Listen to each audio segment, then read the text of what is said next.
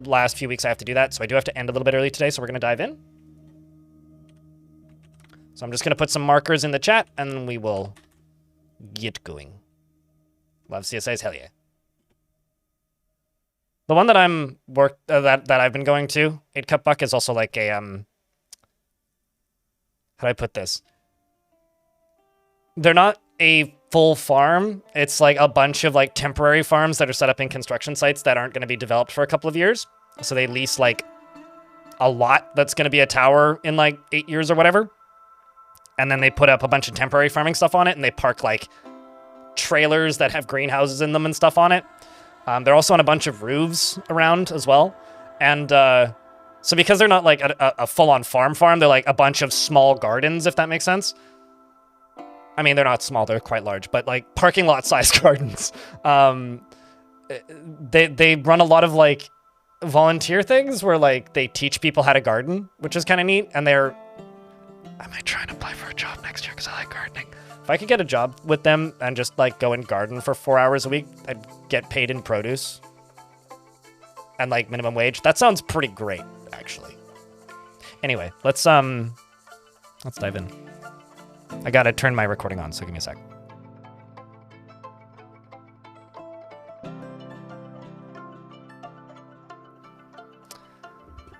How you doing today, Elfie? It's good to see you. That, or maybe I just go volunteer with them. I don't know.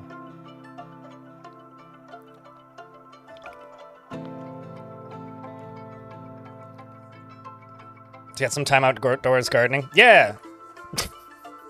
Yeah, I don't know. I'm gonna look into it, because, like, obviously things are winding down for the year. It wouldn't be till next year, but I'd certainly go and just weed a bunch of grow bags once or twice a week for a couple hours. Sounds like a good way to get outside. It's also close by, too. Let's dive in. Colorbeard.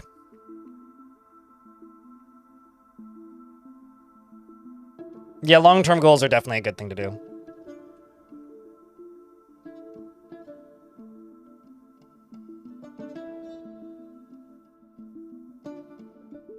And cheers, Maddie, in YouTube chat. Just skimming things. Challenges are fun. You can pursue mega projects or role playable. I think a lot of people either end up falling into generally like doing self-roleplay, kind of the way I try to do things, or just building mega projects. Because like mega projects kind of require you to not focus on the little things as much. But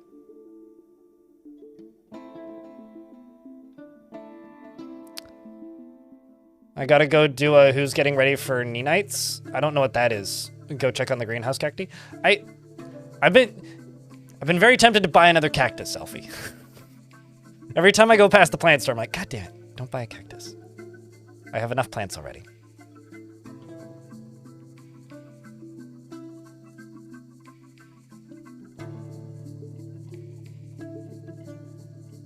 Started watching the way after Bestons, Yeah, Elfie started watching after Steam's release, and the last time we did one of those was in 2022, Stone. I used to do charity streams where it was just a bunch of bad tile sets, and every X amount of dollars raised for charity, the tile set would get worse. And by the end of it, I'd be playing a tile set that was just like a picture of my face. It was nightmares. It was awful, but there was a lot of MS Paint tile sets, and like that's how the Nicolas Cage tile set came to be, and the Shrek tile set came to be. But this was back when like somebody could make one in like 25 minutes in like Photoshop. So like there were times where like I'd run out of tile sets and somebody would be like, I got a new one. Now they're a little bit harder to make, so we don't do it so often. There's a flaming ball of fire down here. This is Yelmites, who's deliberately cruel to those unfortunate enough to be subject to his sadism and finds helping others emotionally rewarding, and would never pass up a chance for a good fist fight, or firefight, I guess in this case. He's a blob composed of flames. It has wings and it undulates.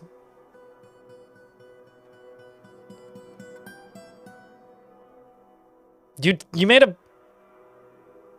Okay, so this is Baron Arcanus in YouTube chat, and they say, mega projects are where it's at. I've done a few. I did a binary clock.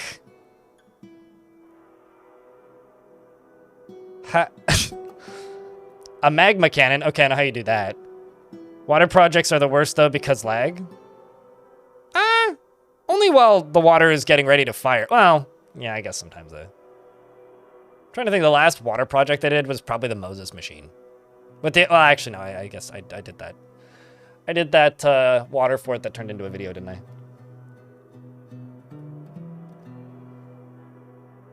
All right.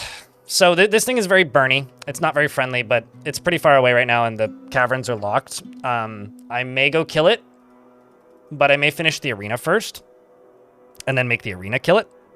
There are ponies in my fort. That's not the button I was looking for. That's the button I was looking for. Did I just gain a bunch of new horses? I keep ending up with horses because I keep invading people. So we are at war with a neighboring faction. These guys.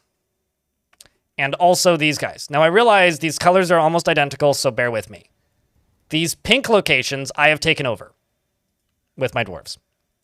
Usually what I do is I whittle them down to almost nothing, and then I send one dwarf to go take them out, and or conquer the location, and then it's conquered. There are some that are growing. In fact, it was this one over here, Brass Pleat, now has a population of 50 in it, which is kind of cool. This one's still a population of 10, but it has gone up. This one's still less than 10. That one's still less than 10, less than 10, less than 10. So they are growing slowly. And as you can see, some of these still have the recent notifications that I conquered them. Now, my plan here is I'm trying to turn my fortress, which is right here, into the entertainment capital of the world. But it turns out that the neighboring dwarves who I wanted to entertain were completely taken over by this necromancer tower. Right here, the Brass Inks. And just up north, there's another one, this one, the Squids of Constructing, who've taken over all of this area. So there are a few remnants of the alchemical books up here, such as the Distant Knife of Glove Chambers up there. Fits like a glove chamber, if you know what I'm saying. They've also mostly been taken over by this necromancer tower. So I'm trying to exterminate these guys, and then I'm going to try and exterminate these guys. And if I can leave the sites abandoned, then it's possible these guys could then re-expand into those areas that were destroyed. Over here, there's another one. This is the Unswerving Bucks. This is the Necromancer Tower where most of the Bend Oats, that's a funny name. Most of the Necromancers who are over here have been visiting from. Back here, we've got the Rainy Corridors, which is another Dwarven faction. These ones are mostly functional and haven't been taken over or anything. And then over here, there are some humans as well.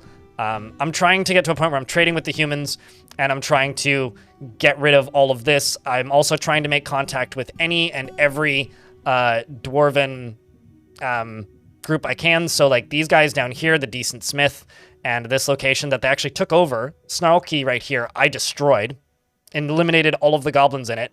And then they actually moved in the Decent Smith from where they were up here down into this location. So my rampaging through these necro taken over locations is actually helping the Decent Smith and hopefully eventually these guys up here retake some of their old sites, assuming I don't take all of them.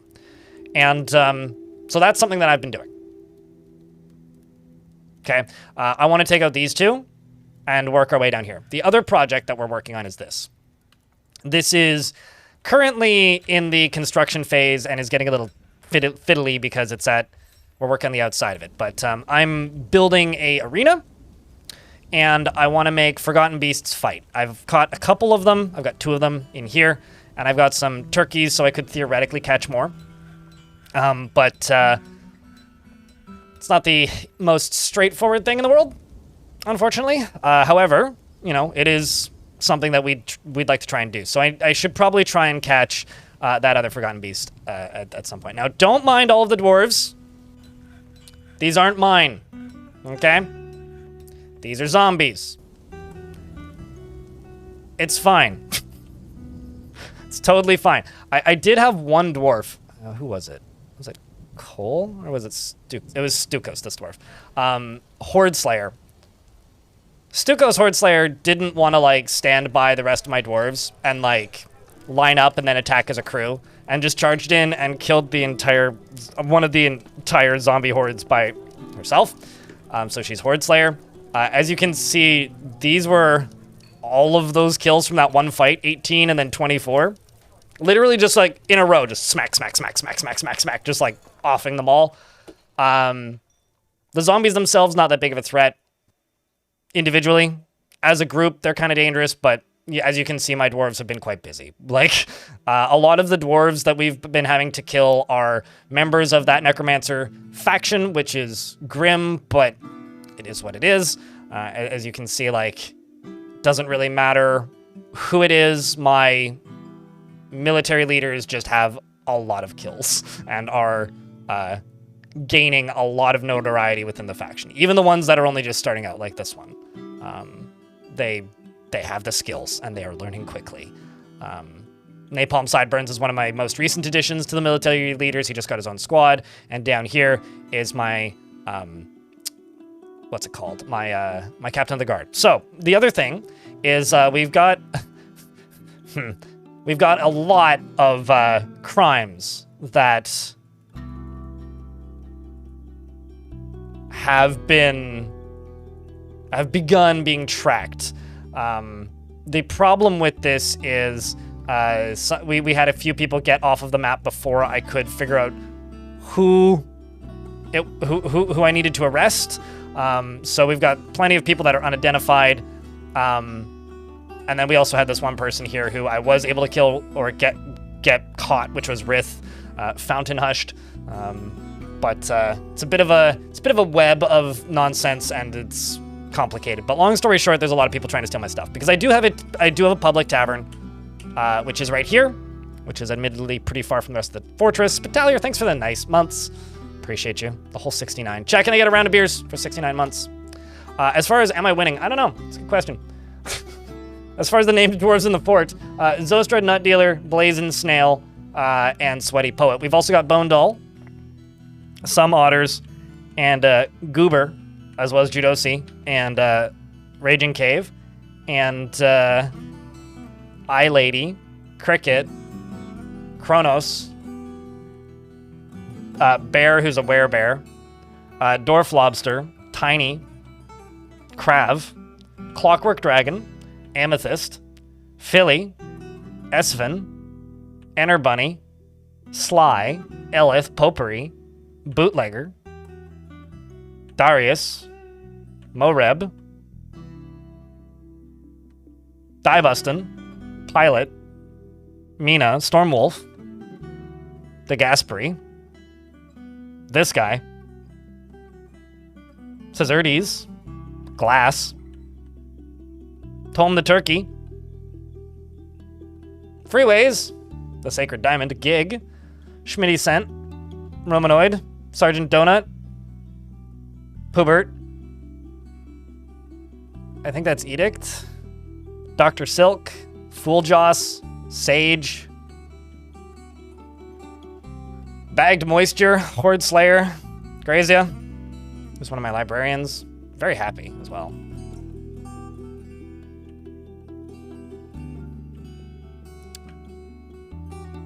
There's a few that I missed here. We got Bismuth, Lanix, Zareza, Napalm Sideburns, the Killer of Osad, who was the one forgotten beast that got into the fort, who could fly, oddly enough. And self-titled. Nice. And who made an artifact that was self-titled. Helmut, and Dulcan Jr., Zostra Jr., and Lightning Roger. My bookkeeper is, in fact, in the military, yes. They've been able to keep up with the paperwork. It's fine. But yeah, that's the fort. This guy, that guy, the other... don't forget about the other guy, though. It's like the most important of the guy.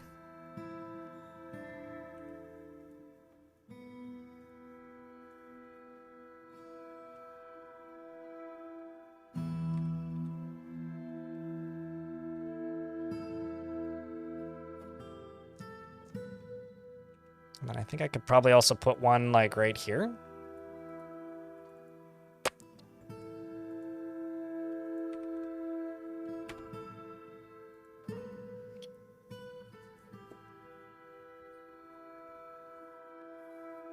Yes, you are still alive. Right here. Very happy, too. All things considered, most of the dwarves are pretty happy. Onul's been tantruming a bit, which means I should probably, like, send him out to go take over something for me once we let him out of prison.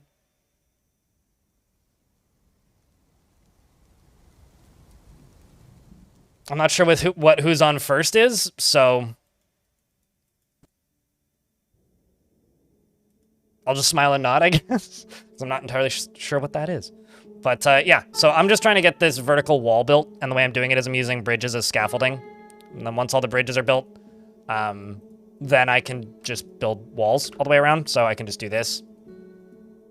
Let's go along here, go along here.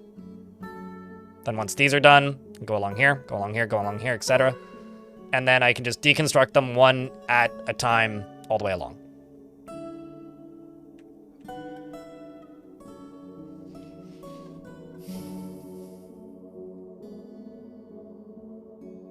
Old Abbott and Costello joke about baseball. Yep, way over my head.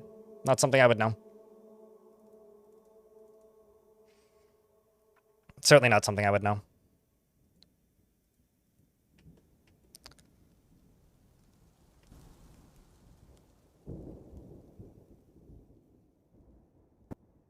Okay, so unzipped water. Rule number 1. Sharing is caring. Rule number 2. Don't ever tell me to pass it on to somebody. If you want to give it to somebody specific, be like, that person. Rule number 3. I don't have a rule number 3. See rule number 1.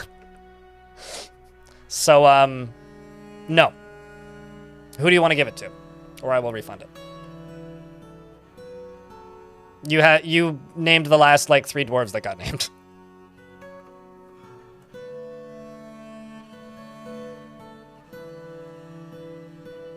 You get to pick somebody, or otherwise I don't care. And I will refund it. Give it to Asylum. Okay, Asylum, what kind of dwarf do you want? Because the secret is I can just give dwarves to anybody at any time. So if you're just like, Blind, you give it to people, it's like, well, now I'm picking favorites. So you pick favorites, please. Appreciate it, though. Although, Water, I will give you a drawbridge.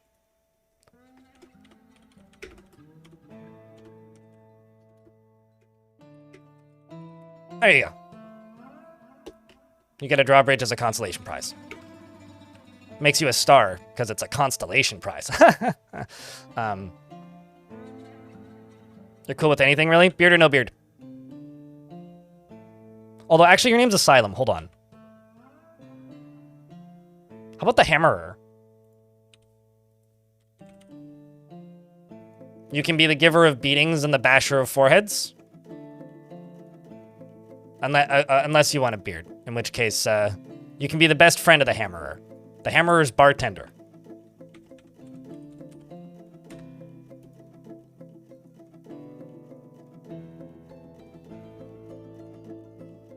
If that works. Give me a thumbs up if we're good to go. YouTube chat. For the first person to put 3 smiley faces into the YouTube chat can name something. Works. Okay, cool. Is sloppy with his living space and generally acts with a narrow focus on the current activity. Often feels envious of others and generally is quite confident in his abilities when undertaking specific ventures. He doesn't focus on material goods, doesn't often experience strong cravings and or urges. He is troubled by this because he values such powerful forces in life. He has a calm demeanor and he needs alcohol to get through the working day and does not mind being outdoors at least for a time. He doesn't really care much about anything anymore. Dreams of mastering a skill in this dream was realized personally, views decorum as a high ideal and is deeply offended by those that fail to maintain it. Has abandoned any attempt at self-control and finds the whole concept deeply offensive. Respects the law, does not care about fairness. He likes pyrolusite, as well as trifle pewter, pink garnet, king cobra bone, linen fabric, amulets, dogs for their loyalty, and when possible prefers to consume sewer brew, and absolutely hates brown recluse spiders. He is short and incredibly fat. His very long beard is neatly combed. His sideburns are clean shaven, and his very long mustache is neatly combed. His very long hair is arranged in double braids. He worships Idrath, who is the deity of gems, I think? Wealth, because you're a member of the Creed of Silver, which I think worships that god. You want martial training, so you want to learn some martial arts. You got very fancy socks on and a very nice cloak. Oh my gosh. And you're carrying a barrel. Checks out. You are a legendary brewer, after all. You do have a house, a bedroom assigned to use, and one friend, the Hammerer. You're friends with the cops. You got friends in high places. Speaking of high places, Sotnor, what would you like to name? Dwarf, chair, beard, no beard, statue, stockpile, door, cat. As for the fort itself, this is my main. I really like the way this layer has turned out. I have to do some more flooring in it, but like, I fucking love the way this whole fortress aesthetically has come out. I think it looks awesome, actually. I mean, just look at this fucking thing. It just looks great.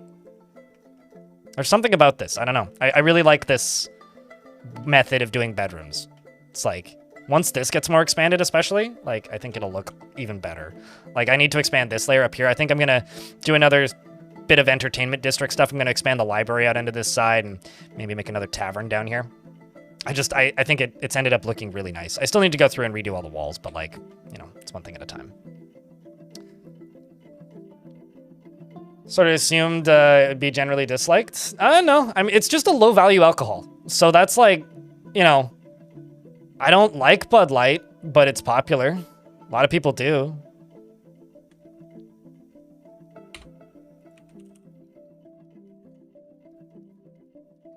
So the only unnamed brewer I have who's currently brewing is Lorbam. Basically, all dwarves make alcohol. So you'd want like somebody who's a farmer or farmer adjacent, like this dwarf. How's that?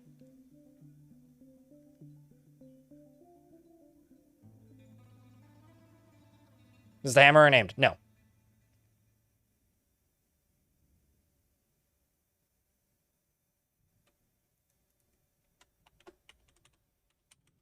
But you need to wait for the redemption to be up again, Mike MPS, which should be in about 20 minutes. He often feels filled with joy and is incredibly calm demeanor, is obsessed with order and structure in his own life, with everything kept in its proper place. He easily is moved to mercy and is very ambitious. He's always looking for a way to better his situation. He's grounded in reality and often feels envious of others. He's moved by art and natural beauty. He's troubled by this since he dislikes the natural world. He likes to take it easy and is not particularly interested in what others think of him. He is not inherently proud of his talents and accomplishments, and he generally acts with an narrow focus on the current activity. He needs alcohol to get through the working day, and he does not mind being outdoors at least for a time. Doesn't really care about anything anymore. You're married to Atir, who's one of my militia captains, and you're a member of the Communion of Dust. Ah, yes, the god of death. And once again, very fancy clothing. And you are a proficient milker, but you're pretty rusty at it. You haven't done it in a while. You were a skilled teacher at one point, and you have 3 kids. The longest running fortress, Long Death. It was 480 years. But never doing that again. Not going to explain why. Never doing that again. All right. At least not that long. I think midsummer. Yeah, the first thing I'm going to do here is I'm just going to go attack some stuff. I'm going to try and raise this with this squad. Raise this with this squad.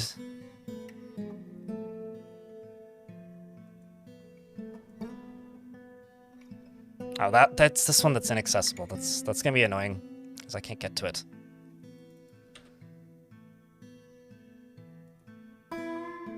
And then not the 3rd squad, the 4th squad. Let's go to right here with you. And then I'm gonna go here and just say, please don't steal livestock and other items. I've got enough random shit around the fortress. Just whatever you do, don't do that. And then there they all go. As soon as they arrived, they all leave.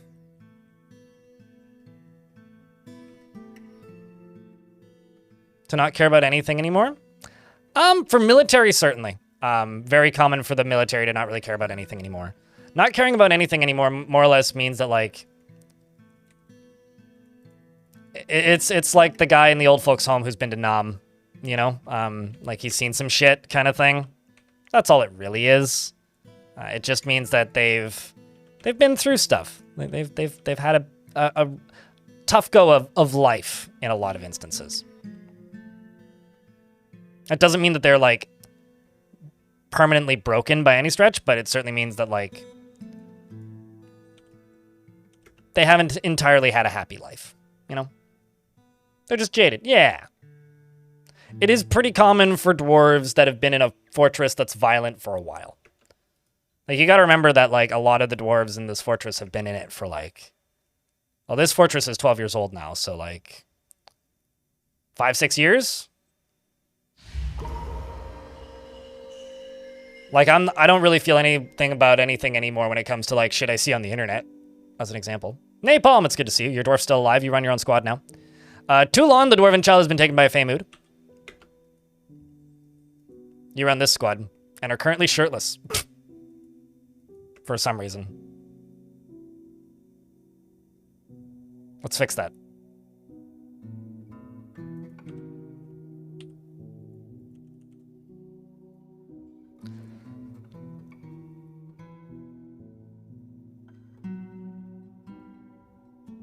And Toulon. Factioning loves? What? Anyway, this kid, whose dad is here and mum isn't, and who has an older brother, has just claimed a craft store shop and is 6 years old. He's off to go make his masterwork. As the soldiers march through the halls. How you doing, Lightning? Your kiddo's still alive. Where in the world is you going?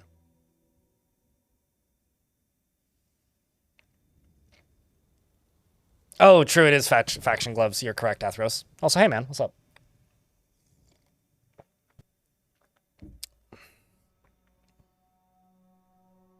You ever get to build a Hell Fortress? I've built structures in Hell before, yeah. Have I done it recently? No. But I have built structures in Hell. As in, like, I had a fully functioning tavern with visitors and a library and a prison in Hell once. It was like several years ago now. Can't remember the name of that fort, though. It wasn't this, since Premium came out, though. Works furiously. Literally just grabbed a hammer dwarf zombie corpse. I'm suddenly concerned for this child.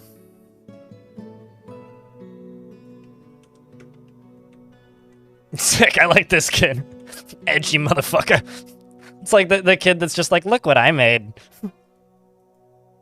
What the fuck is beeping at the building? Garbage truck backing out of the driveway of my building is just like honking constantly. I'm like, what is happening out there? Making sure he doesn't get rear-ended is what's happening. Which honestly makes sense. Oh, are you guys stuck?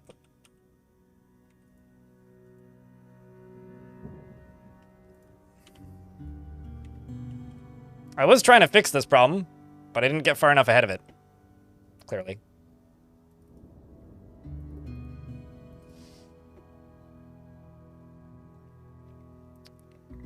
Yeah, the kid's gonna be running the Shrunken Heads novelty shop in Disneyland. That's what's gonna happen. Napalm. Some otters. You are the Holy Canyon. The Swiss Cheese Trench. You're currently prey. You want excitement. You perform the rites of the Diamond Dimension, and it is... Or Denomination, not Dimension. And it is wondrous. You do have a dedicated temple, but you just haven't taken part. You have a son named Otter Jr. I think your husband died. You're a Grandmaster Animal Trainer, and pretty good clother. That's primarily what your tasks are. You've seen a lot of dwarves' dead bodies. But you really like clothes making.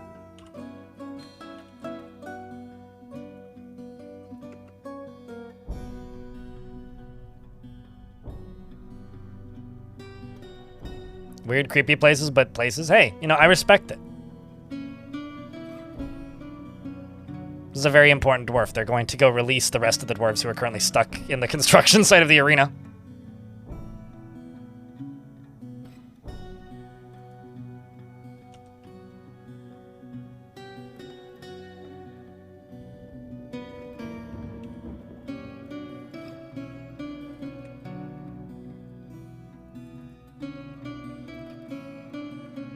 And then once all this is done, I just deconstruct that all the way around.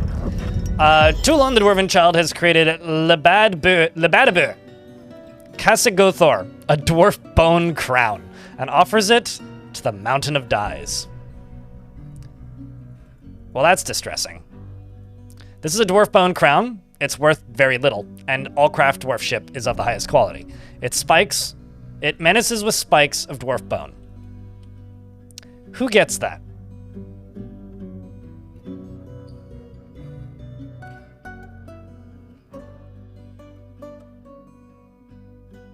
What would you name him, though, Athros?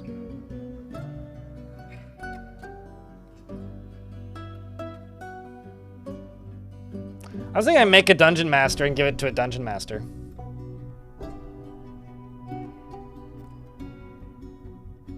Who did he murder to make that? Nobody. He took a skeleton of a zombie dwarf.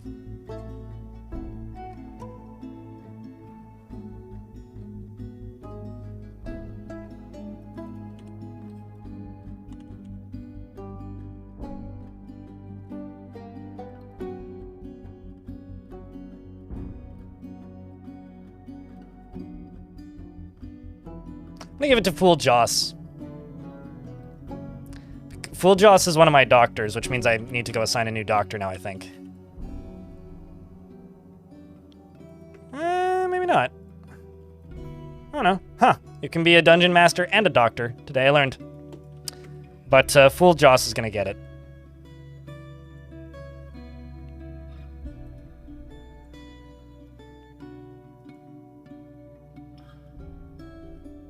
It's a very low value artifact.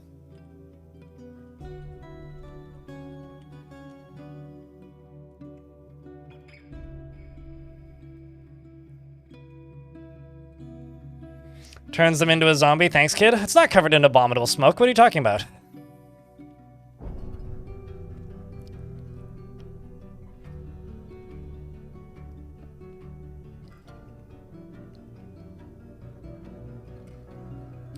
Cloth that gets created immediately and used in some other industry. Perhaps a cloth gets claimed before it can be selected. What's happening?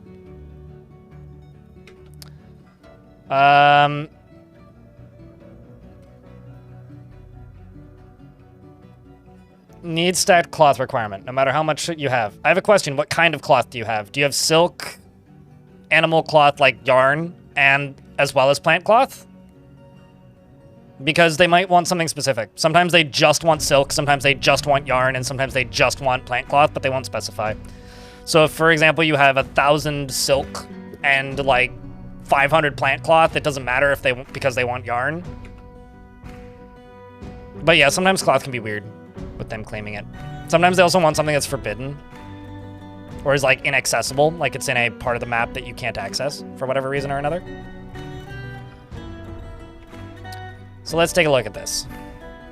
This is a dwarf bone crown. All craftsmanship is of the highest quality. It menaces with spikes of dwarf bone. What a threatening individual. Terrifying. Also needs a study. Did you stop being the doctor yet? Nope, still the doctor. All right, well, let's go down to the prison, which is down here, and make Fool Joss a office.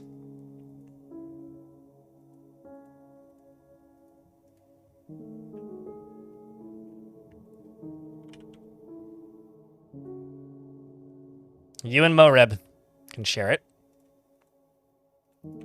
Got a birchen table, which we probably stole. I'll throw in a what's the word? Limestone throne? There we go, not a linen throne. And, ooh. No instruments, Sag. Throw a chest over there, that'll do. And I'll put a statue if I have one. I do. And I need need some tables.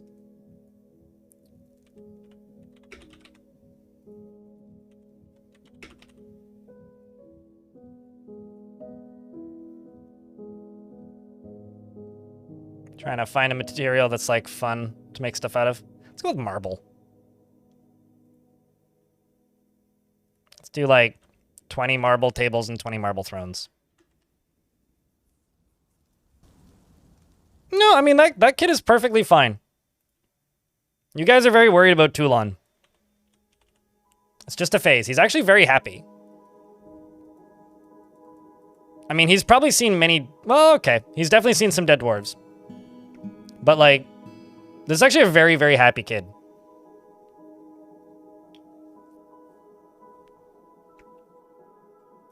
So I don't think this kid needs to be as worried about as you do. Anyway, Urvad, the dwarf monster slayer wasting corpses visiting, so we should probably interrogate him about something.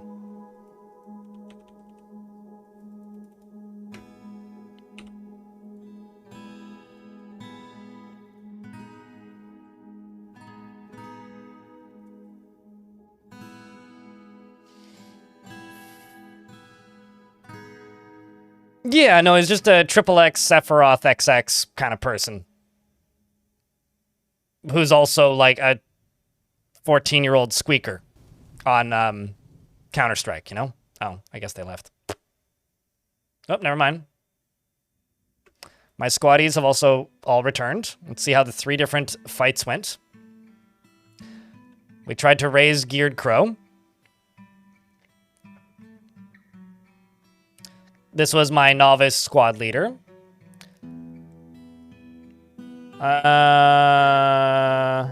We outmatched them with the cunning plan, and the attackers had a strong positional advantage. So that's good. It's just a little eccentric. Yeah, exactly. He's the kid with the collection of bugs, okay? Dead bugs that he killed himself last week. They led by the dwarf cattle, clashed with a single animated dwarf, slaying them. They clashed with... they searched the place, they found nothing, they rampaged throughout it, and they didn't destroy it.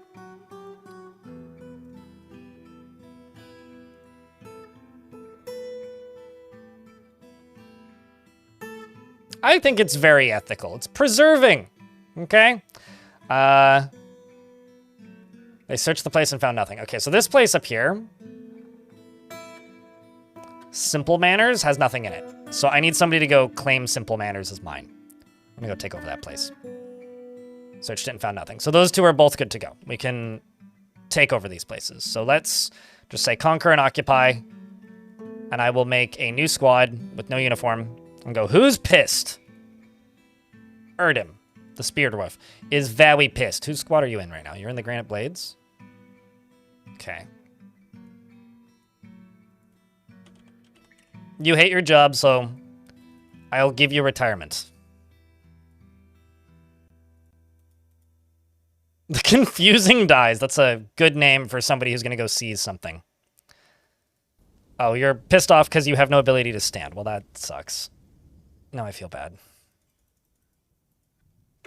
And then I will make a additional squad, because that's Simple Manners right there. This is the other one. We're also going to conquer and occupy it. And I'm going to say, who's the second most pissed off dwarf? Tom the Turkey? Oh, no. Don't you have a family?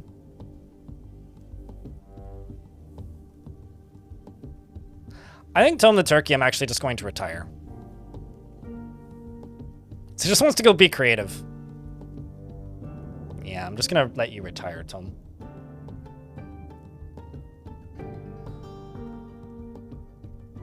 Put somebody else in your place.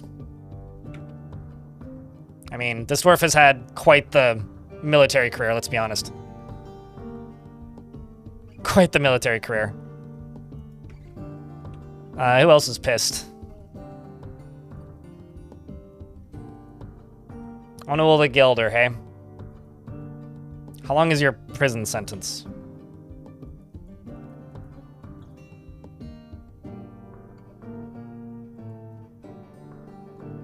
Six more days? Okay.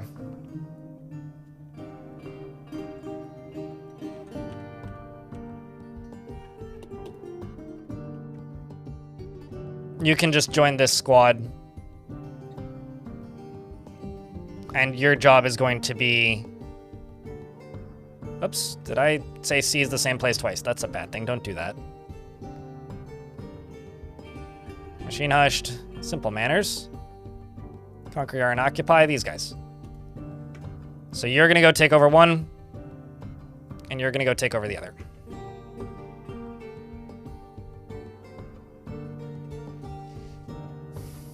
No, it's you literally get given your own place to go own and run, which if you actually think about it from like more than 5 seconds is both probably historically accurate and also extremely grim. We're taking the most fucked up veterans who've been through some shit, capital S, and we're gonna go make them take over a location. In other news, Bernie McFireball, I think just died. Hold on. Did it? I feel like I should see it.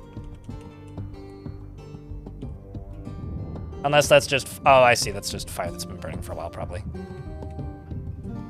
It's like, did you just get... Oh, yeah, that's the problem. That's what's happening down here.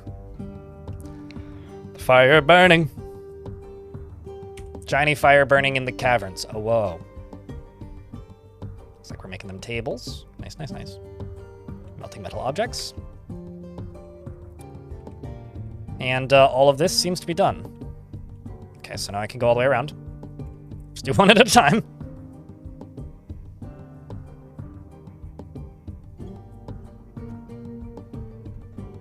And also I could probably throw one down here.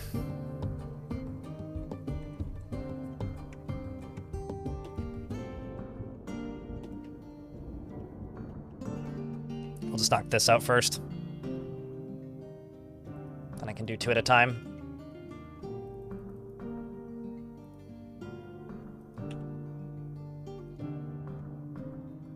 Just running around storing all of your owned items. Alright, let's get the rest of that dining hall and slash office stuff made for that new dwarf, or that other dwarf. Let's give you a copper throne. We need to give you 2 tables. This will be your dining hall. I'll actually give you walls for your space. A little bit of privacy.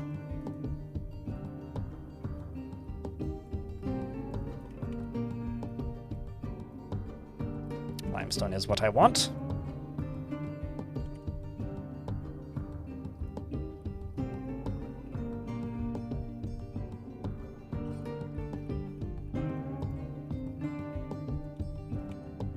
And let's go here and throw in... So I was going to give you some gem windows, but I guess not. Just give you doors instead. Yeah, I don't know. I've always wanted there to be like an easier way to deal with... there was a person in my chat once who said that their way of dealing with military veterans is they modded in additional like nobles to Fortress mode. Basically, they made nobles that had the same requirements as mayors that could be manually assigned. Weren't automatically assigned, but like... How do I put this? Weren't automatically assigned and had the same roles as mayors. There goes this guy. And he just gave it to any dwarf who was legendary, who was like injured enough or upset enough that they couldn't really stay in the military, if that makes sense. Non-major nerd, what up, dude? It's good to see you.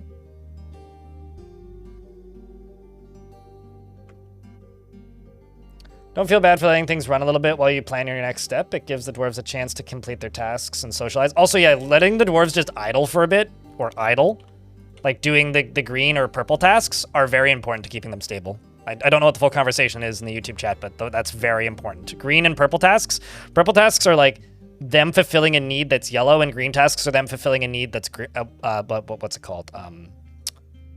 White. So like, if they're doing these tasks, that's like an important way to keep them sane. Very important. Uh-oh.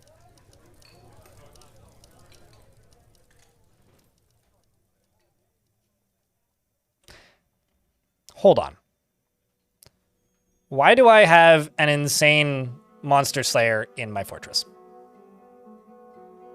Made intimidating remarks in order to elicit information. The subject name complied. Subject's name is Meng Ward Gravel, the Special Hall.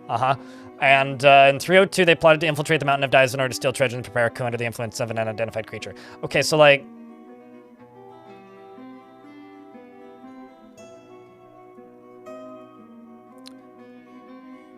I'm gonna convict you.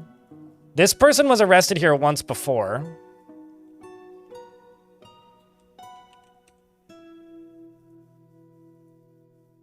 I'm also going to convict them of some crimes that they didn't commit, just to, like, get them out of the way. Just to get them out of the way. I don't need a naked monster slayer running around babbling in my fort.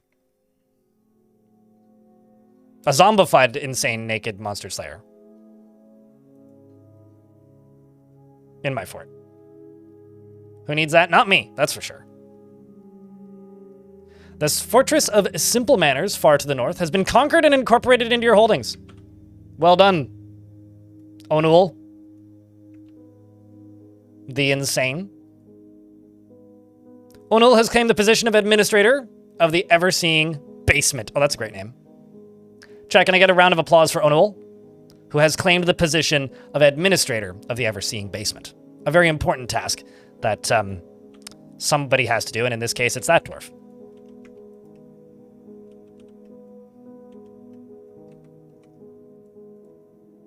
Do I need to, like, build these here?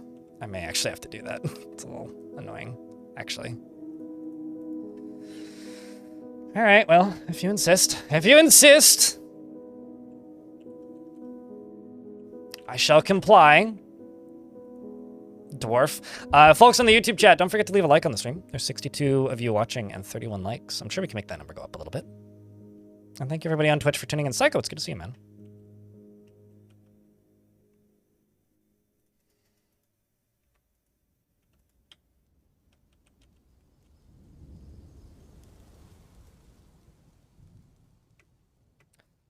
So I want to make this dwarf a little bit happier, because Tom the Turkey has seen some shit, been through some shit. So now if I go to the overworld, we've taken over all 4 of these.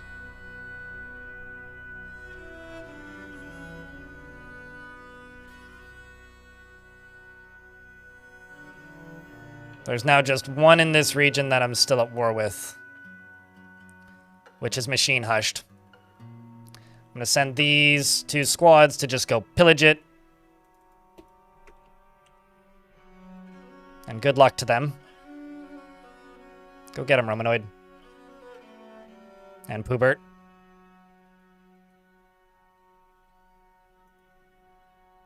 As far as the most pissed off dwarves at the moment goes... What squad are you in?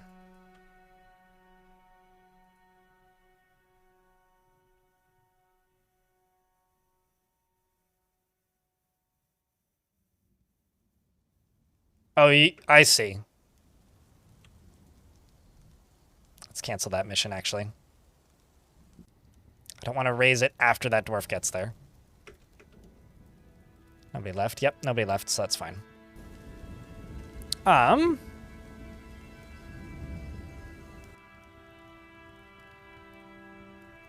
Let's see, what else is there? Is there any with, like, bigger... Actually, let's just hit the tower. Let's just hit the tower. So this is the Necromancer Tower, which I'm not taking important treasures because I don't want their books. I don't want this to become a Necromancer Fort asterisk yet. I might at some point. I don't yet, but I might at some point. And it's got a very large population. Like, we were fighting with hundreds of zombies the last time they went there, so they're going to go do that. Have I ever conquered a whole map? I don't generally play on small maps. Assuming you can access everything, of course it's possible. I don't really play on small maps, so I generally don't bother. Mostly because it would just take way too long. But effectively, yeah, I've done it on maps before. I just... don't bother when it's like a large map, because it would just It's a lot of just staring at the overworld, clicking, and then waiting, and 90 seconds, and then doing it again. And I don't find that to be particularly fun. I think it's the sort of thing where, like, it converts into YouTube videos super well. In a gameplay format, Although we're going to end up taking over a whole faction. Maybe 2, actually, in this fort. Like, this is definitely going to become a fort where stuff like that happens. But I've never conquered a whole map because I don't really play the right size of map to do that. I mean, like, as an example, like, in this fort in this world right here, I can't attack... Where is it? I can't attack this place. Craft Burns. Because it's not accessible. Or, is it that one that's not accessible? There's one here that's not accessible that I can't attack. Okay, well, that one's accessible. Which one is the one that's not accessible?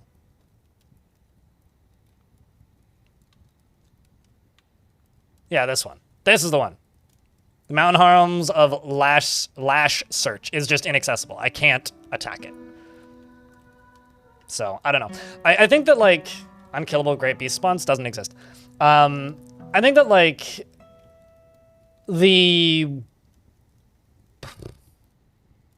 How do I put it? There is an allure to world domination, and I think that that just comes from, like, other video games tendencies. At a point when you're just taking over the world in Dwarf Fort, you realize that genocide actually makes the world less interesting.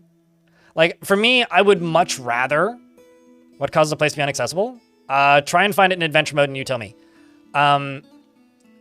If it's on a mountain, it's inaccessible. If you are playing in a world, what's way more fun to me is to play as one side, go to war with basically everybody, invade basically everybody, and then retire that fortress once you've annihilated about 40% of the world, and then play the other side. That's much more fun to me, because then you go to war with your old forts and you see dwarves that you recognize, and the enemy attacks you with dwarves that are super strong, and that shit's fun. I like doing that a lot. It's less that Unzipped Water. I think that world domination is the first idea that you get when you play the game, and then you do it, and then you go, okay, I'm good for a long time. Like, I think a really good example of this, I mean, it was done in older versions of the game, so the graphics are more primitive, but Krug Smash did a fortress called Scorch Fountain. Scorch Fountain starts off as a volcano fort that's, like, at war with the enemy, and then very quickly just, like, devolves into, like, fascist rhetoric of, like, the never-ending, ever-perpetual war. And then, like, it has a sequel series where he plays the other side, fighting back against the evil necromancers in the volcano fortress.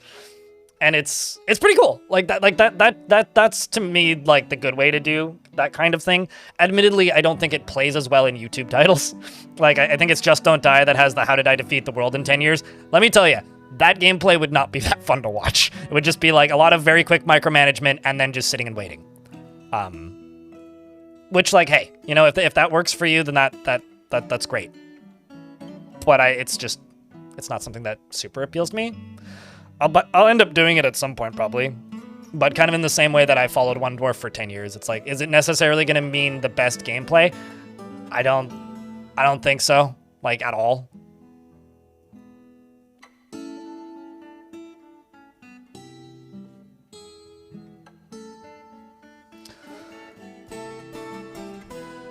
Are all the towers on the map necromancers? Originally, yeah. Originally. They may have been taken over by other things, though. Dazaju, hello. How's Izu? How is thing? Also crinkled paper. Just saying hi to names. Square doodad. Sups. Like, I've seen kobold towers before, and they're probably not kobold necromancers. It's probably just the necromancers got killed by something, and there's just kobolds left in the tower. Which, like, you know, kobolds are clearly too dumb to ever read a book. Had a long walk with your dog? That sounds lovely. What kind of dog is it?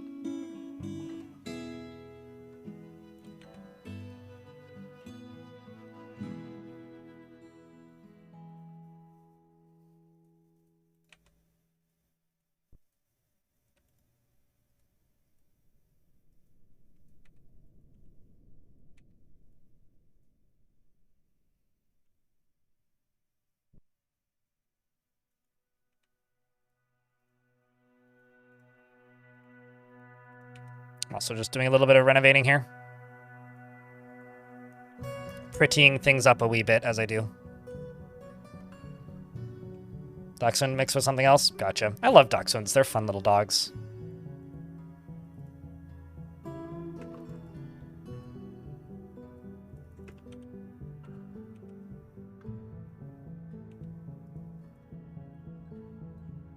There's a really funny looking little dachshund that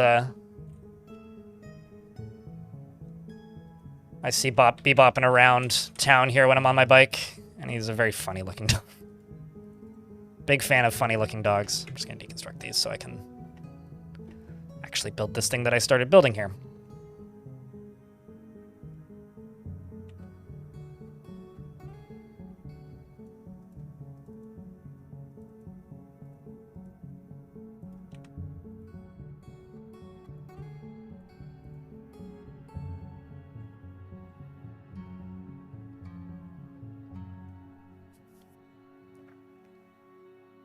And make beasts fight in arena. And also fight back against the whole dwarven faction that was taken over by necromancy. Because, you know, this fortress is certainly going to become the baddie at some point. I mean, we're building a combat arena, right? Like, right now, the combat arena is planned to just be for, you know, forgotten beasts. But what happens when we get pissed off at somebody and then start attacking normal dwarves because we need more subjects for the arena? Like, you know, we will become the baddies. It's inevitable.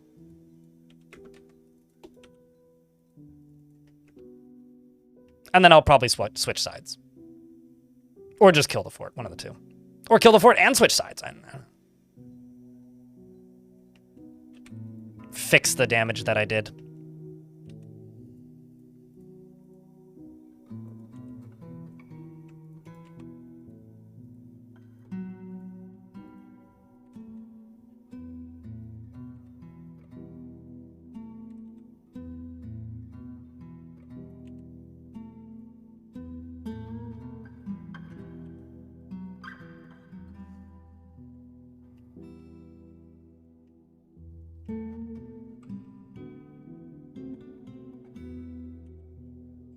And here come the dwarves, finishing up the side of the ramp. Kobold stares blankly at Necromancer. Necromancer, ah! Do I still have a kobold in chains? I think I do still have a kobold in chains. Yes, I do. I actually have a zombified kobold here. This guy could learn the secrets of life and death. He's an undead kobold, forlorn stalker, which is fun. It's pretty rare that I'm tempted to own something into my fortress, but I'm a little tempted with that one. It could be the beginning of your Halloween stream. I mean, it's September. It depends on when this one ends. I mean, the next one will probably be Halloween. Because, I mean, I kind of need that to start a little bit before Halloween. Yeah, maybe. Anything is possible.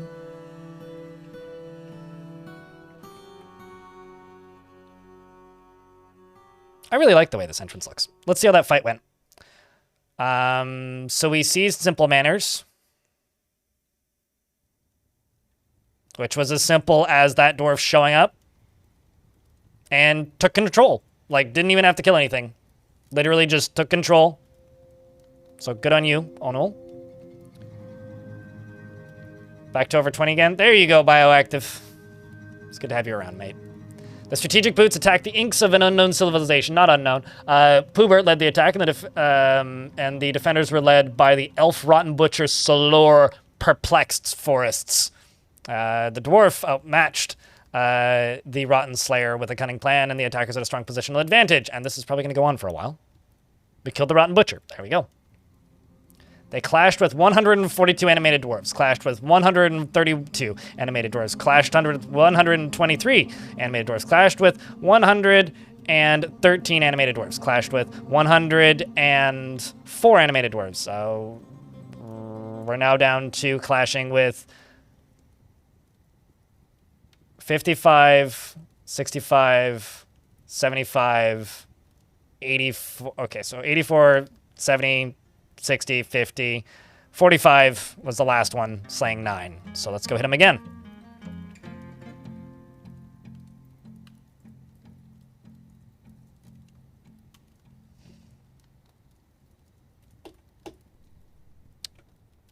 They definitely killed less than 10 a couple times, but it was largely 10. They're pretty good at it. It's also a really good way to inflate your kill counts as attacking places like this. Because, like, they just get distributed amongst everybody.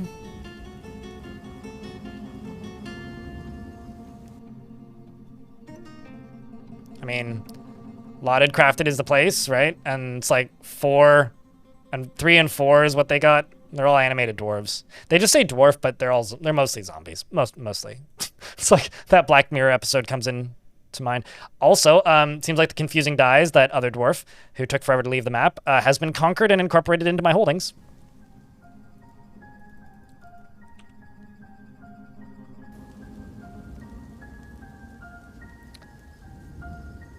Chat, do you do seasonally themed forts? I very rarely find myself being super evil in Dwarf Fortress. So, like, for me, Halloween is just a good excuse to be like, all right, ghosts everywhere and necromancy, let's go. You know what I mean?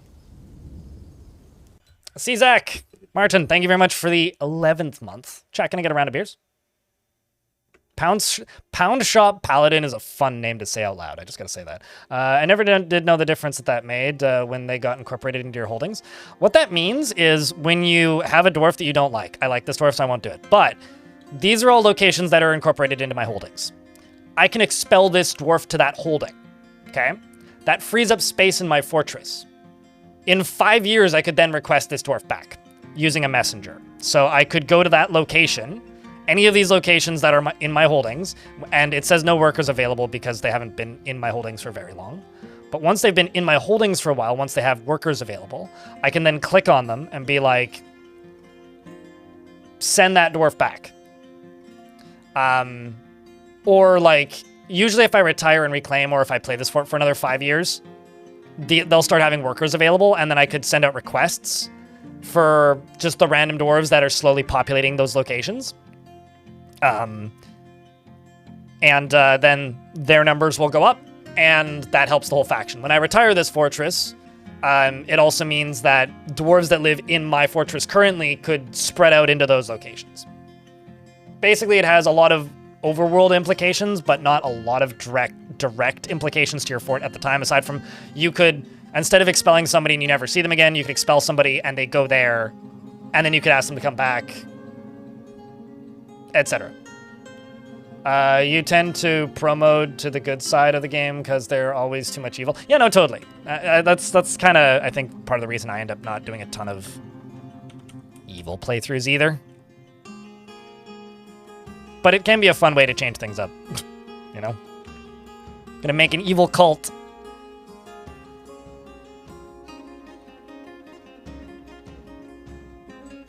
Yeah, or like, if you have a dwarf that's like tantruming a lot and you can't handle them, but they have a child and a family and you don't want to just expel them into the wild, you could send them there, and then in 10 years you just request the child.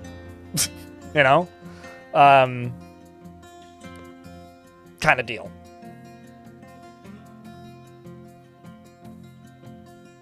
It's largely a way of like, or like maybe you have a dwarf that really wants to be with family, but you don't want to just kill them.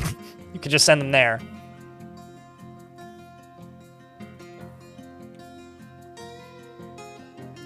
And if something was founded and incorporated into your holdings, they always have workers. That's something else that's worth noting.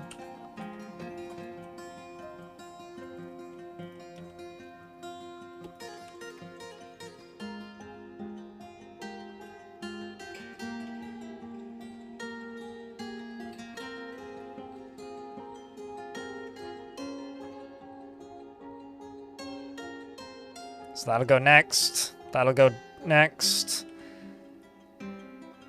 And you know what? I could also just start building these right now.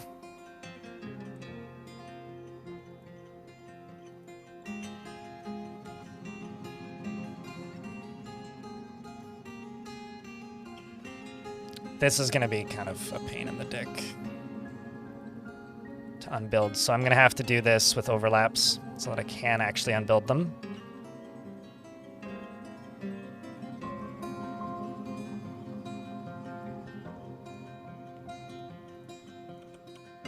Because I can't deconstruct stuff diagonally.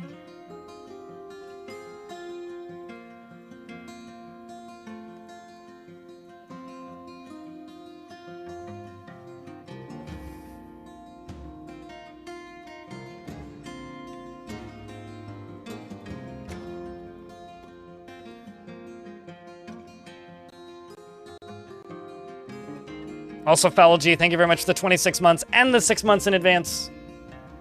Appreciate you greatly, mate. So, one of my favorite things about Dwarf Fortress is that no creative really enjoys combat or being evil.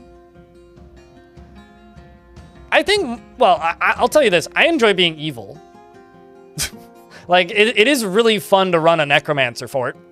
It is fun to do that. I think that it's more of the game disincentivizes it in a lot of ways. Some of the ways that it disincentivizes that is as simple as, like, the overworld combat isn't that interesting. And I think that's enough in a lot of cases to just, like, make me not want to do something. Is just, if it's not that interesting, I don't want to do it, you know?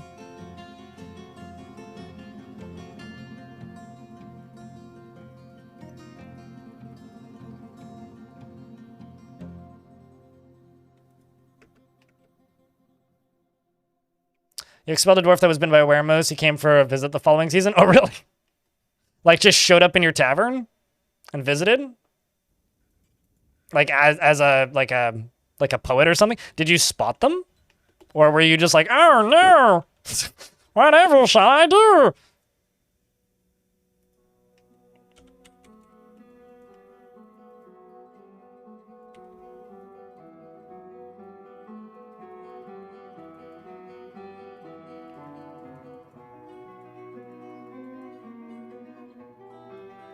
I mean, I always return to when I was watching Bike Man play, and he had I'll see if I can melt those down eventually. And he had a kid get bitten by a were creature, and then that kid got kidnapped by goblins, and then that kid came back and attacked him. Which is like an amazing series of events. Just in general. Like, just thumbs up. Chef's kiss.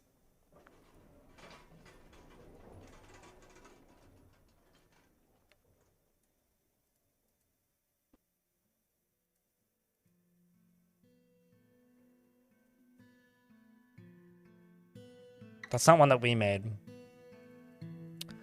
Let's also go totems.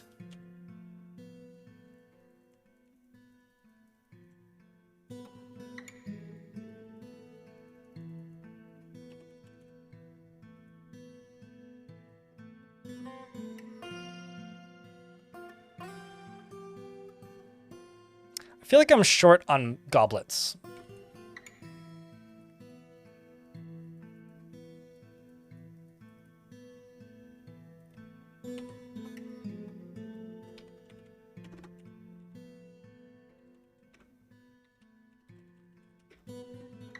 Bismuth bronze goblets. Let's just do 10 of those.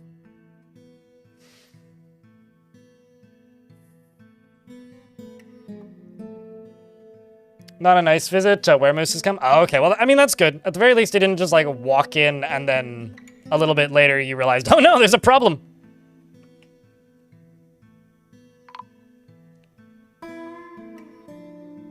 Will their mood be neutral upon return? No.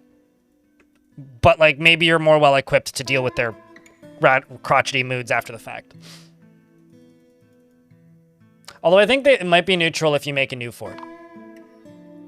These are all the other dwarven factions I've decided to start trading with. The first one was my faction. These two are just other factions that I've been like, you're going to trade with me, damn it.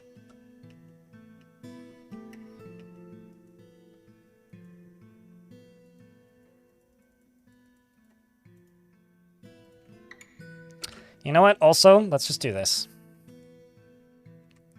Got a lot of people to trade with.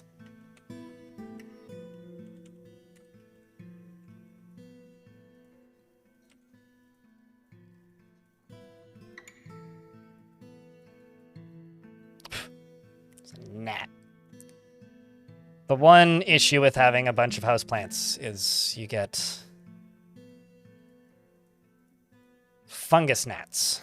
I've got one flopping around my face right now, and it's kind of annoying. But it's okay. I've already got the remedy set up to get rid of them. And so there's less of them than there was a week ago, but they kind of came out of nowhere.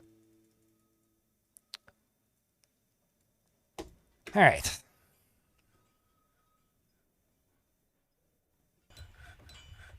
You'll see. I'll show you when they roll up, but it prompts you with a list of who you'd like to trade with. It's actually quite straightforward and like it's one of those like very simple, like, oh, there's no way that like this is a solution that the developers like. They just did this because it was like quick and easy. I'm just gonna get rid of these warhammers. I don't really want them using warhammers. Same with the copper and iron short swords. Bismuth short swords. All these maces.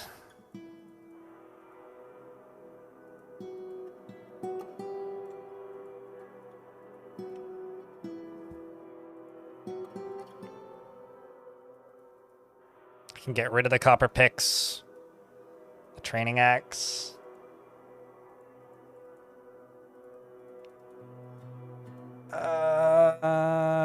Don't need these, although they're going to be very heavy.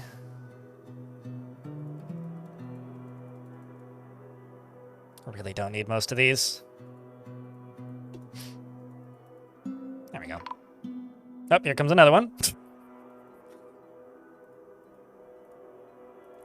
My squads have also returned. Let's see how the... Okay, so the C's, did they actually have to kill anybody, or did they just show up?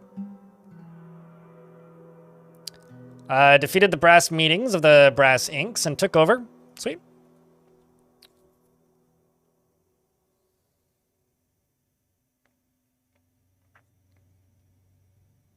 Makes you chuckle every time you see a necromancer visit your tavern, and it's got the name Dark Slayer, necromancer poet is visiting. It's like, I know that you're probably here undercover to steal artifacts or initiate a coup. Yeah. Okay, so they... 36 clashed with 26, clashed with...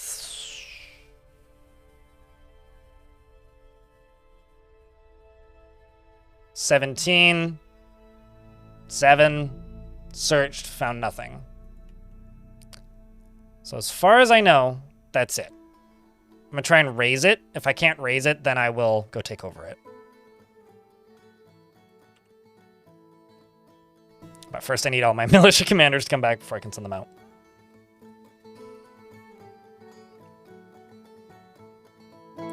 They're all just animated zombies. I think we may have killed all the necromancers there already.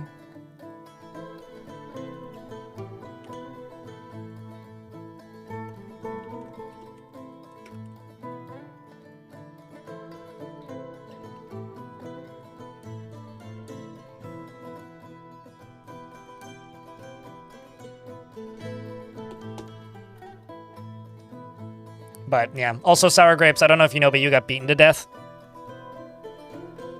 So you're no longer with us. Which is a bit of a shame, but, you know, it happens to the best of us.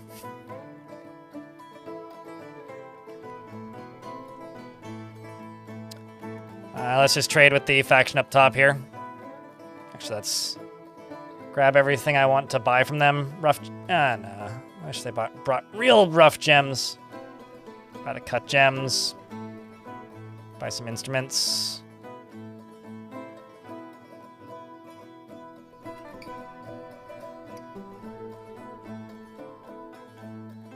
Buy all the barrels. Cinnabar Chrono, that's neat. Native Platinum Chrono, that's fancy. I'll buy these large gems because they're cool looking. And I'll buy the 2 different books that they brought and the cheese. Cloaks, shirts, mail shirts, these. Dylan Artho, thanks for the raid. That was a stream. It's good, I hope. Let's see if I can trade. Yep, they'll trade on the yellow. Excellent. Gig meets with the outpost liaison Mathol, and they say, I'm your liaison from the Mountain Homes. Let's discuss your situation. I come empowered to elevate this land in the eyes of our realm. The unfortunate thing is I don't actually have a baron, so I don't think I'll ever actually, like, acquire royalty, but I may actually ask for uncut gems, which would be rough gems, right?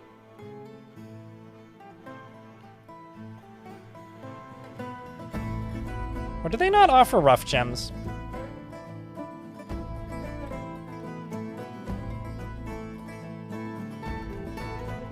All right, cut gems it is then.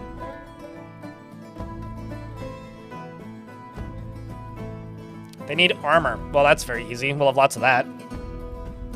Did some writing stuff, finally got to playing your fort, Spun Tower. Cool, cool. Because that for the dwarves, lost a bunch to a big siege and still many missing from attacks on a nearby tower. Oof, that's rough.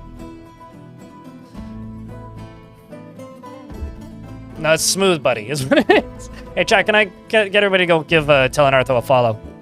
Telenartho is the writer who wrote the script for my Mug Goblin ad on the most recent video, which 14 Pat in YouTube chat just said was sick. Well, hopefully it, like, gets a tissue or something if it's got a cough. Bearded Dwarf, ideally in the military. Okay, sure, can do.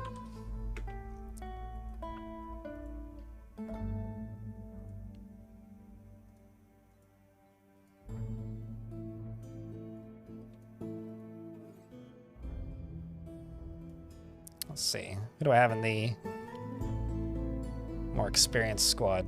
Those are like all ladies.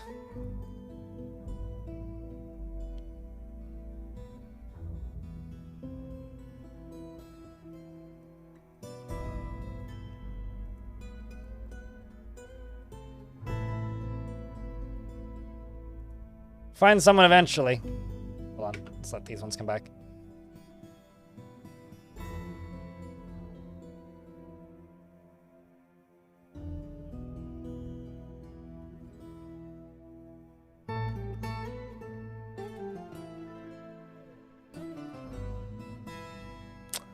All right, well, I'll throw somebody into here.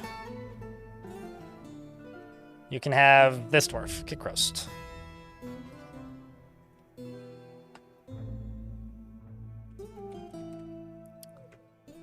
Wolf. Oopsies. Would never pass up a chance for a good fist fight, seeks out exciting and adventurous situations, is very curious and sometimes to his detriment. He can be very single-minded. He is bashful and he tends to make a small mess with his own possessions. He doesn't often experience strong cravings or urges, and he doesn't mind a little tumult and discord in day-to-day living. He doesn't try to get things done perfectly and is often nervous. He has a noticeable lack of perseverance and he doesn't tend to hold on to grievances. He has a tendency to consider ideas and abstractions over practical applications, and he can handle stress. He often acts with compassion, and when he gets excited, he often starts talking to himself. He personally values romance and dreams of raising a family. He likes satin spar and tin, as well as green zircon and giant muskox horn, moon snail shell, linen fabric, backpacks, ballista arrows, chickens for their scratching, and the sight of the shadow of rock when impossible prefers to consume. Tapir's milk and absolutely hates rats. He is muscular and fat and has a very round chin. His long beard is braided, his medium-length sideburns are braided, his very long mustache is neatly combed, and his hair is clean-shaven. His copper eyes are slightly wide-set, his hair is gold, and his skin is a crew. And, you're naked and completely covered in water because you're getting gear.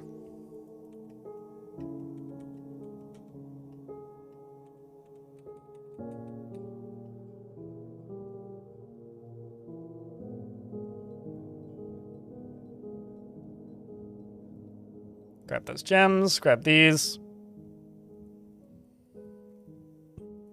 I didn't bring much. It's kind of funny. I demanded a tribute from... I don't actually know what this Warhammer is. Or what this Warhammer is. I didn't make either of those. But we've got artifact warhammers that I'm just acquiring from places. Should just put those in the vault.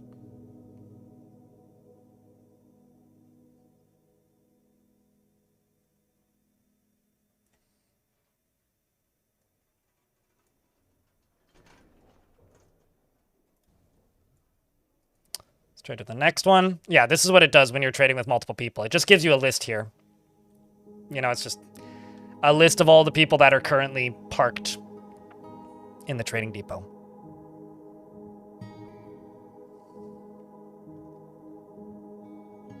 But enjoy stretching the legs and walking the dog and all that. But yeah, I'm just happy that people are liking the most recent video because it's been, like, I think anybody who's watched anybody on YouTube knows that most YouTubers, it's weird calling myself a YouTuber still, have this passive-aggressive, positive, negative, abusive relationship with YouTube, where it's just like, yeah, everything's great, fuck YouTube, kind of thing, where, like, you feel like you put a lot of work into a thing and then it just doesn't get served to people. And I was just very much expecting that to happen with this video, where, like, I was expecting to put, like, a week's worth of work into it, release it, and nobody was going to see it. So it's nice to see it do all right. Struggling to try and block off a water source on the edge of the map. Oh, that's always fun. Lava is a very effective thing for that. You admired the perseverance. Well, I'm just glad people enjoyed it, you know? Like, one of the biggest, like, fears I have in this industry is that I'm participating in doom scrolling, which is one of the reasons why, like, I'm very cautious about not making, like, anything that could be looked at as, like, slop content. Very careful to not do that because I do not, under any circumstance, want to be, like, implicated in people's doom scrolling. I think that just, the whole concept scares the crap out of me. So I just kind of want to be able to make, like, a video that people can just sit down and watch and be like, cool, go do something else now. All right, it's this group next. They brought these silver bars, some nice gems. Bunch of random livestock. Buy the barrels. Steel mill shirt. Sure, we'll buy the socks. Why not? They must have some money, this faction, because they're actually bringing some things. Buy the berries. The thread. Books and scrolls.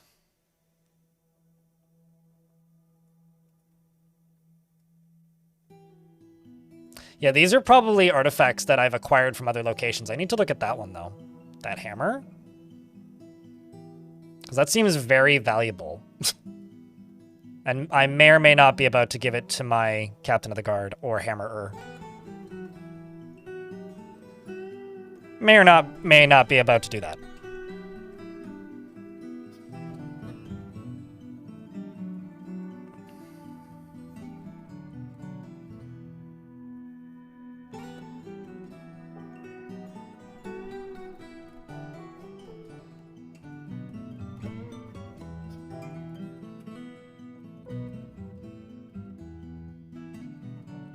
They brought a platinum bar.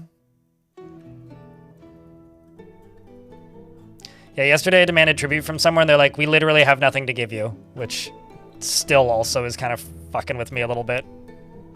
Oh shit, they have a leather vest. They can make vests, that's cool. They can make robes. Also just buy some bags, why not? Get some fun dyes from them, maybe.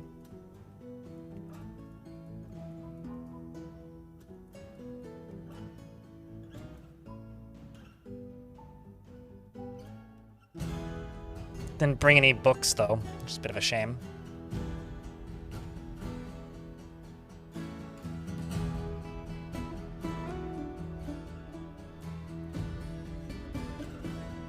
That's also an artifact.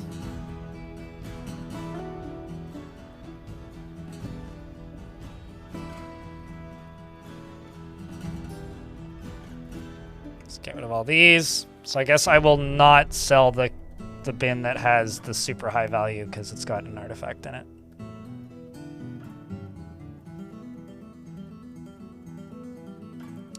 So if I go up, sell that one, sell that one. No, it's too heavy. I have to make it lighter. Which, go figure.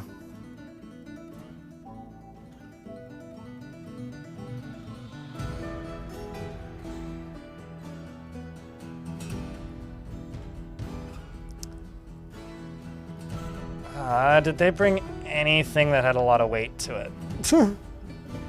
Like cages, maybe? Oh, that'll do it. Could just buy the 2 lead cages. Because I don't need any of their stuff. Alright, so I gotta look at those 2 warhammers. What the fuck are those warhammers? They're not named objects.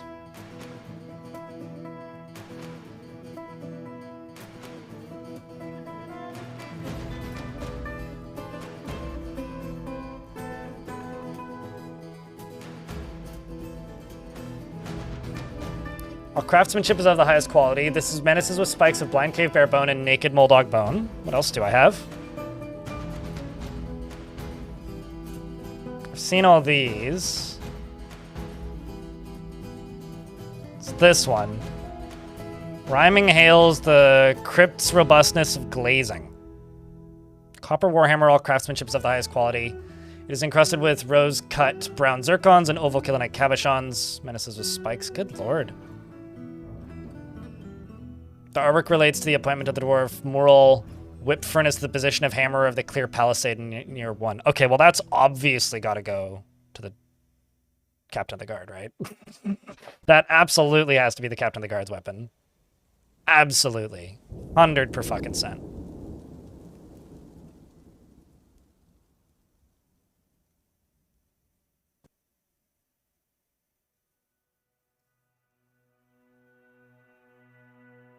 Also, it's set for trading right now, so I can't do that just yet. First fort in this world. Oh yeah. No, these are things that I've stolen while raiding.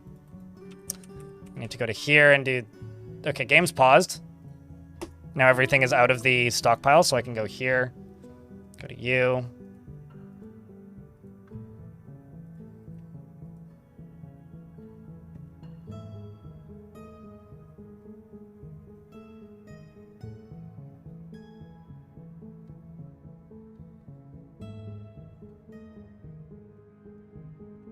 Maybe I need to put it on a pedestal first?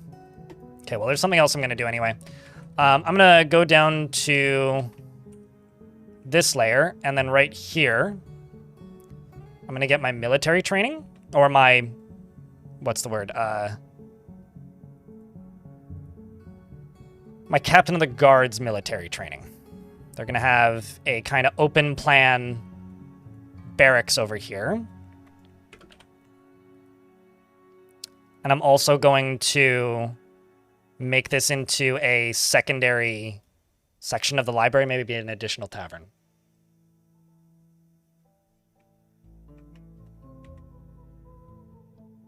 Dwarves can use arrows, but just like bolts, arrows break. So if they get all broken, if they all get broken, then you can't use them anymore, and so they just become useless. So, chat's correct. You have to find arrows for them, because dwarves can't make arrows.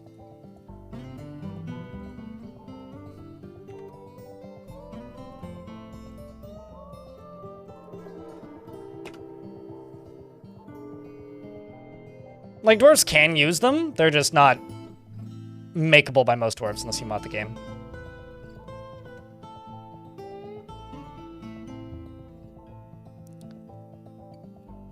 Yeah, that too, Lorenzo. In YouTube chat, you could just watch a couple chunks of a video at a time and slowly work your way through it.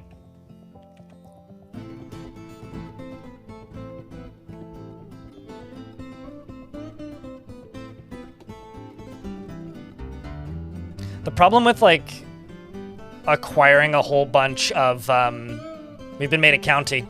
The problem with acquiring a whole bunch of items that are artifacts from other places is the game doesn't consider them yours until you put them on a pedestal and then take them out of a pedestal, which is a bit of annoying. Bit annoying sometimes to actually do. The fabulous weird. Hey chat, I think this is just about every niche community on the internet. The fabulous weird.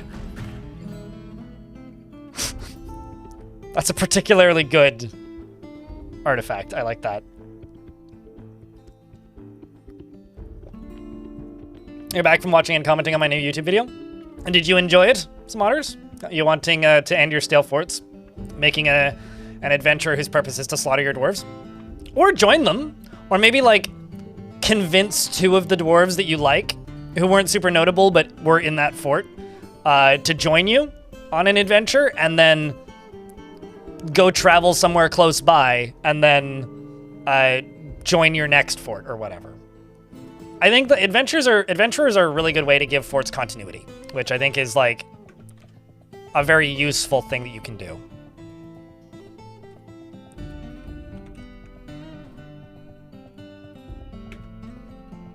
Am I streaming tomorrow? I'm planning to, yeah, but I'm not going to play Dwarf Fort. Tomorrow I'm going to be playing this. I also thought I had a phone call doctor's appointment, but that's next week, so I can do a more normal length stream. I want to try this. This is a game that I've been waiting for a while, and I do have it.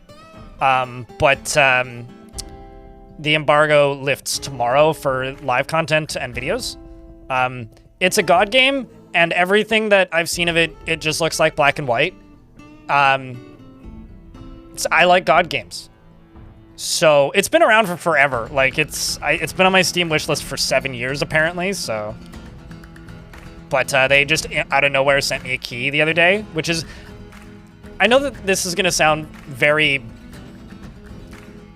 I'm a content creator motherfucker kind of thing, but like it's really nice when I just get a developer that sends me a key, because I'm so fucking used to developers that are like, hey, we're offering sponsored opportunities for our upcoming release. Please join our Discord to take part in these sponsored opportunities. And I'm like, how about you just send me a key and I'll take a look. But then I'm suddenly like less interested, because I know that like everybody who's gonna be streaming is gonna be sponsored, and then that's just gonna be the entirety of the audience watching that game on day one, and that just kind of sucks.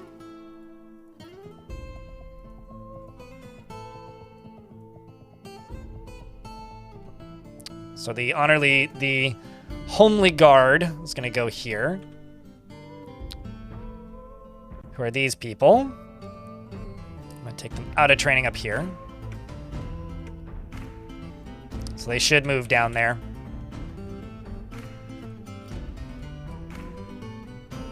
Also gonna go over to this one and see what this one's bismuth. And then this one is copper. This thing is valuable though. 10,700 Dwarf bucks.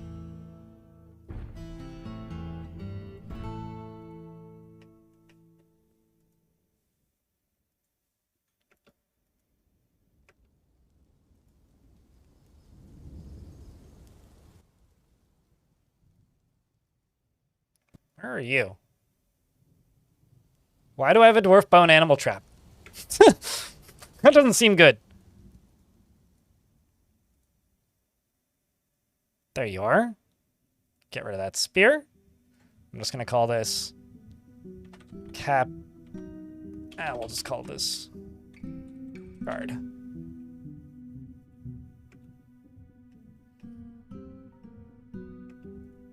Did I?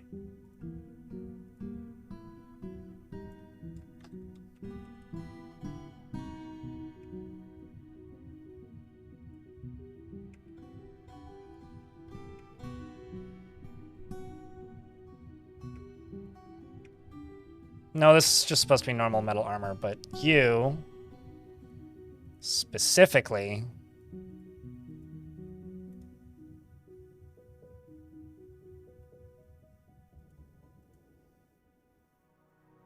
go grab that.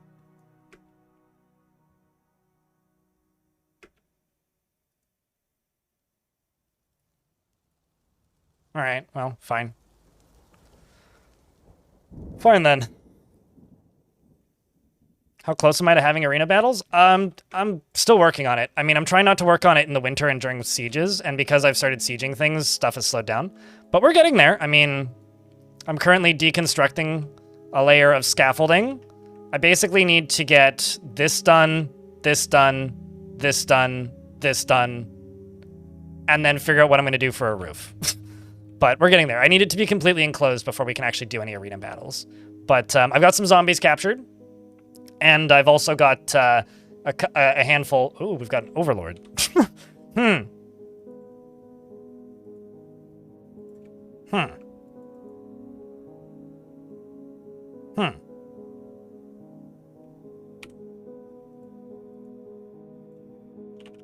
Anyway, I've got some zombies captured, as well as some dwarves, or some entities that I can do some fun stuff with. So that's the plan, is to just finish getting the arena built, and then once it's sealed up, we can start things fighting.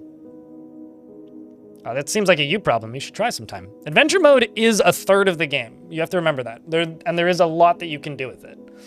And there are some people who exclusively play adventure mode, so...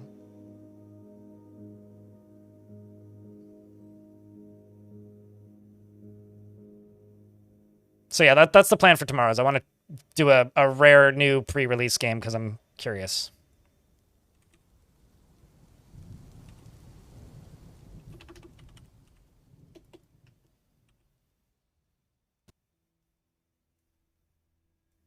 Dwarf is off to go pick up some equipment. Which means you're probably going to go for... Nope. The artifact first, maybe? Yes, that appears to be the case. Thunk! Look at that! Oh, hell yeah. And then this is a dwarf bone animal trap. Got an image of hazel trees in black bear tooth.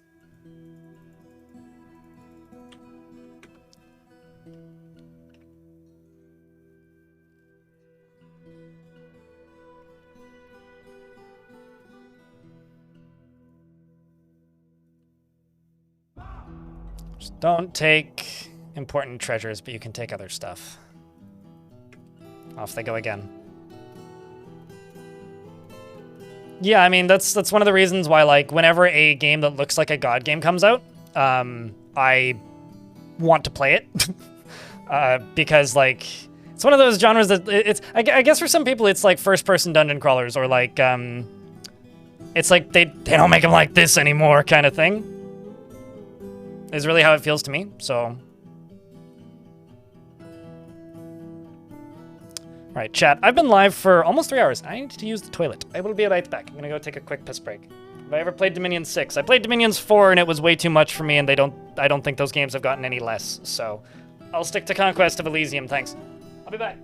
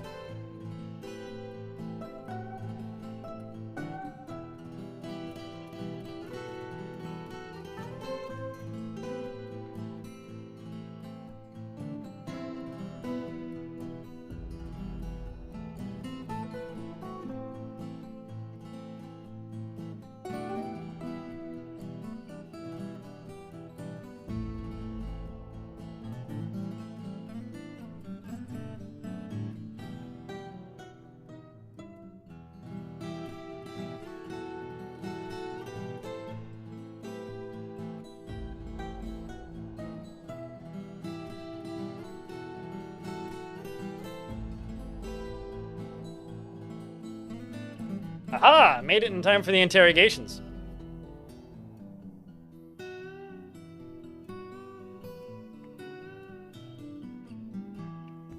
But yeah, when it comes to, because I was asked about Dominions, the reason I don't generally play the Dominions games is honestly, like, I just don't want to put the time in to learn it. Like, I'm sure I could. Like, there's nothing really stopping me from it, but, like, I like the idea of those games, but I don't like the idea of them enough to want to take that time out of my day to learn them. So the result is I just kind of don't. Oh my word. Oh my word. I think that this person is a criminal mastermind, chat. More fodder for the arena, I'm sure. They wanted to steal branded boiled. Real bad. Which one's branded boiled?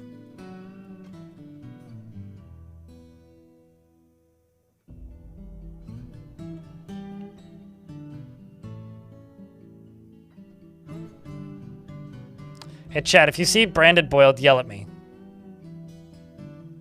Oh, it's this. Really? Branded boiled is the cloak that my captain of the guard has assigned, which actually I should make it part of their uniform.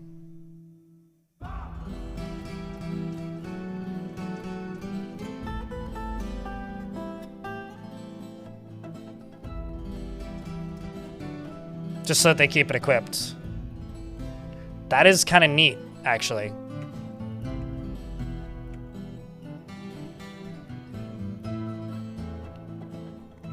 Which means you should go equip it. Yep.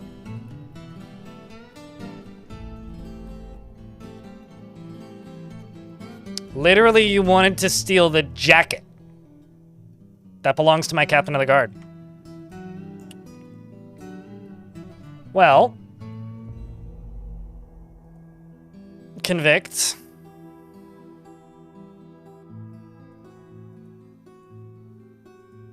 Convict.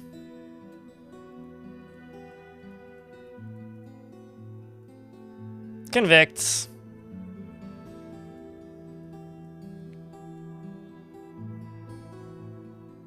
And also the ardent trumpet. Convict. Convict.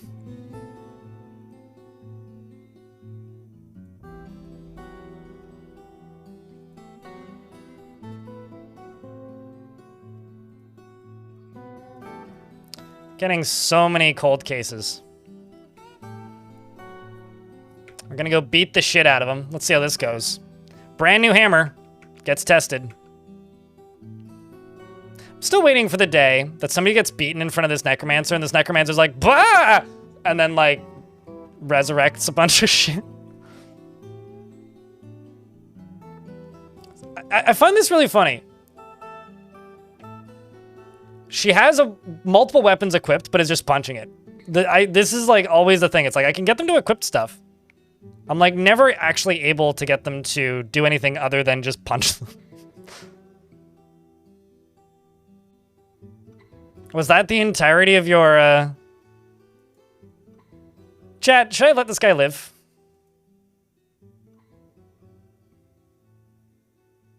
Sut Gogolura. What the hell is that?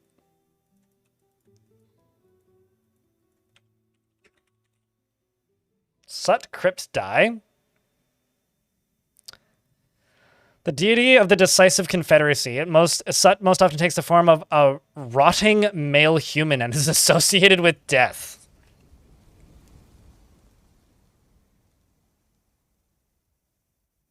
Seems buggy as hell.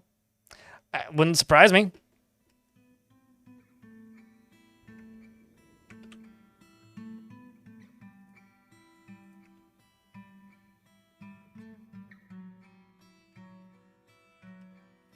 Well, the thing is, they've been given their... What? Don't know why I jumped down a tile. They've been given their sentence, which isn't much. It's literally just a beating. They've now had the beating. I think I'm just going to tell my dwarves to kill him.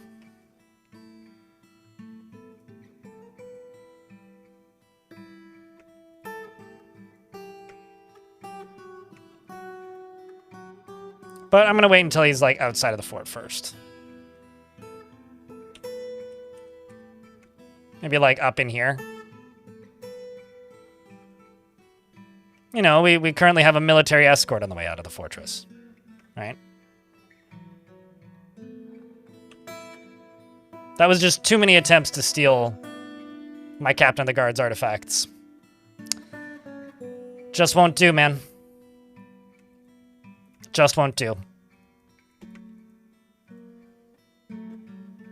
What's up, Modern Jester? I know you.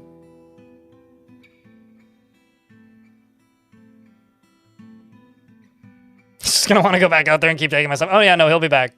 He would have been back. He won't be now. He won't be now.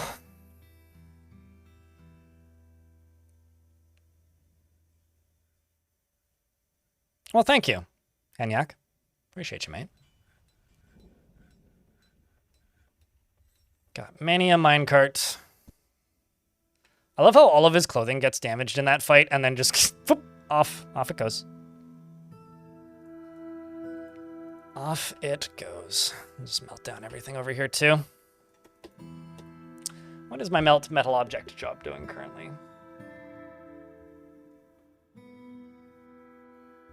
It's 1 shop max. Let's do 2 shops max and double the numbers.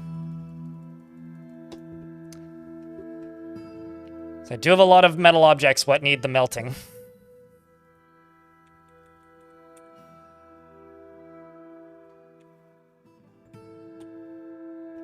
Slowly work through all of that.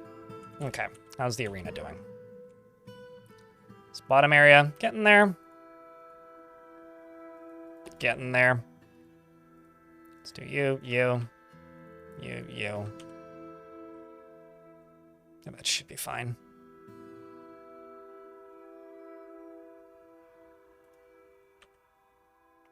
And it seems like that latest attempt to raise the Necro Tower is done, and I think we completed it. The Mountain of Dyes looted treasure from Lotted Crafted, and the forces of the Mountain of Dyes rampage throughout Lotted Crafted. And the Brass Inks fled. The Mountain of Dyes destroyed Lotted Crafted. Chat, we destroyed the first Necro Tower. Glorious success, if I do say so myself. The question is, what did we get from them for treasure, though? Buckets, some musical instruments, picks, axes, jades, splints, more musical instruments, bags, dresses, wooden swords of uselessness, bronze bars, more instruments, 25 bronze bolts. Well, they ain't gonna be terrorizing us no mo. Still piles of books there, though. Still piles of books.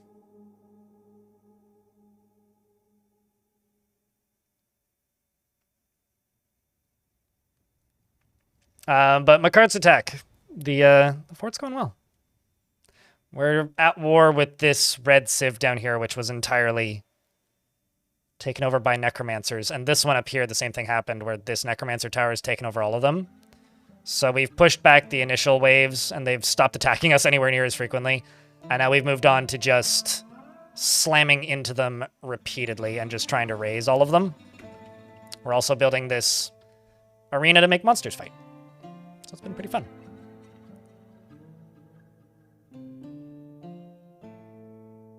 A Fire Forgotten Beast just entered your map for by your farms. If you have bolts, I realized that was like 4 minutes ago. Oh no, it's oak. But if you have bolts, Fire Beasts are really brittle. Like 1 or 2 bolts will usually kill them.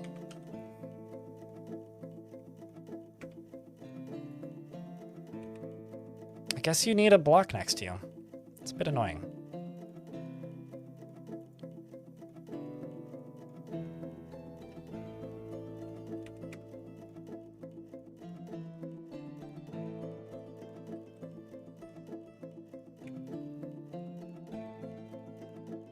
That is a bit annoying.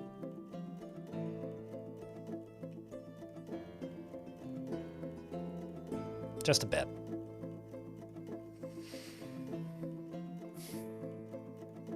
Maybe I'll have to make another entrance.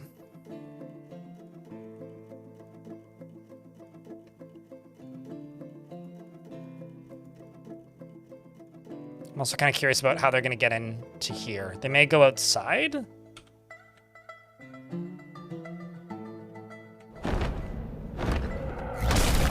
That was really loud on my end.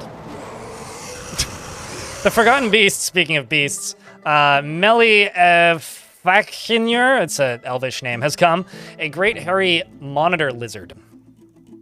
I'm presuming that's what that is. It has a stubby horn, and it is ravening. Its green-yellow hair is unkept. Beware its spittle. Is it going to go kill the flame beast? It may. Ooh. Chad, are you guys all still playing Silksong? Have people finished that game by now? I know that game's like supposedly exceptionally difficult, but I feel like it was the only thing people talked about for about 2 days. And now I'm wondering if people are just settling into it, or if everybody's still playing that nonstop. Implying you cared about it ever. I mean, that's my case too. I'm right there with you there, Asylum. I mean, playing Dwarf for it. I mean, hey. Still got to finish Hollow Knight. You know, Howard Knight, my favorite, best knight. I have to say that, like, I think the most impressive thing to me about Hollow Knight Silksong isn't Hollow Knight Silksong. It's how many copies that the original Hollow Knight has sold since Hollow Knight Silksong came out. Like, Hollow Knight itself had, what, a peak of 95,000 people playing it? Like 2 days before, like the day after, starting a few days before, but like the day after Silksong released. So it went from like 8,000 people playing up to that, and the previous all-time peak was like not even close to that. Like that's the truly impressive, like that, like what, that was the previous all-time peak, which was probably just a really deep sale. Which is like, that's what's nuts to me about Hollow Knight. Is this. For the original, not even Silksong. Whereas like Silksong's what? Yeah, still 300,000 people playing it. I guess people are finishing it or deciding they're never going to finish it or whatever. But, jeez, man.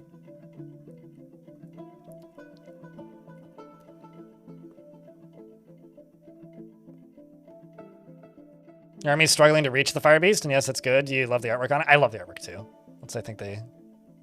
Busy with Guild Wars 2. You know, the fact that Guild Wars 2 still exists is, like, heartwarming to me, in a way. I realize that it's like, you know, every other game like that where the people who play it just have a constant rough relationship with it, but... Okay, all my squads are back. Missions.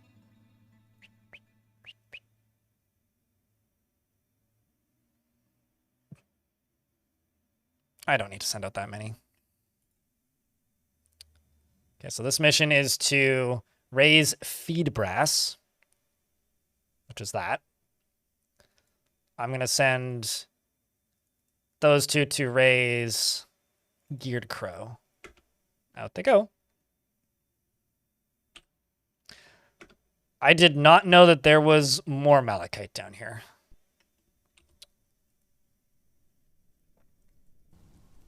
Okay, so I've captured 2 Forgotten Beasts so far. It's this one and this one. I think we're going to try and capture a 3rd one. See which one we get. But there's 2 that we could end up catching. You've been taking your time, though? Yeah. So I'm a fan of watching those types of games, Zachris, but not generally a fan of playing them. I find them kind of tedious to play usually, but I do like watching them. And the Metroidvania that, or search action or whatever you want to call it, game that I enjoyed watching the most that came out recently, it's probably Axiom Verge. And I feel like I haven't heard anybody talk about Axiom Verge since it released, which is kind of crazy to me in a way, I guess. Just closing off 2 of these turkeys. 3 of these turkeys. So I can pick and choose what we go for.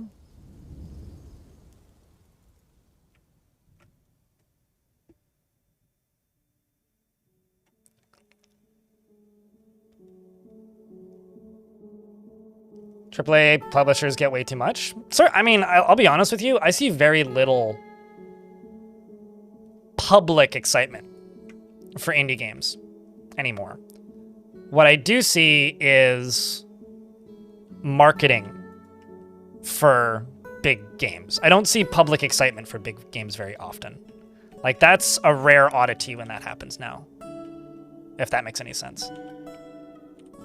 Where's that fireball?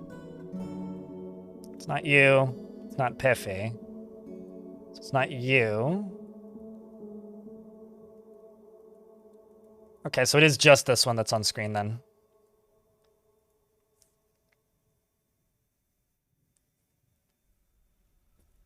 How many things has it killed? Nothing. I could just kill this beast. My squads could easily kill it.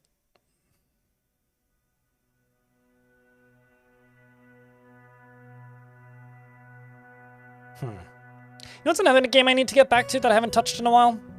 I should play some more Goblin Camp. That's a game though that I've been waiting for a patch. They haven't patched it. I found it kind of perplexing. Chat, remind me to check in on that beast in like 90 seconds if I don't. Squads are all leaving. Yeah, I kind of got through like more, not everything, but a lot of what was in the game.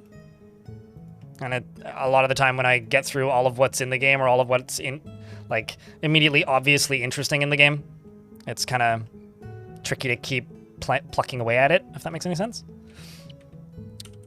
Okay, I'm just going to pause the game for a second and go to the layer with this.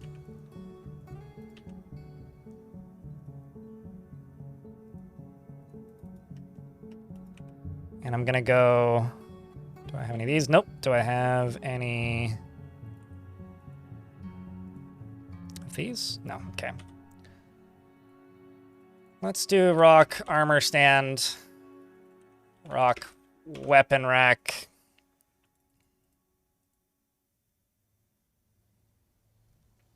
Make them out of dolomite. Why not? It's material I don't see as often. Now this, I'm actually going to do something I don't often do, which is I'm going to assign a new or existing location to this zone.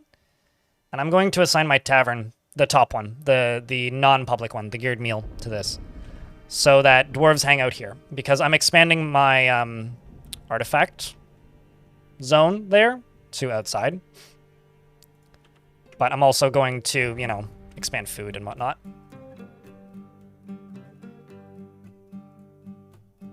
Prepared meals and drink. And you are going to take... I'll say from here. Empty out that stockpile a little bit.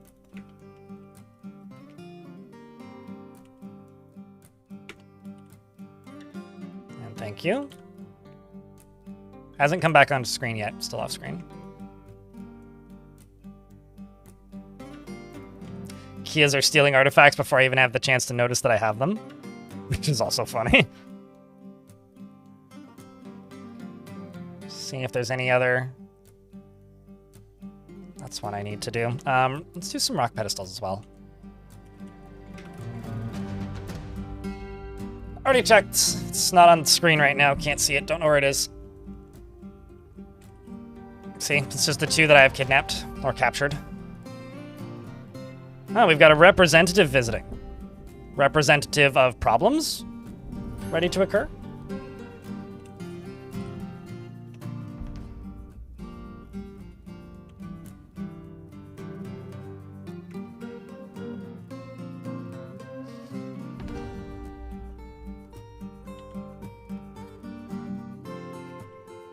Still not back on map. So you are a representative of whomst? Bronze Whip with a very elfy looking name. Worships an elven force. Is an elf. Couldn't tell if it was a human or an elf. Oh, 200 years old. That'd do it. Legendary appraiser, though. Legendary comedian and negotiator. Uh-huh. Knows a song called Impunity. And We See Forks. And knows the musical form The Pregnant Sparkles. Ain't that lovely?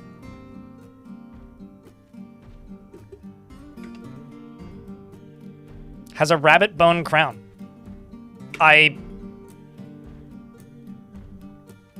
Chat, what's the problem with this situation?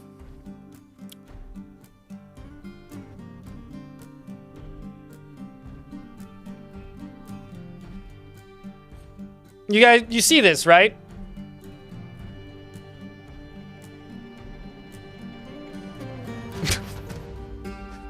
It's not just an elf. Look at the sprite. Right.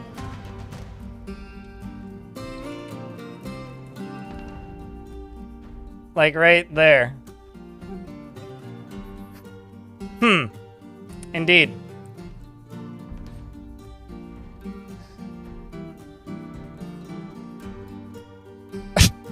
Good news is he's the he or she, I don't even know right now. Good news is they are the representative of the League of Feet.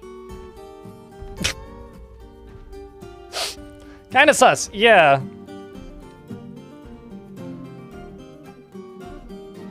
Good news is they're not locked in here with my captain of the guard. Hang in there, sweaty poet, you got this.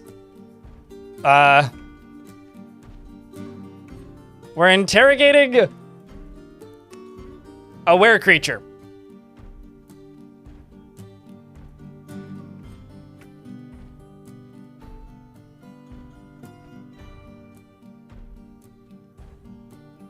So currently the captain of the guard is beating the ever-living shit out of it. By the way. Punching it. I think, unless this is the... No, that's the previous overlord. They're still interrogating. Okay, now they're done interrogating. And now the fight begins. Fuck. Well... Shit. That's also a problem. So now we've got this representative, right? So, well, they were docile until the interrogations stopped. We interrogated them. Let's look at the interrogation first. An unidentified creature told them to coordinate a subject as a member of Society of Braving towards the fulfillment of plots and schemes in Scaly Snarls. Oh, really? That's a place I took over. Well, that's cool. Or destroyed, and then was taken over by another faction. And then they plotted to infiltrate here to steal treasures and prepare a coup. Gotcha. Hasn't been bit yet. Thankfully, they've been training for a bit.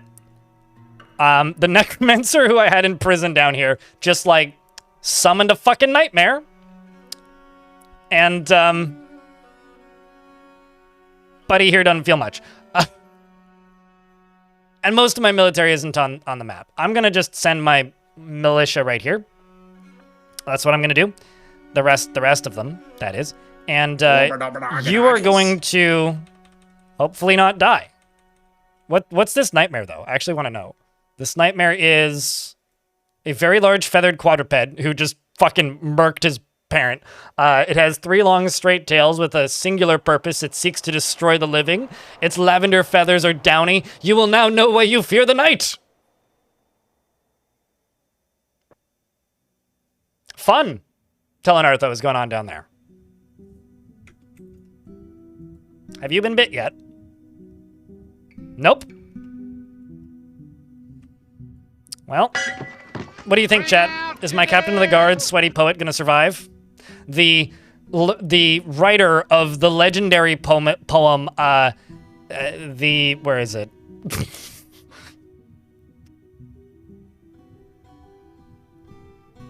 Apparently the sensual phrase as well. The writer of the poem, I need to scroll down until I find it. Fancy perishment, sorry, that's just funny. Well, they wrote a poem called The Cracked Lover, but I'm not seeing it now.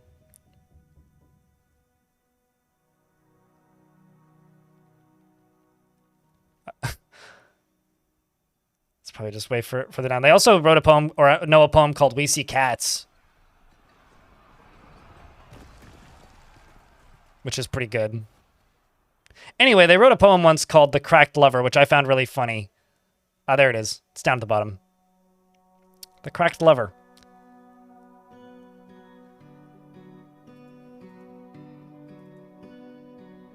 Yeah, it seems the arena fights have started early. I'm just hoping that the Nightmare joins the right side of the fight and stops my Captain of the Guard from getting bit. Because who are you fighting with? The Nightmare kicks the representative. Okay, so the Nightmare is fighting with the representative. And the captain. Okay, well. Just don't get bit, okay? The Nightmare kicks... Okay, they kicked the Captain of the Guard. Captain of the Guard charges the Nightmare. Captain of the Guard collides with the Nightmare. Nightmare is knocked over. He's fighting mostly with the Nightmare. This is crazy, actually. Nightmare bites the Captain of the Guard. Okay, the Nightmare bites the Captain of the Guard. That's fine. Captain of the Guard misses the Nightmare. Representative strikes the Captain of the Guard, but the shot was blocked. Nightmare kicks the Captain of the Guard. Nightmare strikes the Captain of the Guard, but the shot was blocked with the steel shields. Where am my military at? Are you gonna go station?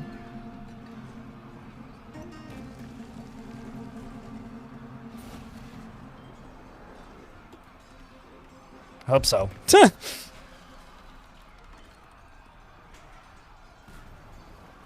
Let's see, it's a miss. They bash the Nightmare. Stop going for the Nightmare! Captain of the Guard looks sick because the Nightmare kicks them in the lower body with the front foot, bruising the guts through the chain leggings. The Sweaty Poet says, I have improved my hammer. That was not satisfying. Well, okay, how about this? How about I tell you and you to simply attack this thing?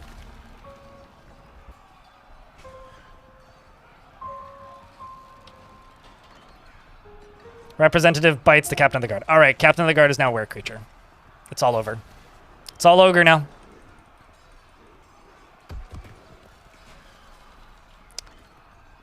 The Nightmare vanishes in a puff of smoke.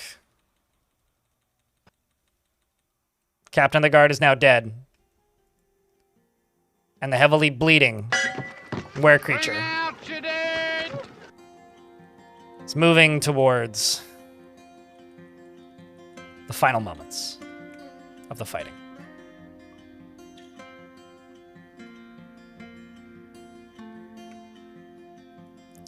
And the kobold, tusk weakness, has killed the were-creature. Now, I know that this kobold was a criminal. And I know that this kobold is now ready to leave. And I know that this kobold is a zombie. But did you get bit by the were-creature? Yes.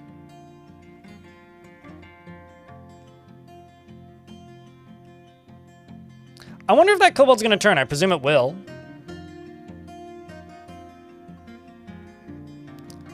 Kobold is our first gladiator. I mean, I'm thinking about just putting a series of walls around it and then making it join me.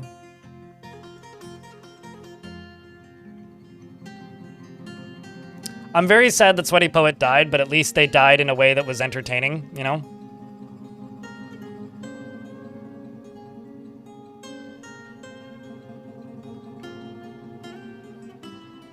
Actually, let's make Fool Joss do this job.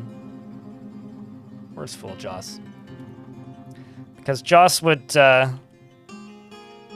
like this job.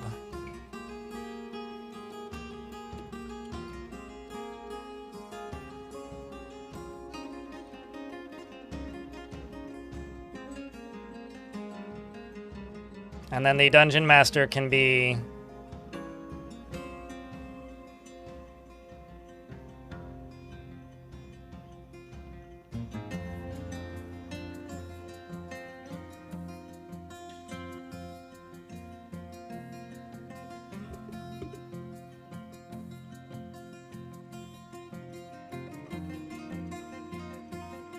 Dungeon Master Goober. Wait, did I click the wrong name? Super did. De Gasperi is now the Dungeon Master. It's just what we're getting, because that's what I clicked on.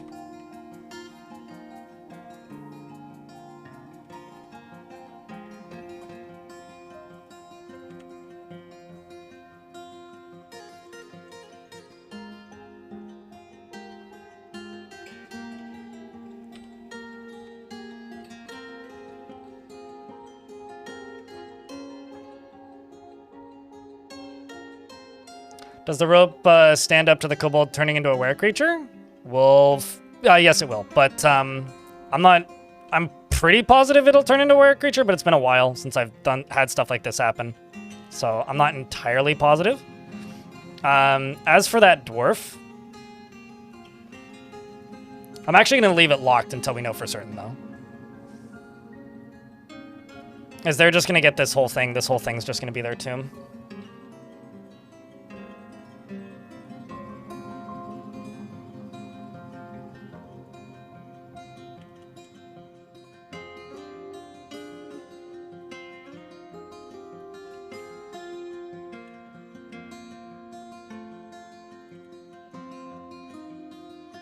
Then let's go into here and grab a burial.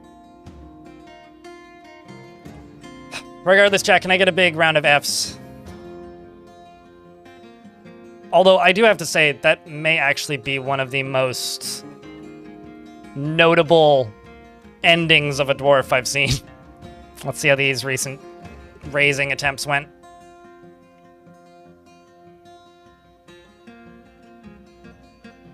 This is a good line to clip. If somebody clipped that, I mean, I'll have to do something with it. Poopert led this attack. They enrolled a brilliant tactical plan. Clashed with 3 animated dwarves. Stole livestock and rampaged throughout. To the location, we destroyed Geared Crow, which is good. That is a lot of random livestock. Well, we did get some bloodstones, though. And a fancy anvil.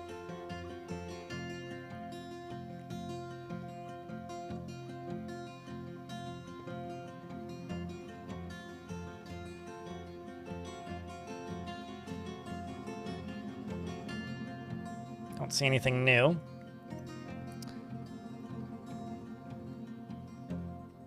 But, chat, could somebody look up when the next full moon is?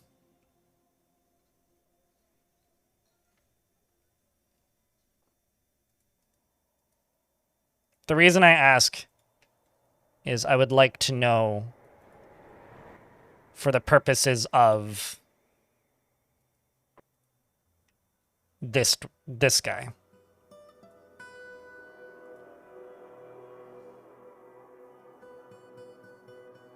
Undead were creature kobold, correct. Unemployed Shaco, correct. I was gonna say if that was your child who discovered this, that's gonna be really depressing.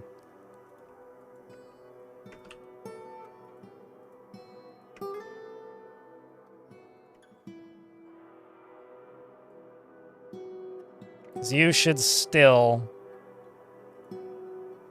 try and equip that. Yeah, you're just running around picking up equipment. Makes sense. No, in video game. It's currently the 14th of Timber, late autumn. When is the first full moon in winter?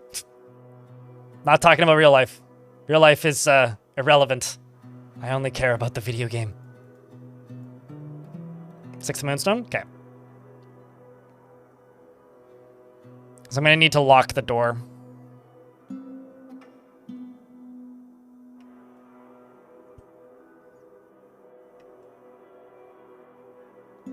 I'd be willing to bet that the captain of the guard would have had a much better chance if it were the, I'll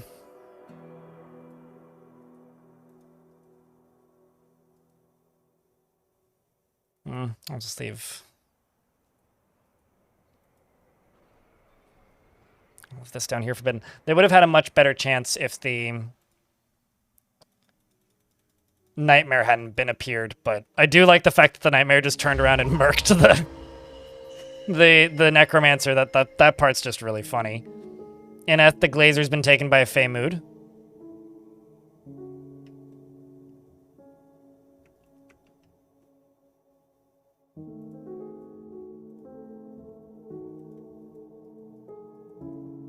I'm just gonna forbid all of this. Not you, though. So where was your dining room?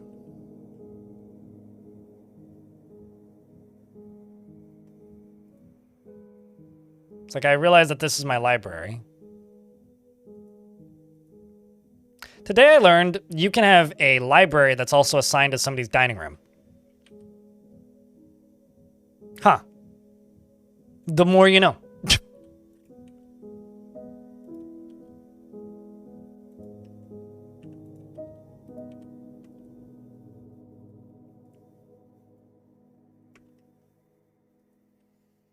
All right, well, we've got a little bit of time before that, so that's probably enough time to just get everything out of here. Do this.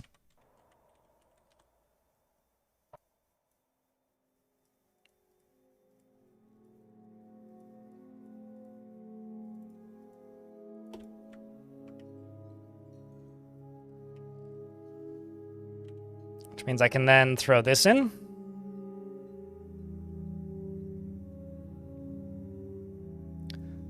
Saw the moment of the were creature. It's fairly amusing. Just, yeah, I mean, just me looking at their gear going, yeah, they don't have anything particularly noteworthy equipped, followed by, oh.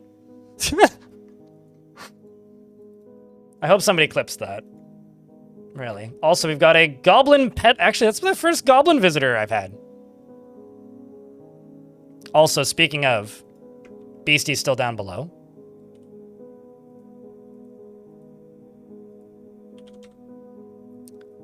Are you actually a peddler? You do have 2 lovers and 11 children. Goblin's been busy. 2 books! You know, this might actually just be a peddler. I wouldn't be too surprised if this is actually just a peddler.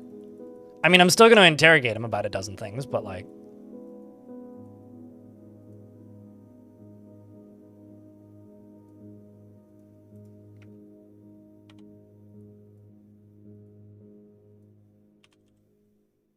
Man, it must suck coming into this fortress and then just immediately getting assaulted by like 3 cops. Where'd you come from? Who are you? What is your first name? What's your mother's maiden name? Do you have your paperwork? We're just playing Papers, Please over here.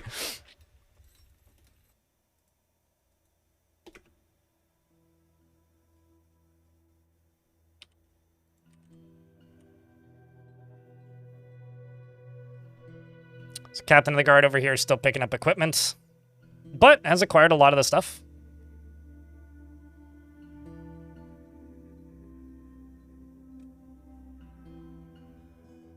When it asks for stack cloth, it can be a specific type.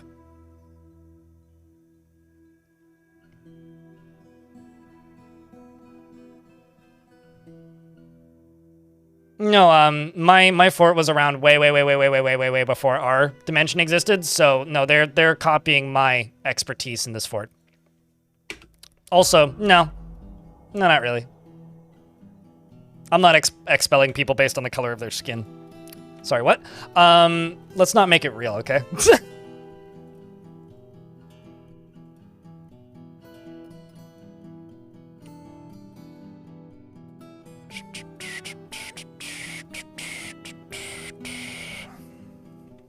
This is what sucks about the world sucking, is just like, everybody just makes me having fun in my little entertainment land suck by being like, hey, is it just like this real world thing? It's like, well, yes, but fuck off.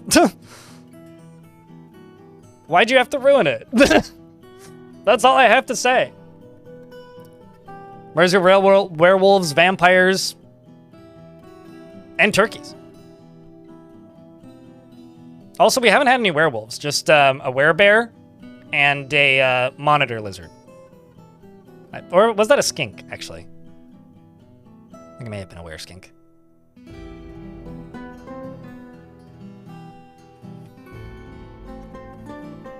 Let's just forbid that. Unforbid all this.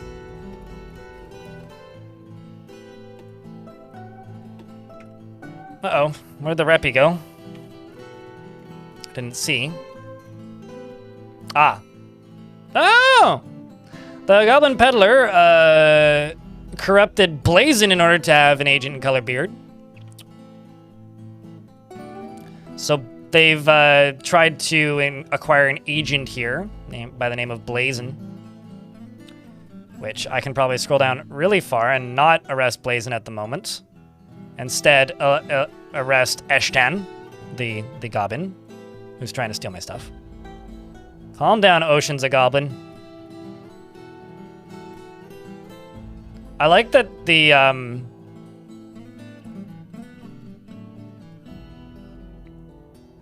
this were creature is also convicted of a crime.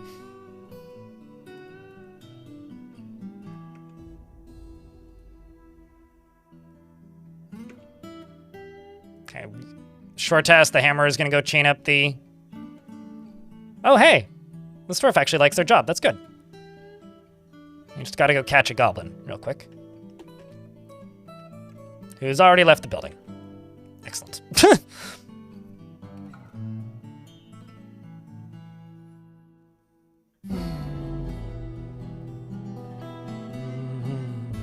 I mean, that's the first one that's just walked in like that. They're also gone. We're not going to catch them. But yeah, I realize that this is generally a very politics-friendly channel, chat. But I'm going to be honest with you. Shit's too close to home. That's all. So if everything just kind of becomes about that, I may actually have to start like in restricting some things. I don't really want to do that. So let's try our best, I suppose, to not turn literally every piece of thing that I get that's enjoyable out of this game into, oh, you're just mimicking the neighbors that live, I can literally see the US from here, that make you want to walk into the ocean and never come back. Can we not? I realize that's tough for some people, but like, I'm not against politics. We can do that. But let's try and refrain from turning everything I do in Dwarf Fortress into, oh, you're just the US. Because fuck you, I'm from Canada. Clean up your own backyard. Don't accuse me of your crimes. That's all.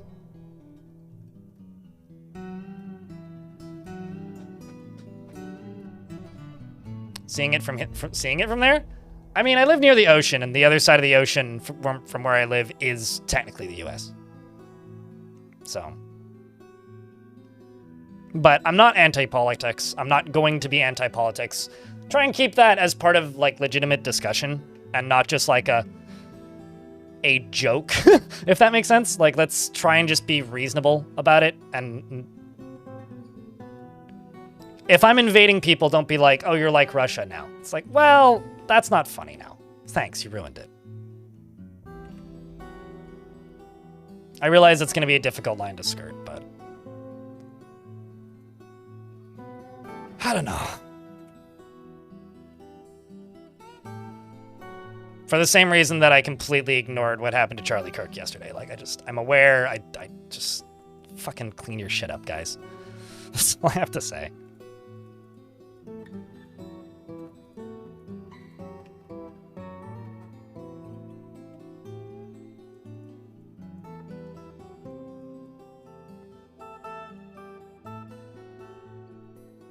Well, for dwarves, it's because they don't get paychecks. So that would be why it's so hard to live paycheck to paycheck, because they don't know what a paycheck is. It's more like living from pint glass to pint glass, which is also pretty hard.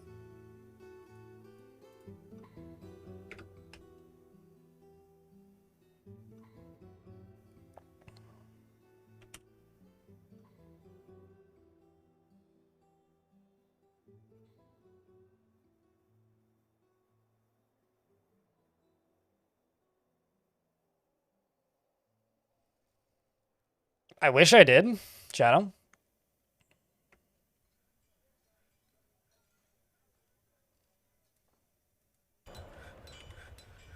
Speaking of fun visitors.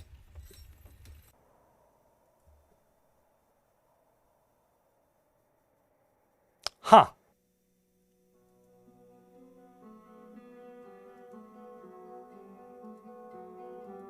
Like, they're definitely criminals. But these are just interesting individuals.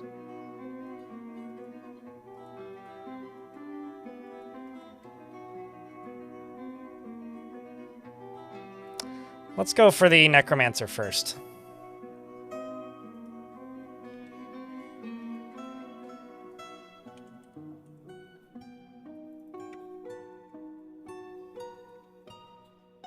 It's pretty young for a necromancer, actually. 80 years. Is that an Olm person? That is an Olm person, yeah. Lieutenant indeed. Shaka. We spell it with a Q. Czech is with a Q. In Canada, we use the British spelling for, like, basically everything. Like colors spelled with a U. It will bother me for... Actually, I need to submit a bug report to Dwarf Fortress. This is a very important bug report, and I'm sure you'll all agree with me. Tarn lives in the UK now. Color needs to be spelled with a U. What's my favorite guy? My favorite dwarf just died, so...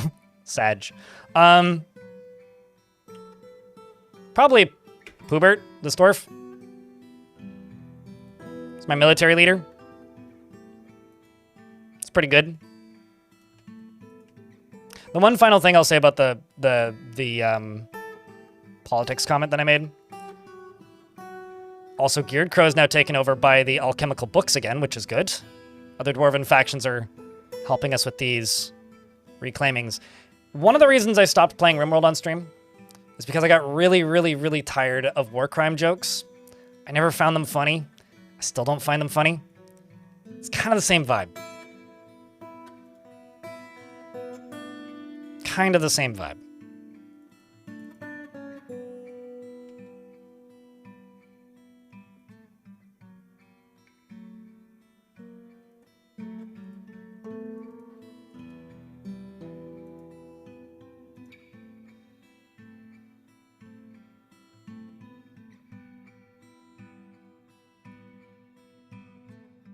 Feed brass, figure hooves.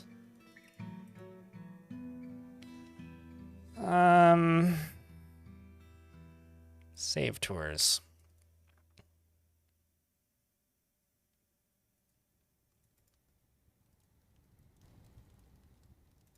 And there we go.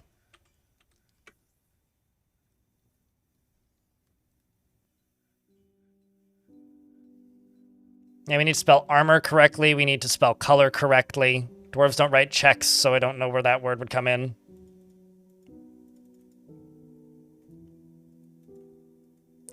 All right, what do you need? Logs. Cut gems. I need to cut a gem.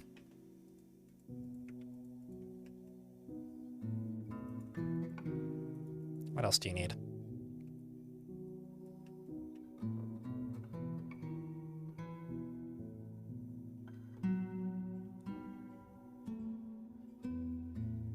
Should have tanned hides. Yarn cloth. We definitely have yarn cloth. Okay, we're back at the beginning. Okay.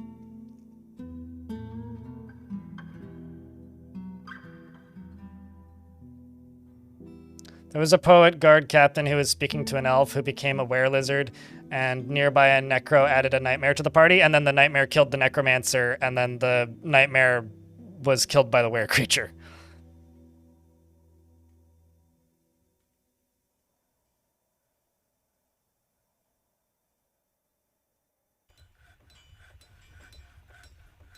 It also depends on where in Canada you're from, Brian Burton. Western Canada speaks quite a bit differently and has a lot of different slang to Eastern Canada. It's going to be a fancy artifact, regardless.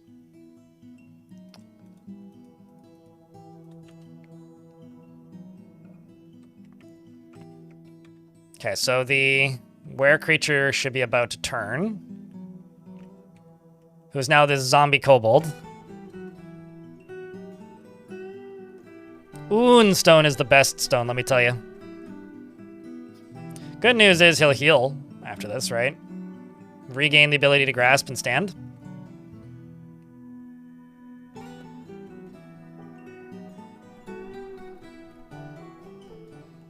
I mean, Fashion Fortress is half the game.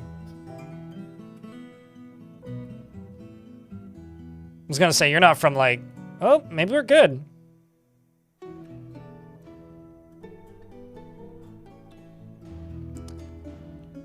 Okay, so since I don't think this dude is a were creature, should I make own this kobold? He also doesn't have a nose. His nose was ripped off, so there is that. I'm pretty sure he doesn't have a nose. It looks like his nose is gone. Yeah, her nose is gone, so it doesn't matter if she can't smell. She has no nose. If I can get 10 people between 2 chat rooms to say yes, I will make own this creature. In it, the Glazer has created Gethrutod, a sheep's wool. Everybody says I pronounce this word wrong every time I say it, even though I've listened to pronunciation quizzes, so I'm just not going to say it. And offers it to the Mountain of Dice.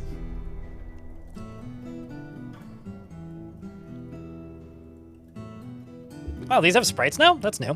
This is a sheep wool word. All craftsmanship is of the highest quality. It is encrusted with pear-cut milk opals and decorated with sheep wool and turkey leather, and with bands of turkey bone. This plum wood and turkey leather. This object is made from sheep wool cloth, and the thread is dark pink with masterfully colored mixture of raspberry dye and pear bark dye by Obach. On the item is an image of Autumnal Good, the short cave spider silk skirt in milk opal. Well, then it has to go for the mayor, because that's the mayor's skirt. On the item is an image of Ukar barb channels, the dwarf, and die-cut honor pulleys, the dwarf in milk opal. Die-cut honor pulleys is striking down the dwarf. The arc relates to the killing of the dwarf by the dwarf die-cut in sense nets in the scintillating mountain in the mid-spring of 137 during Omuz Sagozm, or whatever. The attack of strikes.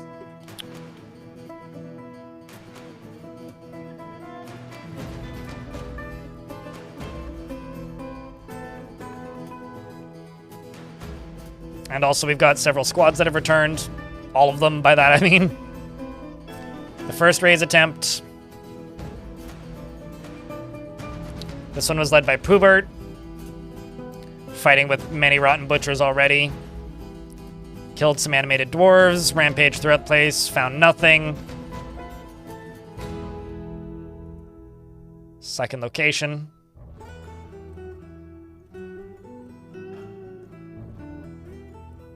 They searched the place and found nothing.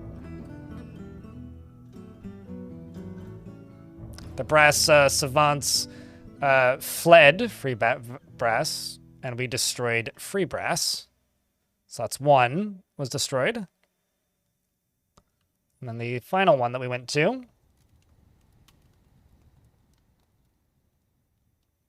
Cadol put forth a sound plan, but the defenders had a strong positional advantage. They clashed with 2 animated dwarves, slaying them. And then they searched the place, found nothing, and rampaged throughout the place. So they got attacked by 2 dudes and killed them. It seems like the Decent Smith also took over that spot again. So the Decent Smith is, like, helping now, I guess. I really wish I had more communication with them, but I don't.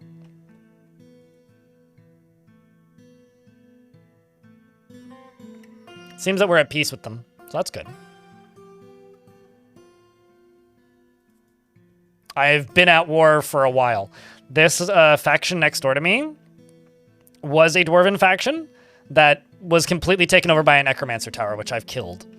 Same thing happened up here, where this necromancer tower, the squids of constructing, the site government, has mostly taken over the entirety of this. And that's what I'm going after next, after I'm done with this. But we're pushing through it pretty quickly, frankly.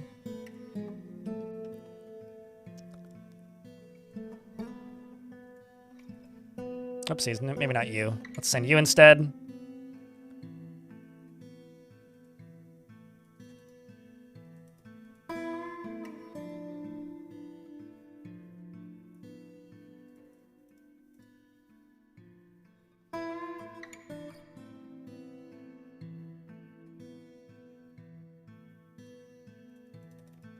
I'm also in the process making some extraordinarily talented military dwarves. I mean, even the ones that are new at it are getting extremely strong extremely quickly, so that's kind of a lot of the purpose of this. Let's see how that interrogation is going. Dwarf Peddler Necromancer. Many a crime.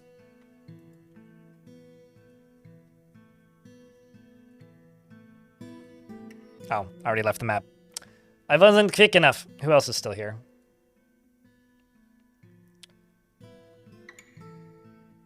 So we've got this leader.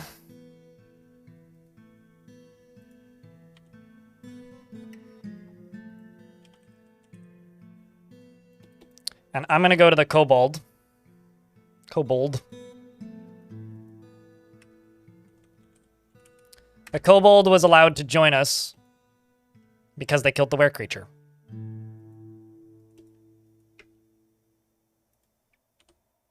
Which means they should unchain them?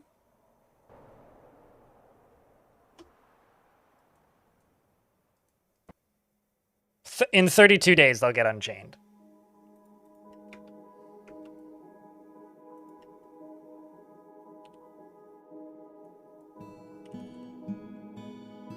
Seems Fool Joss is off to go interrogate that leader dwarf. How did I get them to join? I used DF hack, and it has a command called make own, which forces them to join your faction. There's also one which is make monarch if you know, wanted to just have the king or queen again. Basically, I used hacks. Capital H-A-X. So I should get a VAC ban from Dwarf Fortress soon. I expect it. Any day now. It'll happen.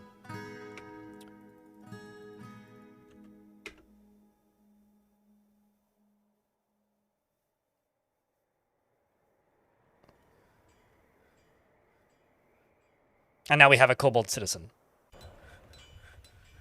I don't find them even remotely adorable. I think I'm just not enough of a degenerate in the right way for that, but I think they're kind of stupid and funny, so I find them amusing. I don't think they're cute in any way, though. Okay, what have you done? A lot of things. Trying to steal multiples of my items.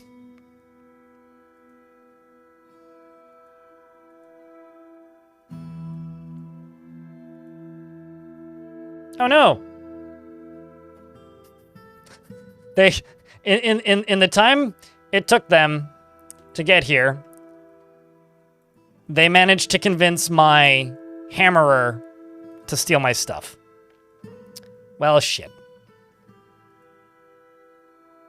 I will convict them then. Of all of their crimes. Mostly convincing my dwarves to do things they shouldn't.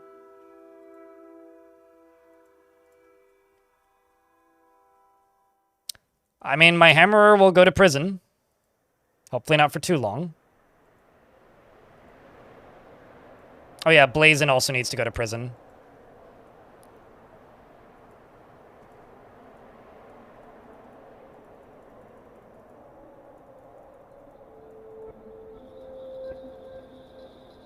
This guy hasn't come back. I'm gonna go beat the criminal.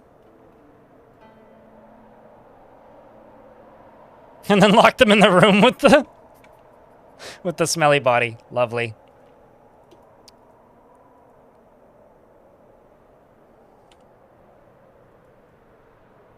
Let's see, is anybody chaining stuff up? Got another criminal getting beaten. We've also got to go here. This lieutenant is the last one that we got to get.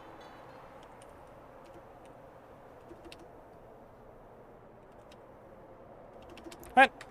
What was your name? Fishy, McGishy. B-E-K-D-I-L. Bechdel. Bechdel.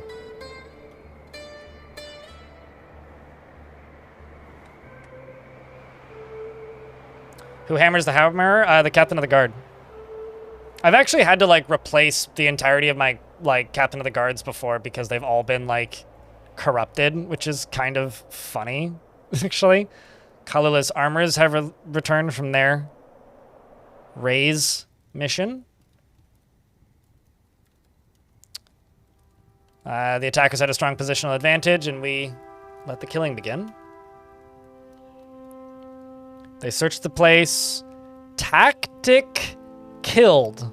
was looted from Buried Trade. We need to look at what that is. That's an artifact of sorts. They rampaged throughout the place, but they didn't kill. They didn't destroy the place.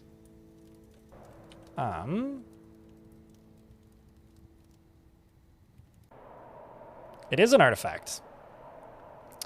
Tactic Killed is a Spore Tree Amulet. It's not that valuable, but hey, I'll take it.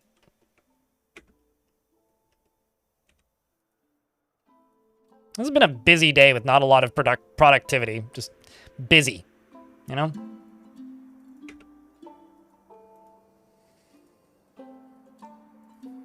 Just busy. My favorite is always like the cop or the person getting arrested by said cop falls in love before they make it to their prison cell. Like they're getting arrested or something and then they fall in love and then the cop gets corrupted because they fell in love. And then they admit that they made the cop fall in love with them while getting interrogated in prison to the cop. And then the cop reports that and then you can arrest your captain of the guard. I've absolutely had that happen. Although the best interaction I ever had with the captain of the guard, which I've talked about a million times, is I had a dwarf who was named after Fem from chat, who died, was murdered, and then came back as a ghost because I didn't fully memorialize their body.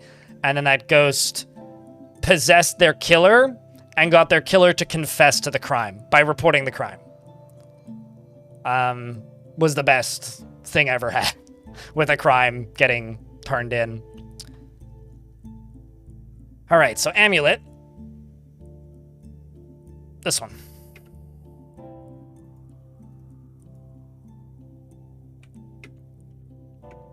It was definitely one of, if not the best interaction I ever had.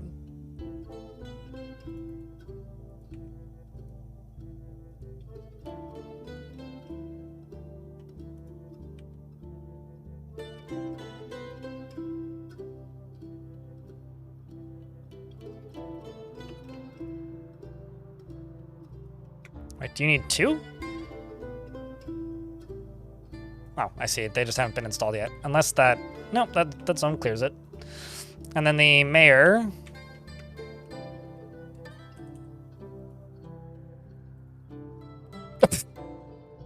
It's like, why is the mayor, like, not satisfied? They have their stuff. It's just forbidden. That's actually really funny.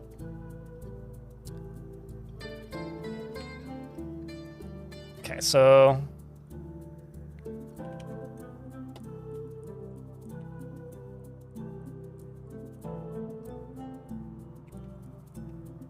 This visitor is ready to leave. Well...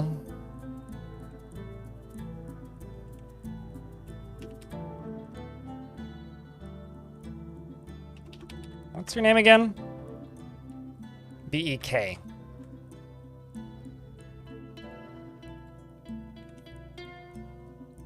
Oh, you were interviewed. I see. I screwed up. I took too long.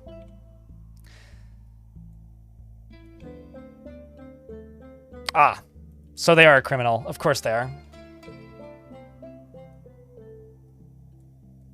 My biggest problem with all of these screens is that they don't sort in the... Like, it's first to most recent is the order that they sort in, so I'm always scrolling to the bottom of the list. I really wish these lists were inverted. Like, it'd be a very small change that would very much change the way I interact with that menu. I don't think we'll get to this guy in time.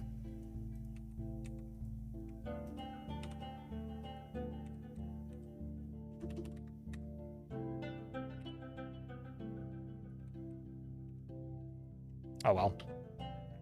Let's make sure that you've got all the stuff that you need. Yes, you do. Looks like.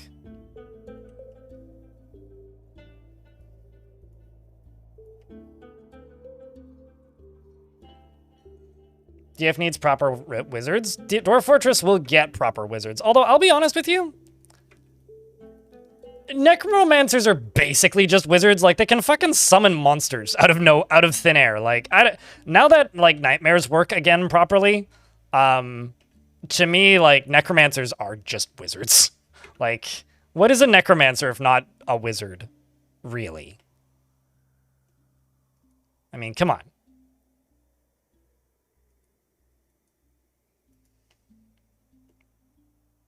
Out of thin ground, not air. Okay, fine. Out of the ground, they summon nightmares. Sheesh.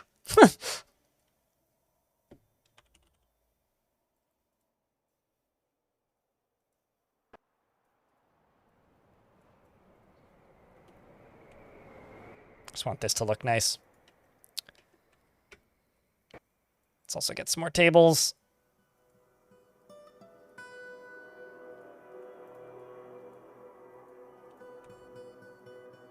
And some more chairs.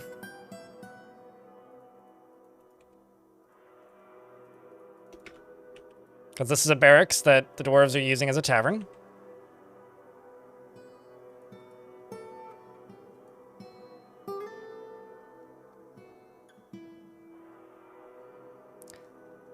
I should put the kobold into this squad. I'm gonna make some kobold-sized armor, and it's gonna be glorious. Like, I'm just gonna do this in advance. Steel breastplate. Steel gauntlet. Steel helm. Steel high boot. Steel greaves. And it's gonna be for kobold.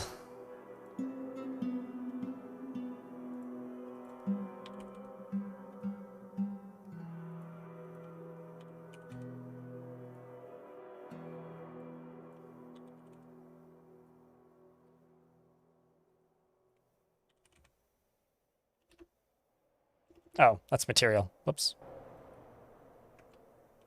That should be everything.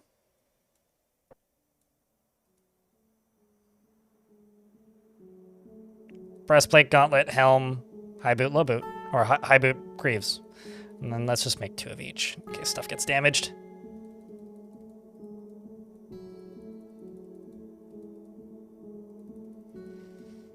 Am I forgetting anything?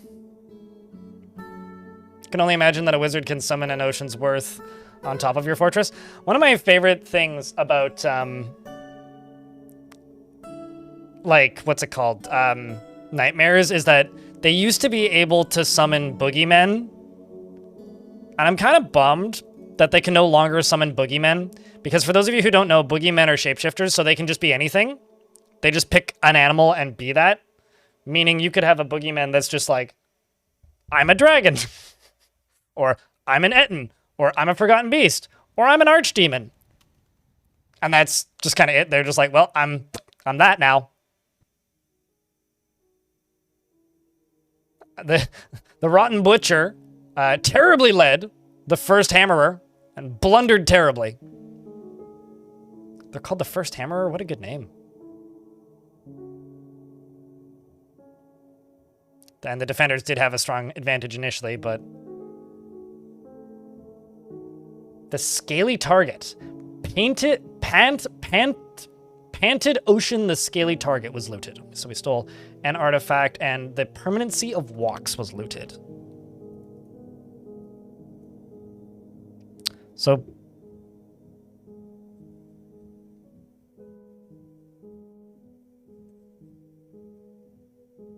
a ring.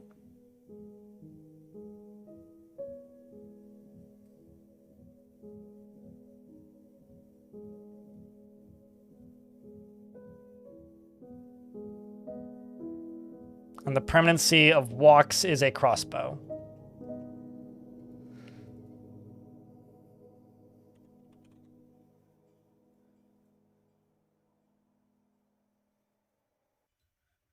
Looks like that, right? Let me double check. How you doing, Lanix? How's the war going? Pretty good. How's the Lanix going? Your dwarf is still kind of injured, but they're still in the military. Yeah, it is a white jade ring. Oh, that's kind of neat, actually. No, they can't do that anymore. They fixed that. Well, they might still be able to if you haven't generated a new world, but They shouldn't be able to do that anymore.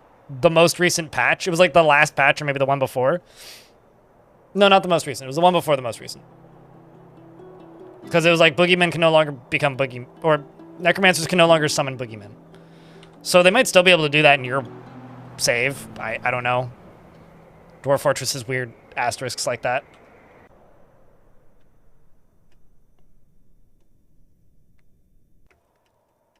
Fun asterisks like that, maybe? Actually.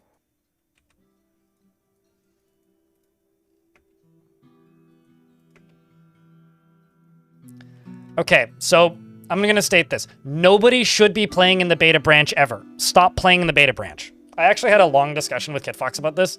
They need to password protect the beta branches and delete them when they're no longer relevant. The beta branch is almost always out of date. Don't play in the beta branch, please. For the love of everything. They don't always update it. Sometimes it's up to date. Most of the time it's not. Don't ask me if it's fixed in beta. Stop playing in the beta branch. Play in the main branch unless specifically told otherwise. And when a thing comes out of there, yeah.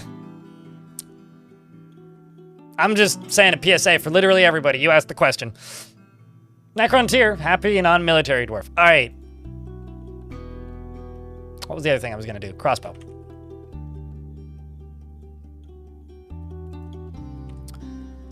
Happy non-military dwarf. But yeah, no, I literally had a discussion with them. I was like, would you please rename the branches and like experimental beta, nothing of this means anything. It's all nonsense and it's all confusing and half the time stuff ain't up to date in different branches. Like, they really need to put the experimental branch behind a password. Oh, did you want a beard or no beard, Necrontier?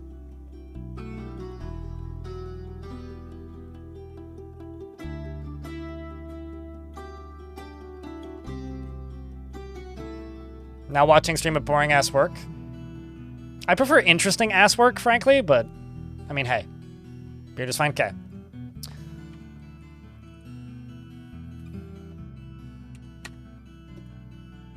But no, it should, to answer your question, it's in the main branch. I don't know if it's in the beta branch.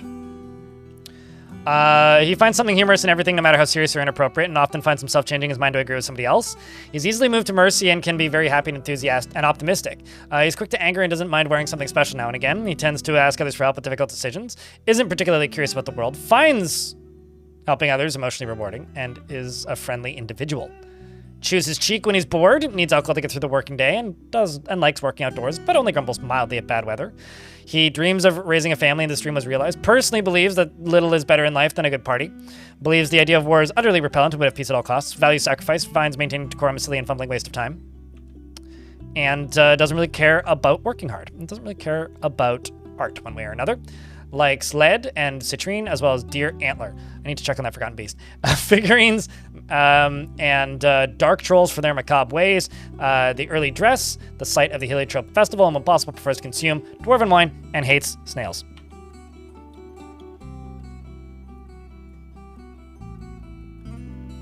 Seeing if there's anything that's...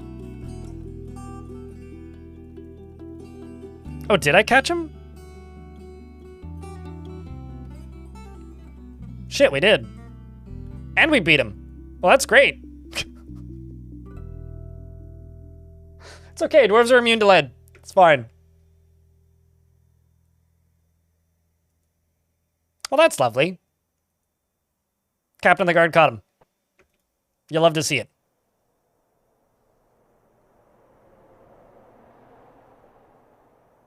I mean, dwarven wine is just plump helmets, yeah? So, it's definitely going to be an abundance of that. Let's see how this raise attempt went. They searched the place, found nothing. Okay, so save tours could be taken over. Which means, where's save tours? Shake shot? That sounds like... I read that as Diamond Cats. It's Diamond Acts. Which is also pretty good. Sorry, Bridge Echoed has no civilized population, just a shit ton of books. I'm actually just send every single squad to go out there and just like loot stuff.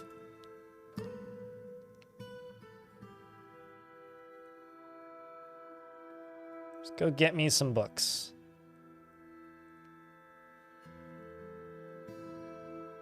Overgate? That Overgate sounds like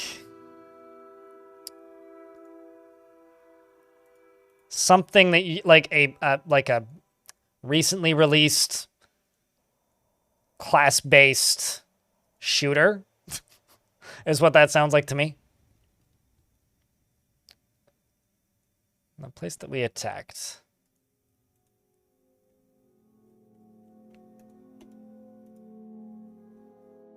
That last raise. Save Tours was the name of it.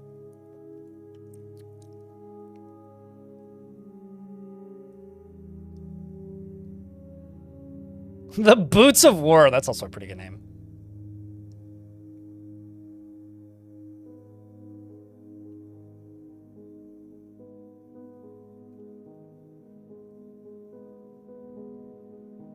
Still waiting to find a place called Warcraft. It's gonna happen one of these days.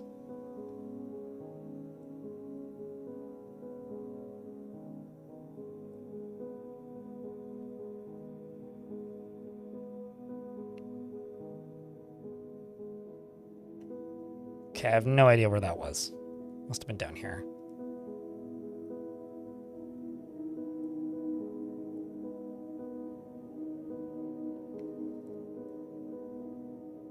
Boat bolts, hair clasps, save tours. There it is. Conquer and occupy. Do I have a... Who's the most pissed off dwarf? Who gets the honor of retiring? You do? What squad are you in? Dobar. Wheel basement.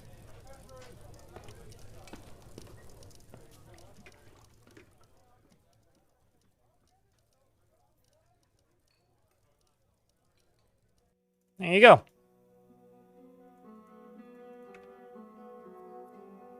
How old is this fort? 12 years. Overgate rivals. Yeah, it's split gates and Overwatch. Yeah, no, absolutely. Split watch, Overgate. Yeah, it all works. YouTube chat says that they're making an Overgate 2. I didn't know that. That's crazy.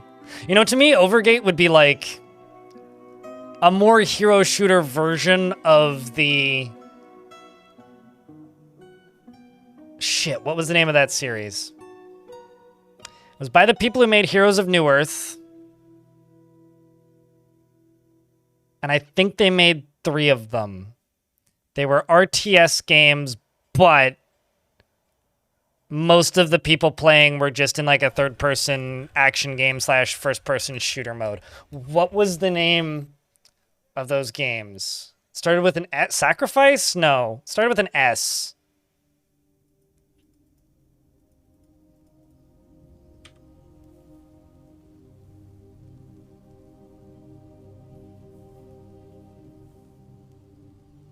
How the pop changes later? It depends on if there's people in the region. I've had one of them go from 10 to 50, says Erdes.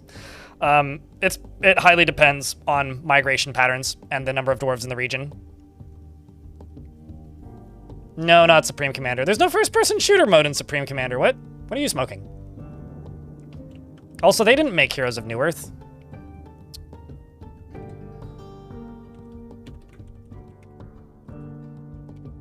Let me just look it up. Savage. I was right, it started with an S.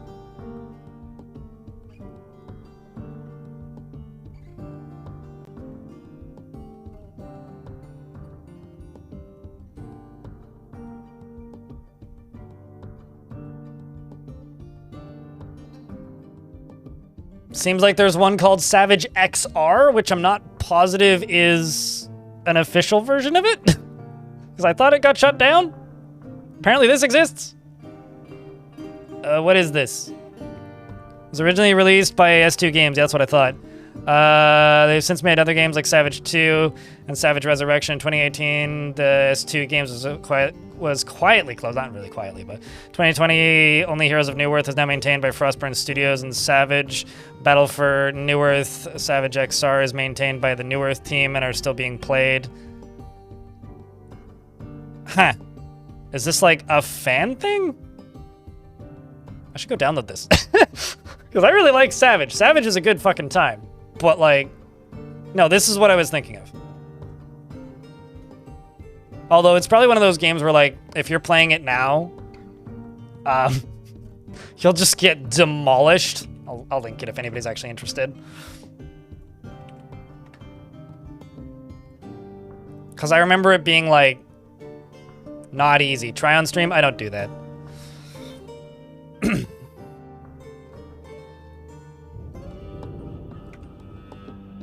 But I might install and try it off stream. I also generally don't like streaming multiplayer games, so it's very unlikely I would stream it to begin with.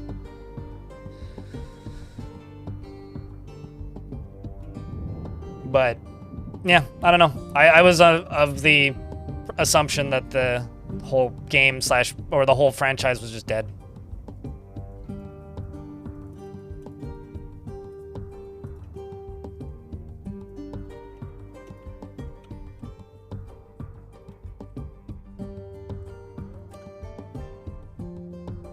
Dwarf just has to get dressed and then they can head out.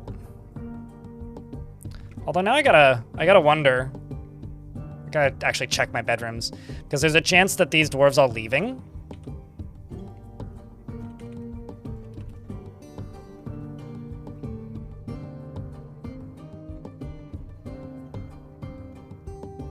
And attacking things, I need to make sure and double check that they are able to come back. How much longer do you have in your prison sentence? 11 days? Getting there. You're not considered a pet, are you? Okay, that's really funny. I wasn't positive if Kobold Friend here was going to be a considered a citizen or a pet. They're just like gremlins where they're considered a pet. That's actually really funny. That's really funny. Uh-oh. Well, got more people to convict of crimes.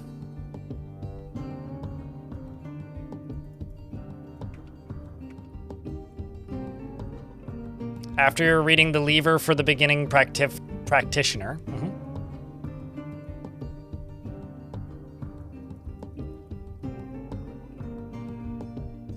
Set him free? Well, no, he's joined us. I've already made him join us, but he's gonna finish his sentence. I'm not gonna, like, let him go early. That's ridiculous. Why would I let him go early?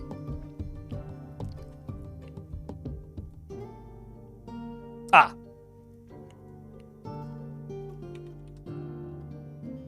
And careful what you wish for, or I'll just kill him.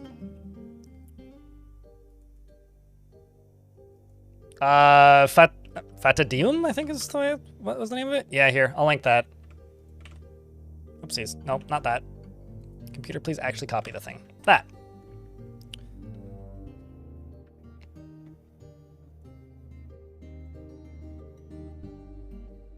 Well, the kobold is not gonna leave the map because the kobold is a ghost, or a zombie, and often zombies, can't leave the map without turning into ghosts. That's another thing that they've quote-unquote fixed a dozen times.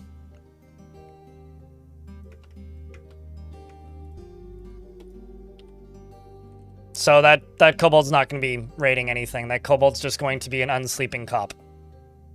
Speaking of, 2 of my cops are currently sleeping.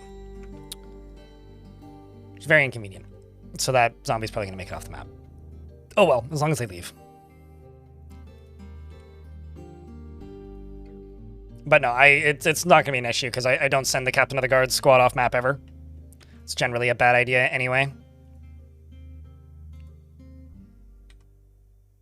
Poor little fellow. He convicted a crime. Or committed a crime. And was convicted of it. He admitted it. Not a poor little fellow. He's a fucking criminal. The only reason I'm giving him a chance at life and not just killing him is because he successfully killed the were creature without becoming one. She, I think, actually. There ain't nothing poor or fellowy about him. It's just a pathetic, disgusting little lizard shit. The only thing it deserves is death. Their pure existence is the stealing of our items and petty theft. Pathetic race. I mean, what? Sorry, something came over me.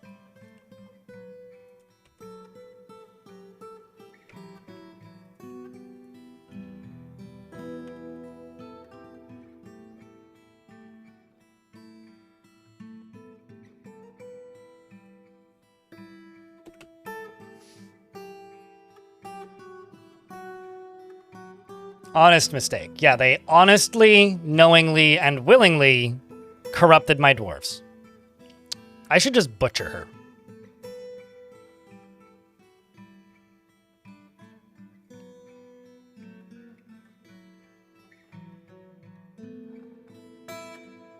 Oh no, absolutely he's in the police when he's out. But he's also joined me, so like he can't corrupt my dudes anymore. Forgotten Beast, whatever the fuck you pronounce that as, which is Lifelathathuna or whatever, Enacoma, has come. A huge fantail. It has a round shell and it undulates rhythmically. Its cinnamon feathers are patchy. Beware its blood. So it should be able to access a turkey. So if it wants, it could come up here. It's also pretty close. Aw, you look pretty. What do you think? Do you think this thing's gonna be tempted by the Turks? Is it gonna go for my turkeys, chat? I hope so. I would like to catch another beastie. It's been a bit. It's pretty close by, too.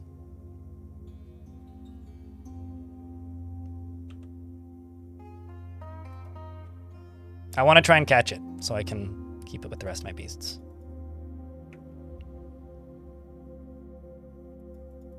Kia stole another artifact. Another overlord is visiting.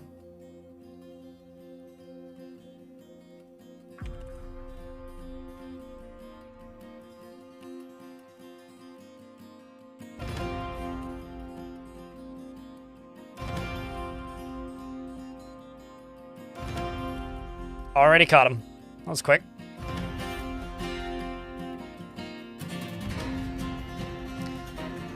Hey, chat, can I get a round of beers for good luck that this Forgotten Beast actually flies into my trap for once?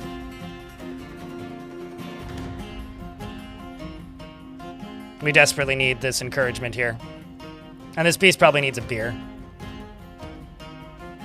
I mean, if I would suggest it does, because little does it know, its attempt here to go after my turkeys as it is currently is just going to get it one thing, and that's locked in a room with a turkey that is dead. Anyway, the Hillocks of Safe Tours to the far southeast has been conquered and incorporated into my holdings. Well done, Dwarf. That's a celebration if I ever saw one. We can lock the artifact door.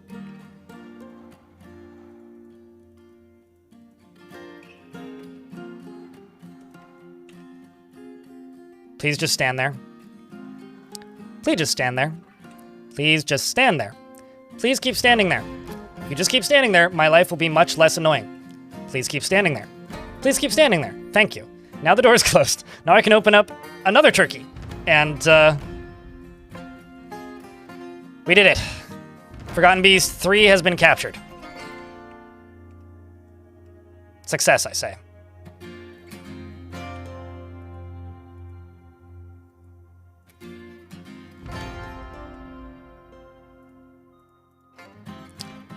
And a Goblin Scholar is visiting. Wouldn't it be neat if this was actually just a Goblin Scholar? Okay, let's see how this Overlord's doing. What are you here to do? Of course. Typical. You're not even lying about your name.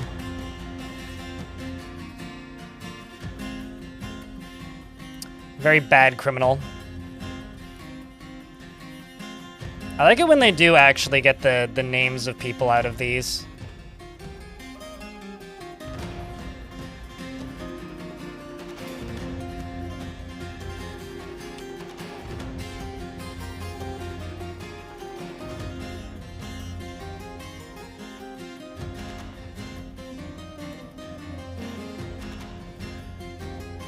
And I've got a necromancer to interrogate.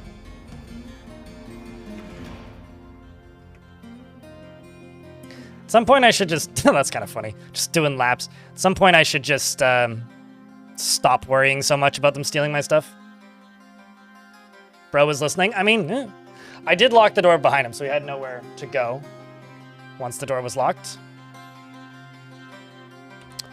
Much longer does the kobold have in prison? I want to see the kobold equipping gear when it leaves. No sentence pending. Okay, so they should be unchaining him soon.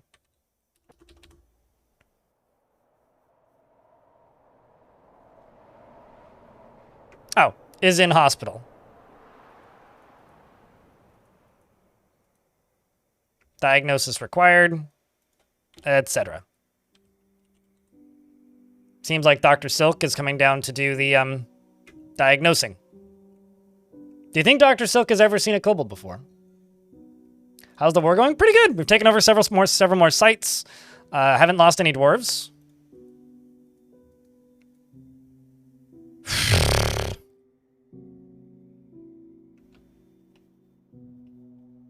Welp.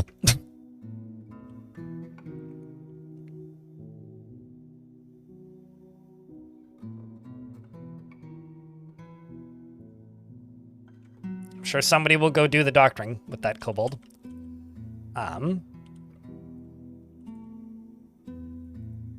What a name. Imagine being named Iguk, or Iguk. Iguk? Iguk. Wheat lure. You lure wheat? What happened? We beat the ever-living shit out of him first, and then she got the shit kicked out of her by a were creature.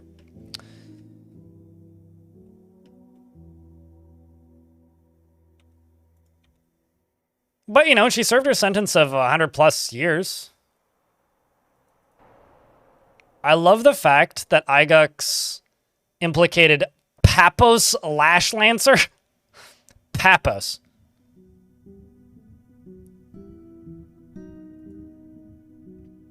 Revealed that an unidentified creature, the Dust of Worshipping, was the alias that they did. Who's Papos? Papos Lashlancer corrupts the corrupted master, the subject, in order to have someone act on plants and blush yarn. Okay, so that was somewhere else. Subject plotted to infiltrate us. Gotcha. Under the influence of Papos Lashlancer. So remember that name, chat. Papos Lashlancer. This person.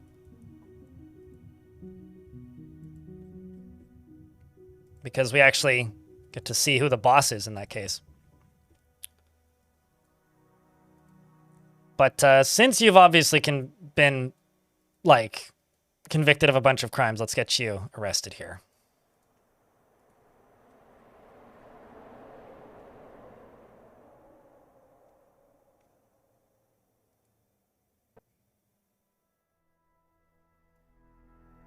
I've also got an implication of somebody else I don't have here. It's really fun when you spend a lot of time interrogating people, and then you interrogate somebody, and then all of these implicates somebody suddenly starts popping up as a person who's actively in your fort because they just admitted to all of it. They're like, oh yeah, no, that was me. Happens sometimes. Not very often, but like...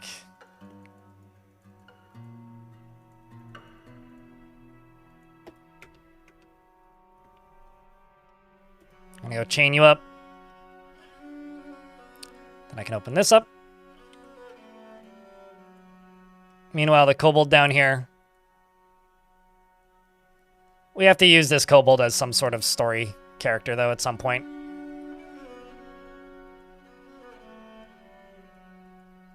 I do hope that they get to the point where they can grasp and stand again, though. Right now, they're becoming a bunch of stitches. It's like their spine's fucked, everything's fucked. Ah, boy. Boy, oh boy. Chat, help me out here. Let's keep that chat moving.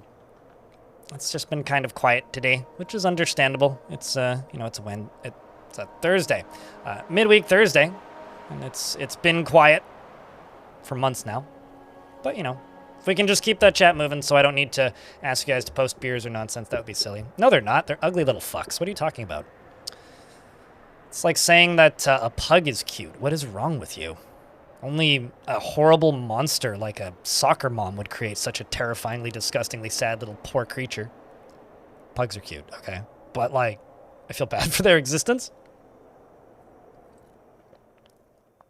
That is not true. Kobolds are the, they're like crows, but if they were pigeons. Actually, no, they're just pigeons. They're literally just the pigeons of the Dwarf Fortress world. They steal shiny and shit on you, and that's it. What's up, Diamo D Wild? Dwarves are little fellas. I mean, I could just exterminate this, and then we wouldn't have any. We wouldn't need to worry about needing more little fellas because the little fella would be dead. I'm being merciful, and you are overreaching to this pathetic, disgusting creature.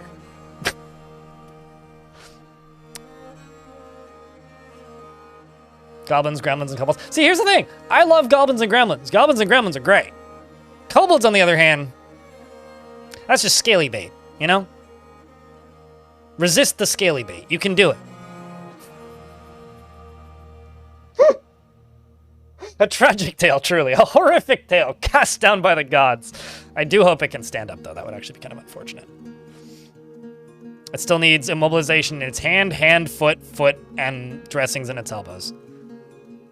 It's just gonna be like a pile of fabric. I'm a little distressed about the wrapped around lower spine. Are they inserting the fabric into the body, or are they just like wrapping it around their waist? I've never actually looked at that wording before. Yeah, they're basically just making a kobold plushie. You're actually not wrong. He is a zombie. Yeah, this is some Frankenstein shit. We can rebuild him and make him stronger. She will be unstoppable. He is frenetic and cruel, though. Seeks harmony. Oh, I guess that's good.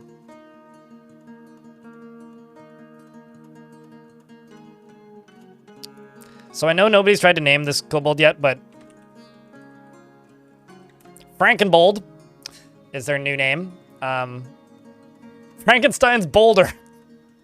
Anyway, is deeply satisfied if anyone could just live in complete harmony, though she is troubled by this as her own nature. She prefers discord and debate at a more abstract level. She lives at a high energy kinetic pace, is sometimes cruel, is disturbed by this as someone who dislikes those who seek to acquire power over others and does not trust others, is very greedy.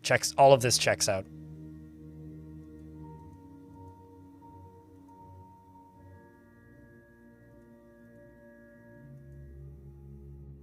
I do have splints, yeah? Yeah, a lot of them. Where's my bone doctor?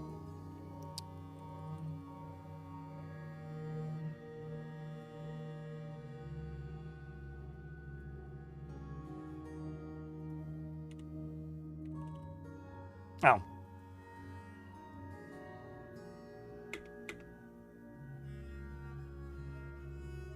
Because she's a zombie. Intelligent undeads get to break all rules.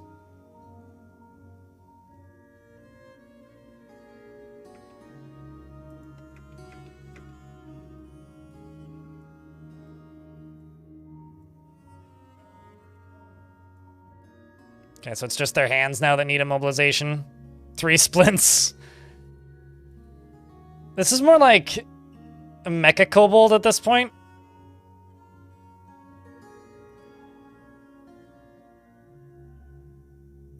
That's mostly what this is at this point, honestly. No treatment is scheduled. Really, no.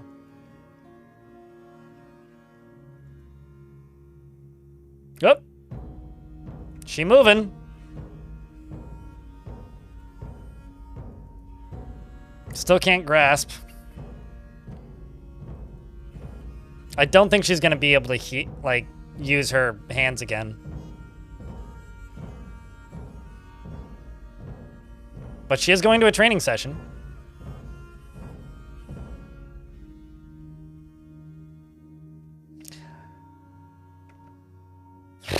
Chat, I've been merciful to this creature.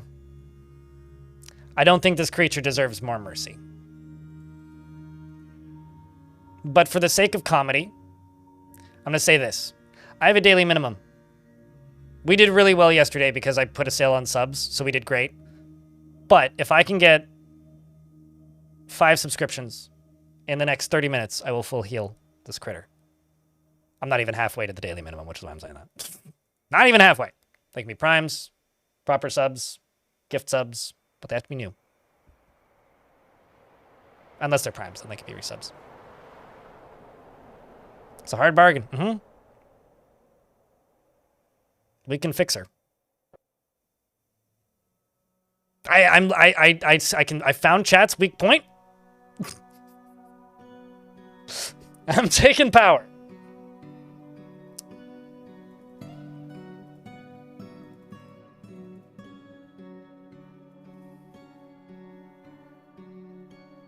Your soul is shattered? You got a very weak soul.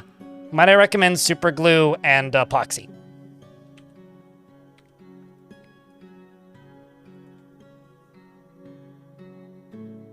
These are all books that we stole. The chapel! The gloss of intricacies. Fact or fiction? I love the fact of fiction. Fact or fiction books.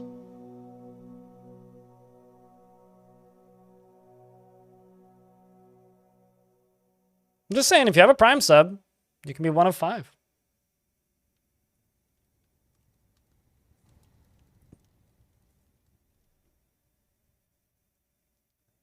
Also, the Cattle, the dwarf, has taken the name the Coastal Leader. Well, there we go. It's 5 gift subs. Shoutouts to Anonymous. Thanks, Anonymous.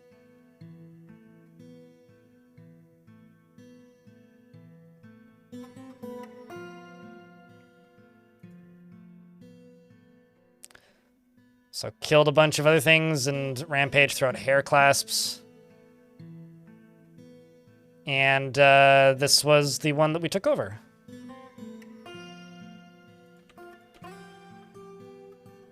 Sweet. Okay. I am a dwarf of my words sometimes.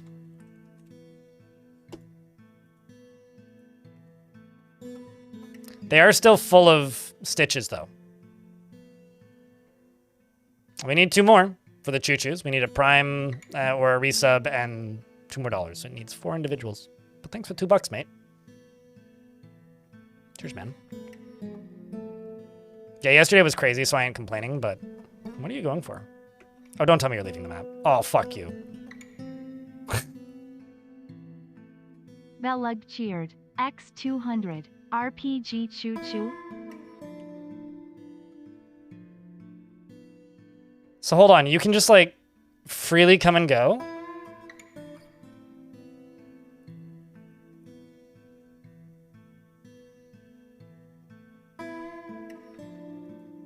That's really fucking funny, I'm not gonna lie.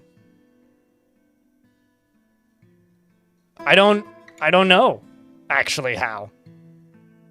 I mean, I did kind of fuck with some things to make this work in the first place, but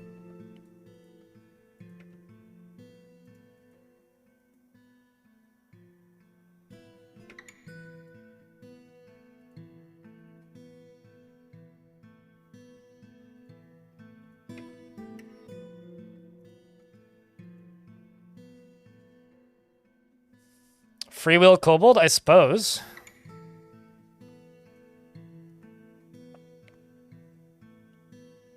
They might not do it again, but I guess we'll find out. Oh shit, what? I thought I gave Sweaty Poet a tomb, did I not? Did they not use it? Oh, am I dumb? Grumble. Sweaty Poet got volcanoed and not properly memorialized.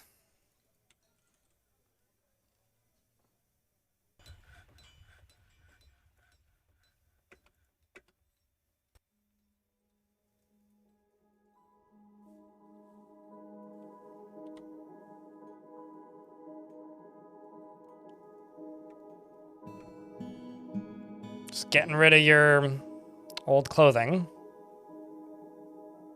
He's very distracted as well. Has been in prison for, like, What, 250 something days? Has acquired 1 shoe. Great.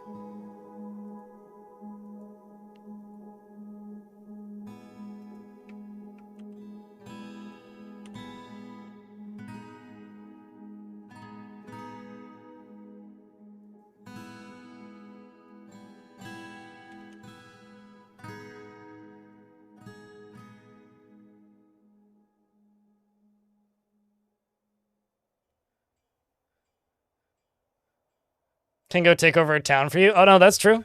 That is absolutely true. It would be fun to make Frank and Kobold into some sort of leader of something, but we'll see what we can do.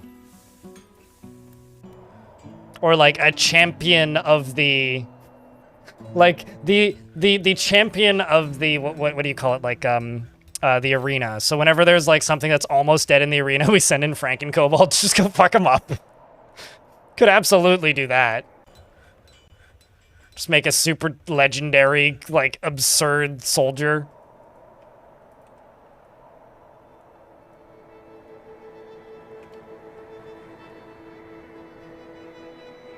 She needs her own artifact? Actually, I don't know if I can. Hold on.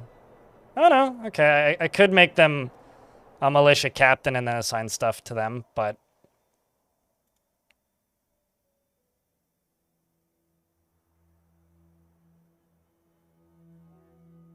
So I could make them into something, like a hammerer.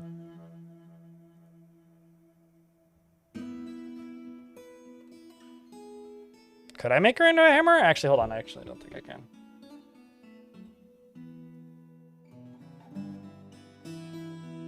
Yeah, I can't make her into a hammerer. Oh, no, I can.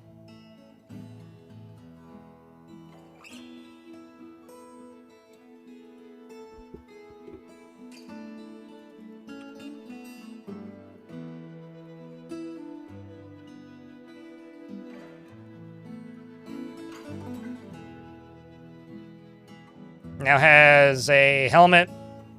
Still needs boots. Did I not make you gauntlets? I swear I did.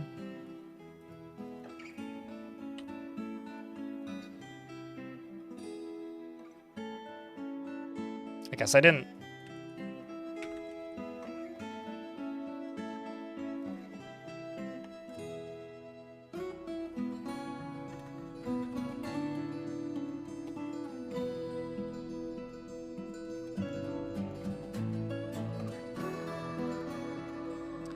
How about...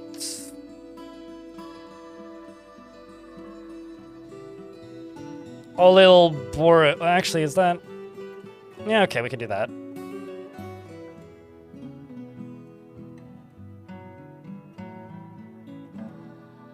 How about we do Unzoram, which is right here, and go into here and give them Unzoram.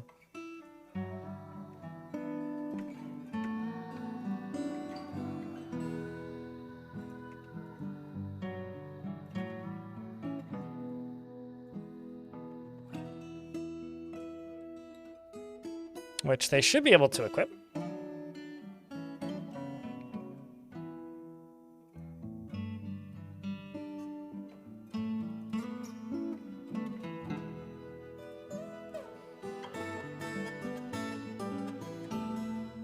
I don't know, let's just put something else on here.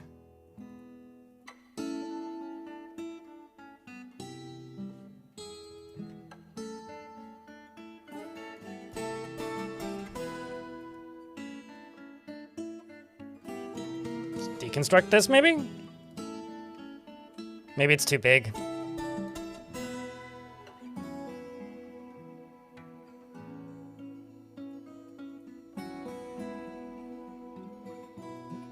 Yeah, no, that's not doable.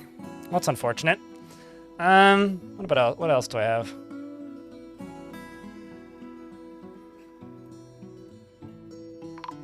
Uh-oh.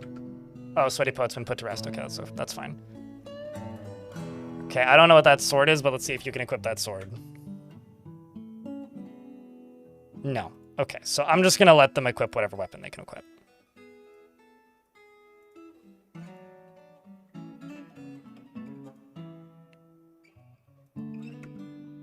Because clearly they can't equip anything else. So that's just what we're going to go with.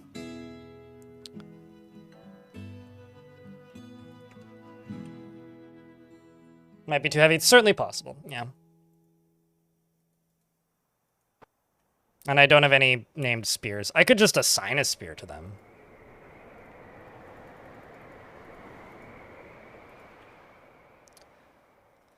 All right. I think I've got a couple other spots down here that I can go after.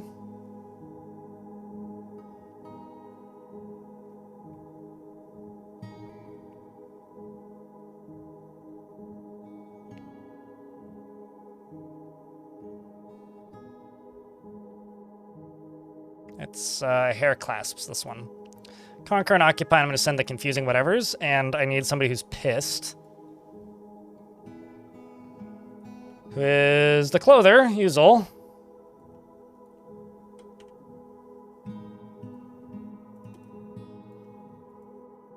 So you're going to go take over hair clasps, because hair clasps is empty. Hello, Mina. How are you? Has identified how rainbows are formed? Okay, that's one I've never seen before. I've seen lots of stuff with weather patterns and like wind and rain, but I've never seen something about how rainbows are formed. So that's a new one for me, at least. That's pretty cool.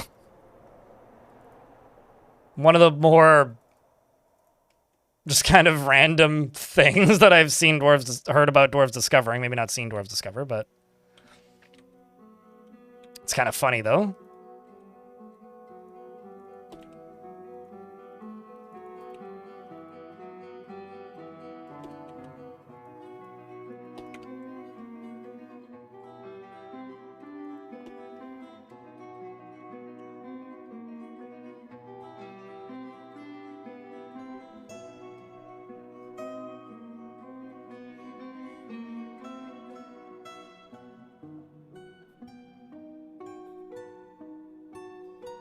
How's it going? It's going's pretty goods.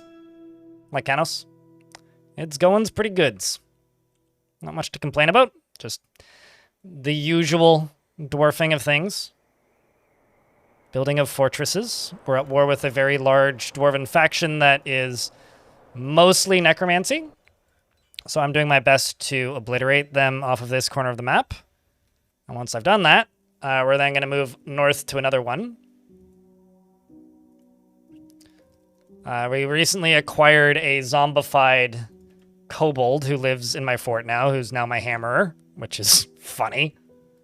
It's probably the surface level quick response time stuff that we've been up to.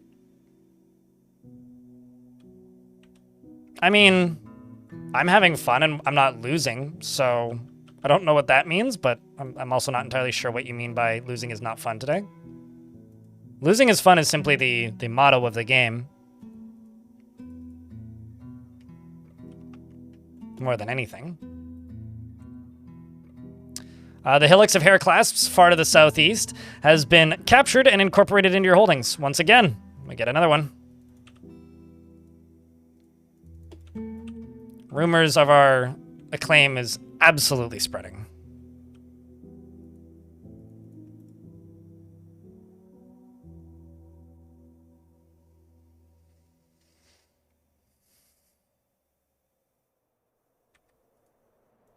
Oh, so things are going too well for losing to be fun? Is that what you're suggesting? Frankenbold is the current Lancer to the MC. I don't know what that means.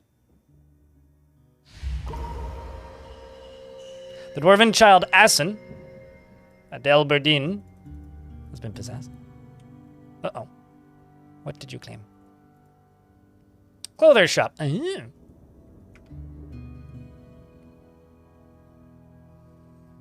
And goes for cave spider silk cloth.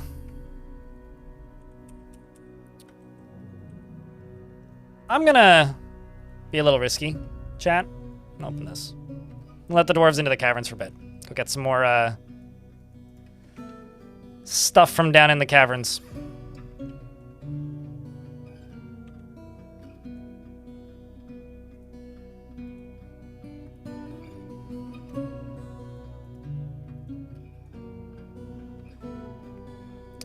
Kobold now has kobold-sized gloves. A clother. I don't actually have... Oh, okay. I don't have any unnamed clothers, do I? No, I do. I got one.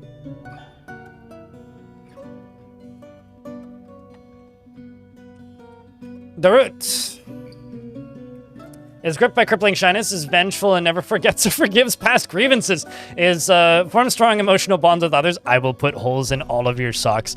Is not a private person and freely shares details of his life. He has no pleasure in his talents and appearance. Almost never feels discouraged. Is extremely confident in himself in situations requiring his skills, and he has a tendency to go it alone without considering the advice of others. He's very humble and doesn't cling tightly to ideas. Is open and changing his mind, and he's often cheerful. He is quick to anger and doesn't often experience strong cravings or urges. He tends to assume that the worst of two outcomes will be one that comes to pass. What? One that comes to pass. And he could be considered rude, though he finds the rules of etiquette to be valuable, at least in the abstract. He is often nervous, and he occasionally can lose focus on the matter at hand and lives a fast-paced life. He needs alcohol to get through the working day and does not mind being outdoors at least for a time, and doesn't really care about anything anymore. Dreams of mastering a skill and personally believes that the acquisition of power over others is the ideal goal in life and worthy of the highest respect.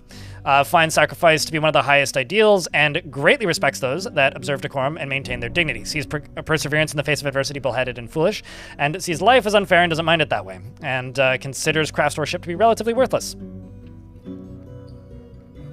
Hello, Tim. How are you? And dreams of mastering a skill. He likes bituminous coal, as well as sterling silver and pink tourmaline and durian wood, snail shell and cotton fabric, as well as jute paper and backpacks, and chickens for their scratching.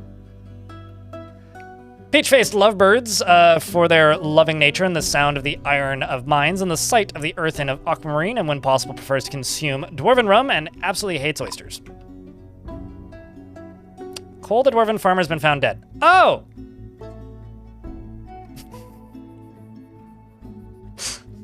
I remember finding that dwarf a long time ago. That's slightly awkward. I memorialized this dwarf. I was like, where'd that dwarf go? Weird. I love the fact that he's covered with cat blood. Why are you covered in cat blood? They've been there for a bit. Yep. That they has. I also just realized something, chat.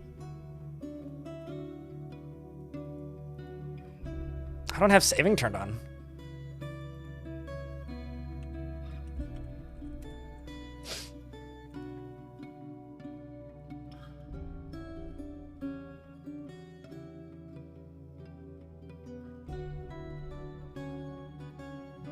I'm saving right now. Way ahead of you on that, Necron. Way ahead of you on that.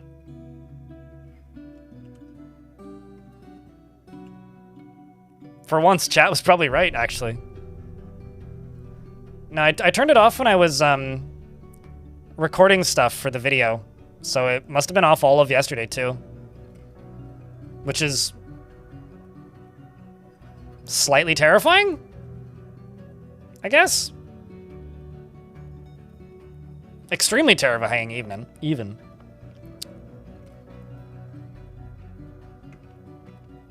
Let's just make sure that this dwarf skeleton ends up in a coffin.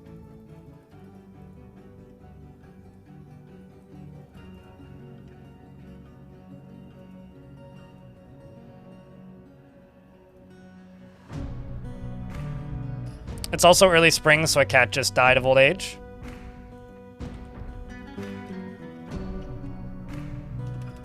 Do you not have a tomb? I'm convinced that you do.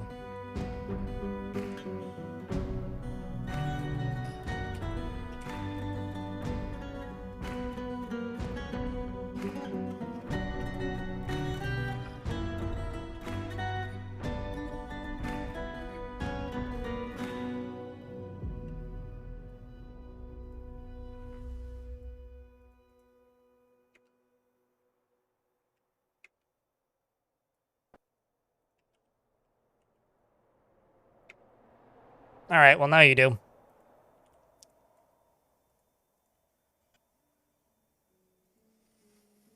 Seems my squads are all coming back.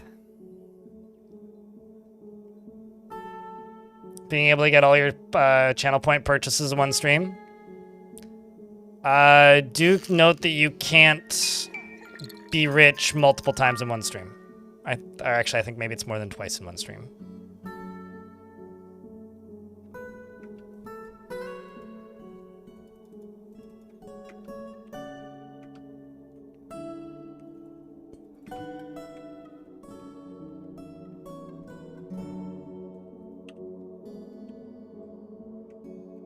There's a lot of just teeth and stuff appearing up here.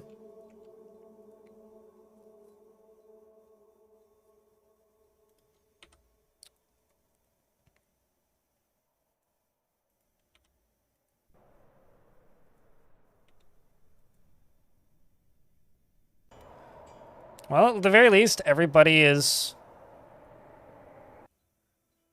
captured.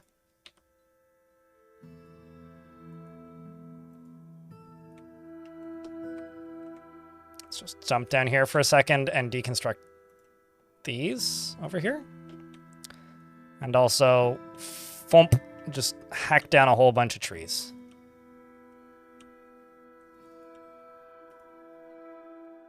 Foul G used to be rich, speaking of. Who's that one unhappy fellow?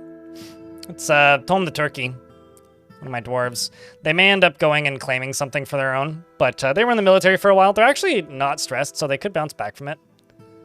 They've just got a bit of PTSD about being attacked by zombies. Foul G wants you to post beers and used to be rich. But yeah, this is one of my legendary swords dwarves. You know, actually what I might try doing with them is just take them off of labors. Jump up to here. And then go down, actually, to here. Because often putting them as... Oopsies. No, that's not what I wanted. Often making them into librarians is not the worst thing for them. I'm also going to, I think, put a few more bookcases in here, because I think we've hit the maximum for this, 146. Let's just do...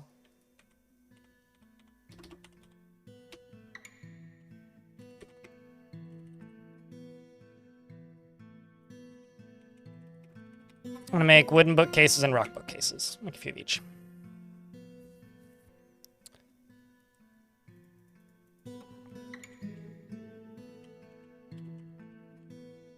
And chat, you guys can watch this dwarf. I will be back momentarily. I'm just going to go take a quick pee break.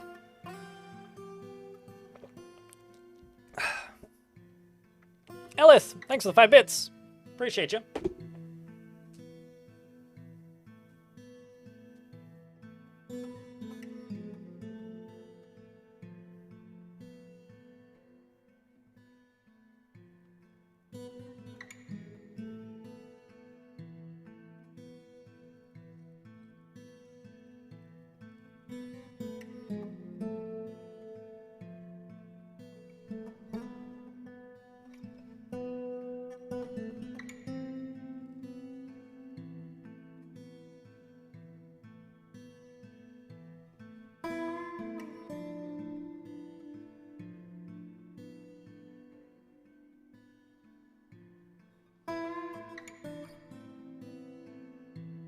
You fucking donkey!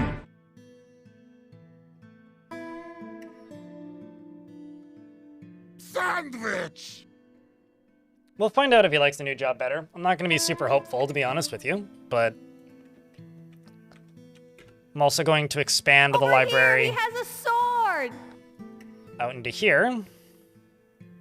Over here, he has a sword indeed.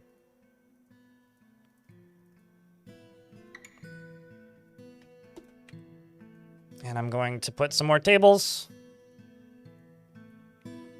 Over here. Down here. Down here. And over here. Do that, that, that, that, and that.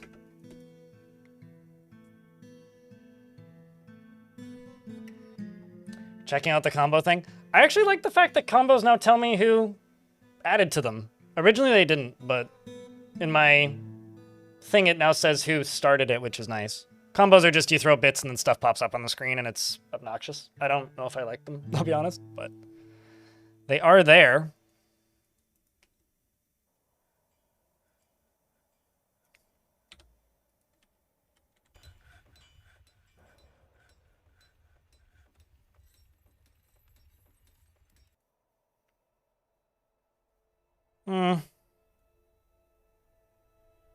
I'm just going to leave you off of all jobs. Apology, thanks for the handful of biddies. Same with you, Elith. Appreciate you.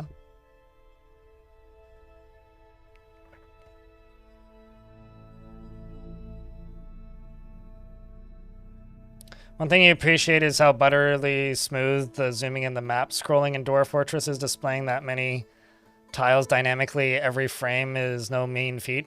The kind of funny thing about that, Tim G, in YouTube chat, is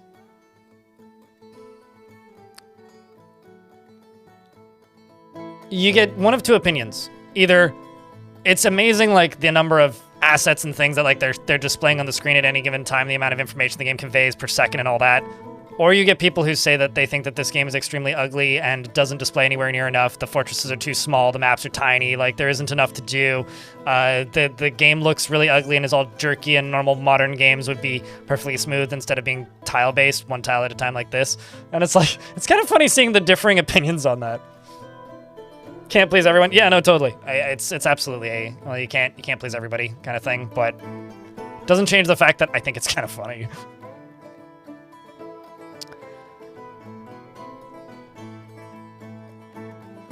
Let's let some dwarves go equip new things, because there's definitely new stuff available that they could go equip.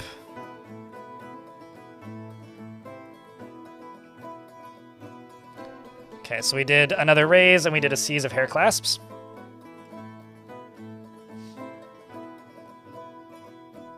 You know, one of the funniest things to me, Eurist, is just like, I've been doing this for a really long time, right? Years ago, when RimWorld first kind of came onto the scene, if you streamed it, everybody in chat would be like,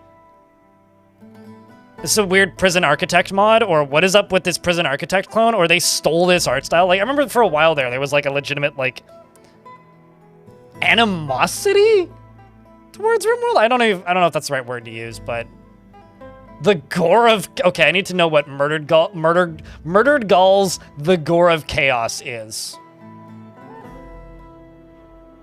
The Mangy Lancer was looted. Jade Gulls. These are, a lot of these are books.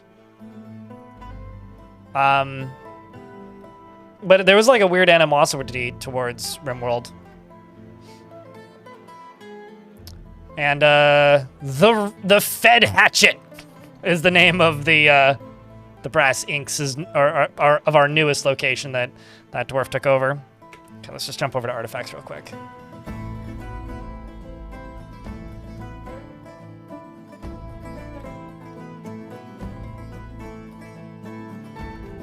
I'm sorry, Slick Fang is also pretty good.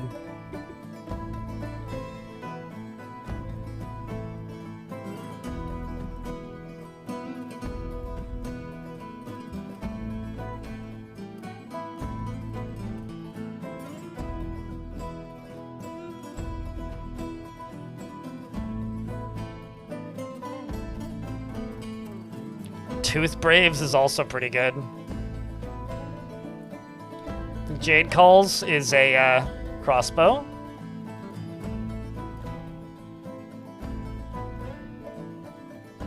Seduced Bones. Okay. The Phantom of Counseling is also a pretty good name. Plain Seas is a fancy thing. Fiery Brigands, the Admired Filter. Poison Aura. Reverence of Dungeons. Scaly Target. Systemic Speaker.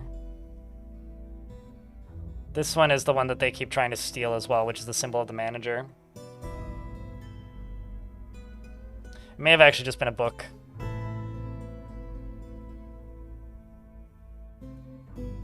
Or it's just a... The Roasted Angel. Gotta love roasting angels.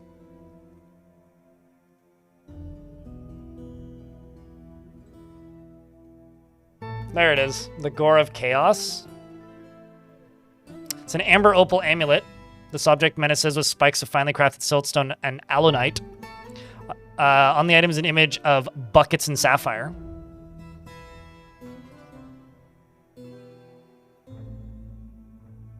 What, Rimworld or Dwarf Super Beer? I think Rimworld has a charm to it. I don't think it's the nicest looking game ever, but I don't think it needs to be.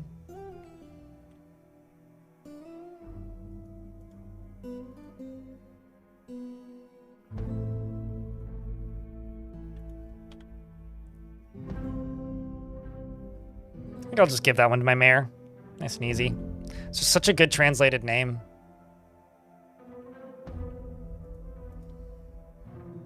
Upstream's doing good. A little slow, a little quiet. I mean, yesterday was a little crazy because I had a sale, so that's probably part of the reason, but just kind of quiet chat in general. But outside of that, it's been fine. No complaint. No other additional complaints. Just the one complaint. Like, I'll put it this way for anybody who's like newer around these parts. I'm very used to a pretty consistent cycle around this channel, which is summer is slow, like very quiet. But usually by like mid-September, that slowness kind of reverts and the chat, like basically my numbers go up by about 30%. That isn't happening this year. And that's probably due to like a bunch of big releases that kind of occupy similar brain capacity and also just the world being fucking crazy. And it isn't quite freaking me out yet, but it's getting there. If things don't kind of get back to normal by like November, I will be concerned. Just in the like, I'm going to need to try harder is the wrong word, but like change my strategy a little bit probably, which I kind of hope doesn't happen because I like my work cycle these days. It's good because I actually have a decently healthy work-life balance for the most part. But I could see that disappearing if I have to be a bit more aggressive.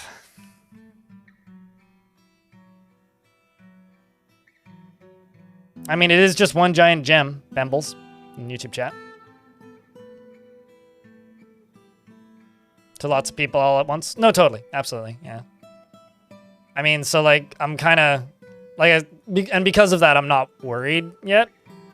But there's a... uh-oh. There's a world where I get there.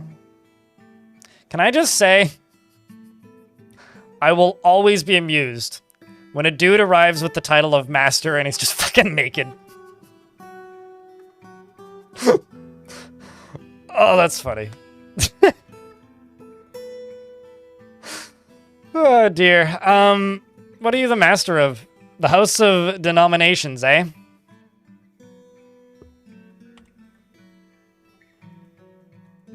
You require justice, sir.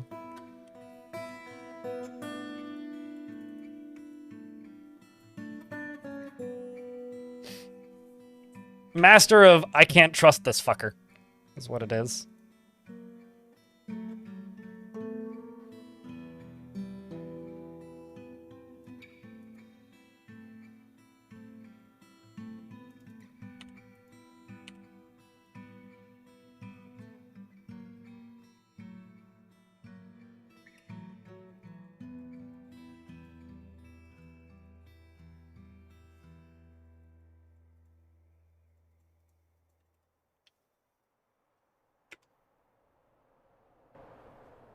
You love the description of Dwarf books? Some of them can be pretty amusing, yes. Zareza just named a shield.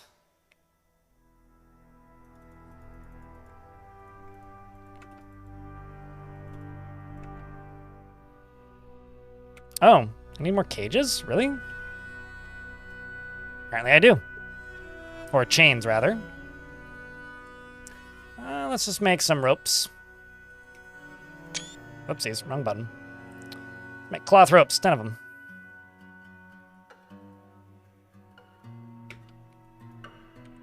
Let's see not what crime you've committed, but how many crimes you've committed. 1 or 3. Maybe 6 or 12. Metob plotted to steal Painted Ocean. Panted Ocean.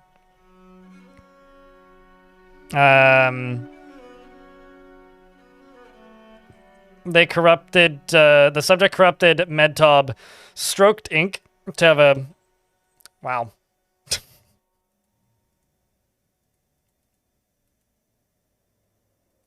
So this dyer has been implicated in a lot of crimes because they've already corrupted somebody. They've been embezzling funds and committing crimes since they began accepting bribes in exchange for leniency. Like, close to 100 years ago. How old are you? 31? Ah. So what you're saying is, you're not 31. You're not 31. Not at all.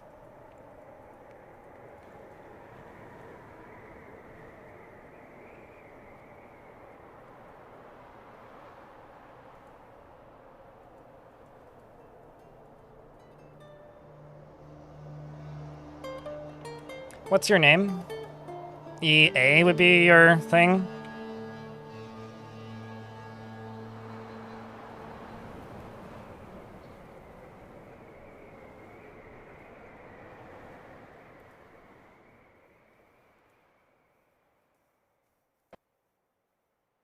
MR RIP. That's funny. Because I killed him.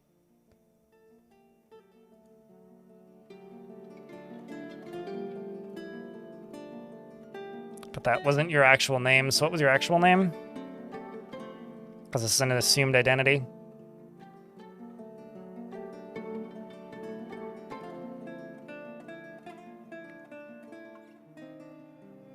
They've been planning to steal stuff in my fort since the year 301.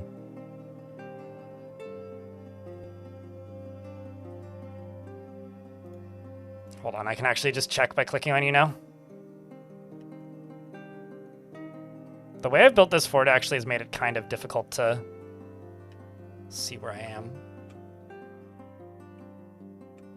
So if you actually click on somebody, if they have a fake name, okay, so EA is their name. Well, let's convict you of all the crimes that you've committed, which is more than one probably.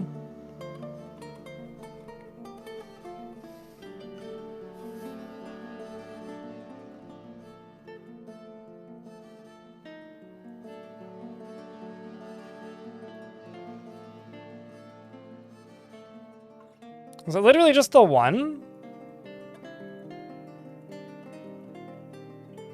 Sag.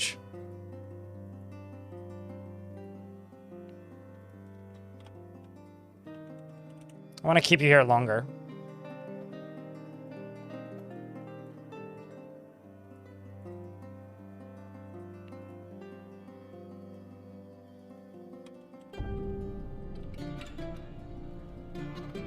So I'm just going to convict them of several crimes that, you know, they may or may not have been convicted in. And now you get chained up. And let's get back to that arena.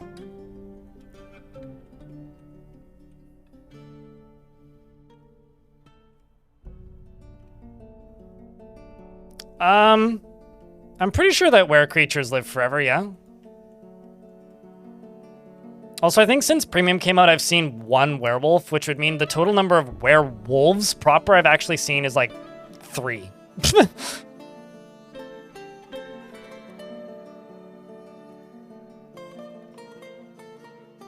It's already up to competent. Is getting there.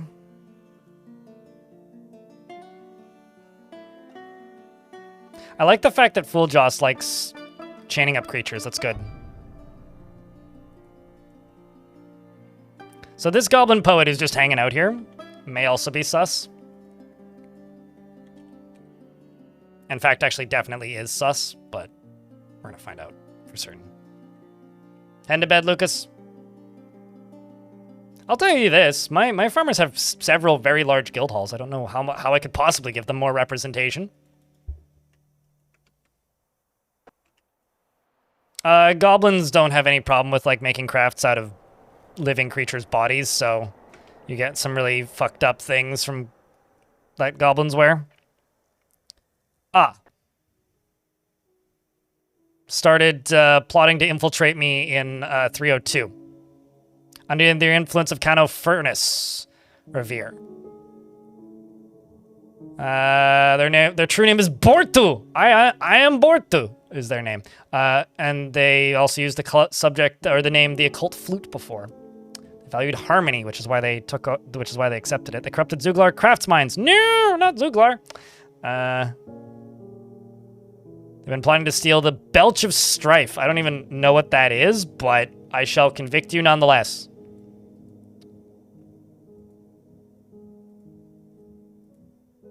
Although I should be suspicious of a goblin with a dwarven name.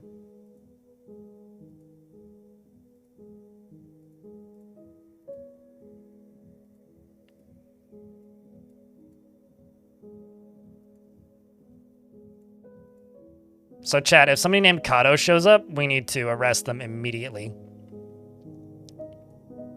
Also, this character's last name is City Twilight. Twilight City to me sounds like a level in like some racing game for their Dreamcast. Zelkin, you have a good night. Thanks for hanging out, mate.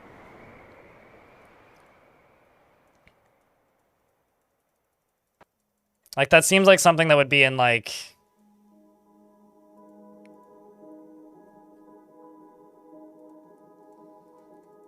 I'm just blanking on all of the names of all those things. But it certainly sounds like a name of a place in a video game from that era for that system.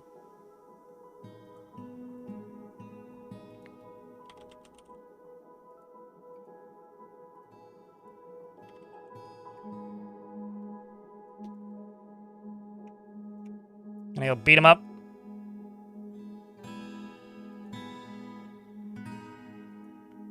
I guess you don't get chained up. You just get beaten up and then you get to leave. Okay, so now that a little bit of time has passed, I'm actually going to go here and I'm going to go books.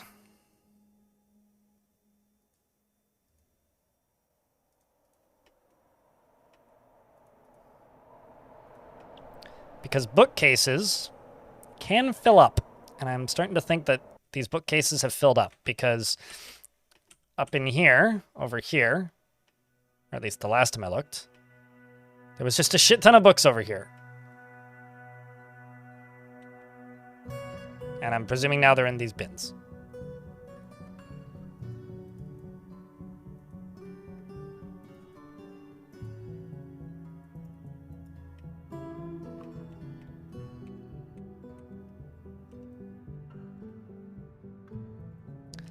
There we go.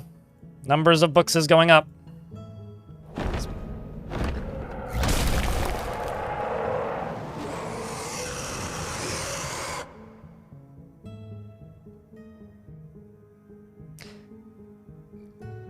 Okay. Yeah, goblins can't make artifacts, but aside from that, they're basically the same as dwarves, functionally. Aside from that, they don't need alcohol, so they're like boring dwarves. I think this time I've clipped that site. You look, it was just a floor made of books, and it was probably the most viewed clip you ever did, really. I mean, that was a crazy floor made of books, okay? I still maintain that. The Rotten Butcher Atu Baxust Makanzor has come, a large iguana twisted into humanoid form. It is both crazed for blood and also flesh, if you didn't know. And its eyes glow lime. Its dark brown scales are blocky and overlapping. You will know why you fear the night. All right, well, pause game. Please hold.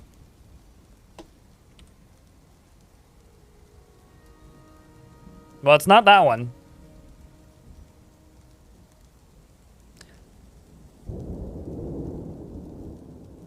Oh. Well, so that master over here, also were-creature. So I'm just gonna lock this door, because that might get bad in a second. There's two werebears. Where? There. And on top of the werebear, plural, we got this guy down here, who's gonna go fight with my sheep.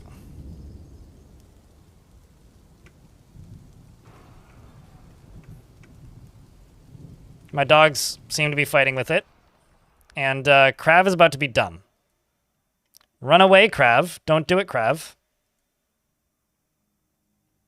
You've been grabbed. Oh, you've been bit. Krav is now one of them. So goes Thigh Cut, who's been bit twice.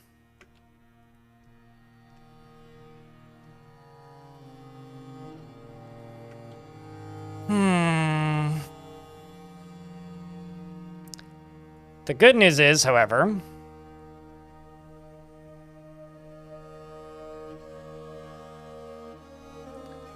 so let me tell you this about evil biomes and good biomes, Nejman. They're just like other biomes, so you know how there's calm wilderness and untamed wilds? For good biomes, there is serene, mirthful, and joyous wilds, and then for evil biomes, there's sinister, haunted, and terrifying. Terrifying is the untamed wilds one, so that one will be hard. Sinister is usually just everything's dead. And haunted is kind of a middle ground. So haunted, you might get some stuff, but it might just rain blood sometimes, or like the ocean will make creepy sounds. But if you want like resurrecting, if you want like a terrifying biome, you have to find terrifying, not just sinister. Sinister is like a calm biome, basically. So I need to isolate Thigh Cut here. And Krav. Never mind, Krav died. Rest in peace, Krav. You died too young, Krav.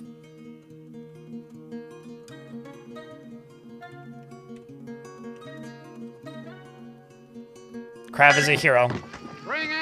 Rest in peace, Krav.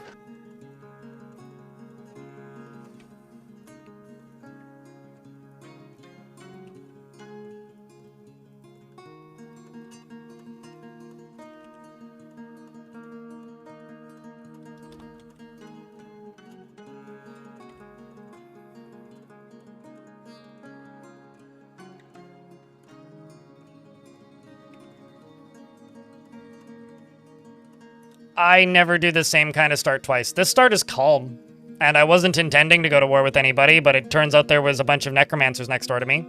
Combat is fun, but it's not the only interesting thing in the game, so I don't do the same start twice. So when you say, do you usually? Just end the question there, because I don't usually do anything. I do what I think would be interesting for a fort at that time. And sometimes that is starting near a faction that I'm at war with. Sometimes that's starting in the middle of nowhere. Sometimes that's starting on just a map that looks cool. Sometimes that's Untamed Wild. Sometimes it's calm. It depends on what I'm trying to do with that fort.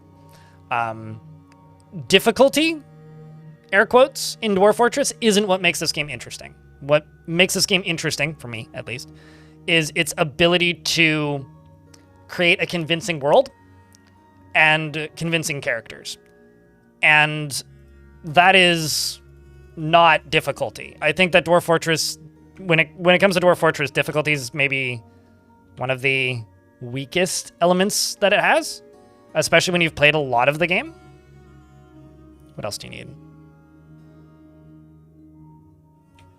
Cut gems.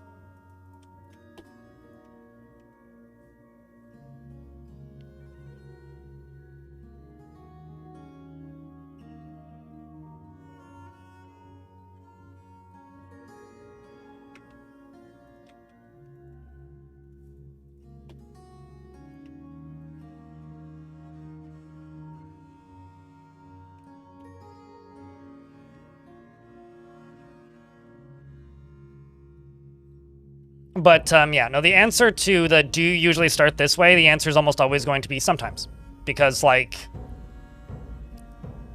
one of the most common questions I get, and I got this, like, maybe 4 or 5 times today, and today's been a slow day, too, is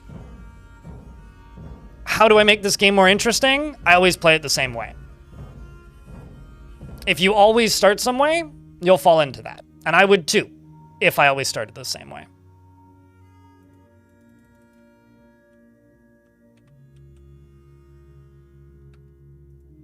So, today, although I've just mostly been focusing on trying to keep the chat moving because it's been quiet.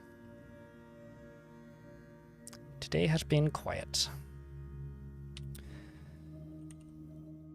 All right, so you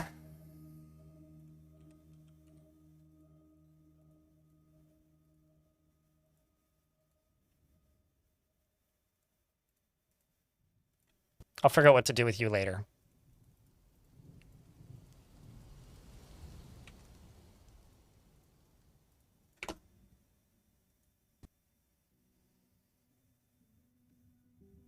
I'll figure out what to do with you later. Hey, chat room. Help us keep that chat moving, would you? Any kind of conversations.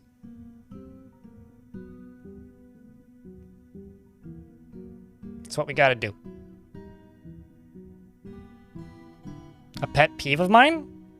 People being fucking weirdly obsessed with kobolds? I don't know if that's a pet peeve of mine, though. I wish that dwarves would stop bringing goddamn cats into my fort. That'd be nice. That's maybe it, though. Because I really wish people would stop bringing cats into my fort. I'm trying to think. Pet peeves.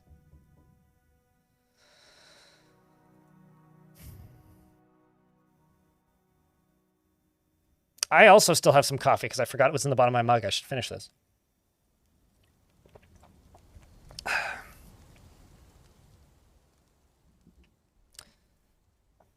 I don't know. I feel like me talking about pet peeves in Dwarf Fortress would mostly just be like bigger scale things because there's a lot of things I like about this game. Like there's obviously like the usual things that I wish were better, but like it would be nice if we could, you know,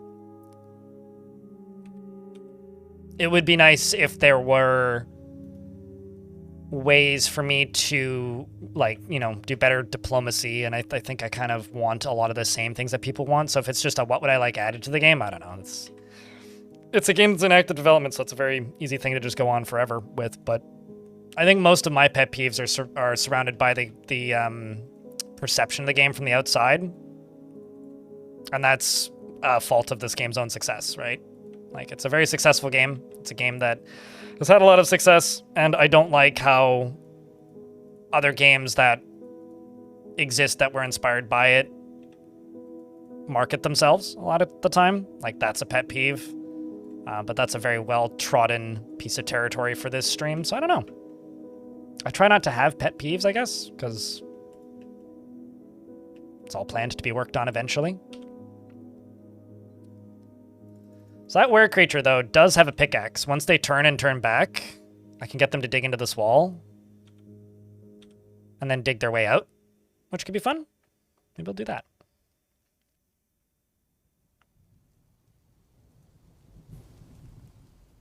Dr. Phineas gave you a gift sub. Dr. Phineas did gift 50 subs yesterday, so. Which is why I'm not too bothered by, like, today being money slow, because yesterday I did a sale, so yesterday was great.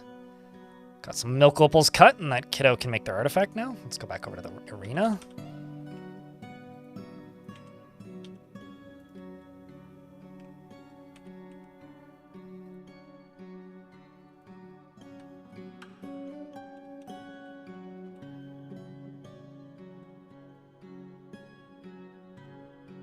Oh, this ain't accessible yet. I can fix that. Actually, I don't even need to do that. I can just literally do this. Although, no, that's not a good idea. Let's do it this way.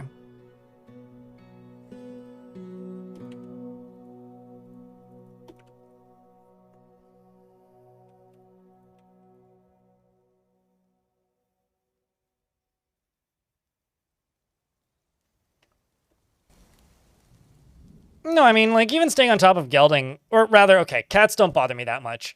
I wish cavies didn't exist. Actually, here's a fun pet peeve. Rabbits and cavies should either give one meat or one leather. Take your pick.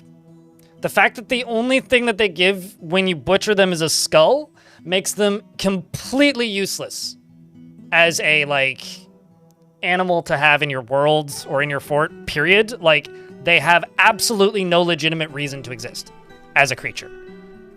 If they either produced some leather or something else, they would have a reason to exist. But because they don't have a reason to exist. And I know people will be like, oh, they're cute. That's not a reason to exist. That just simply means that it's nice to look at. If they gave me leather, or if they gave me meat, then I'd like them. Like, you know, rabbit hides? That's a big thing. What if rabbits gave hides and cavies gave meat? Because cavies are a source of food in a lot of places in the world.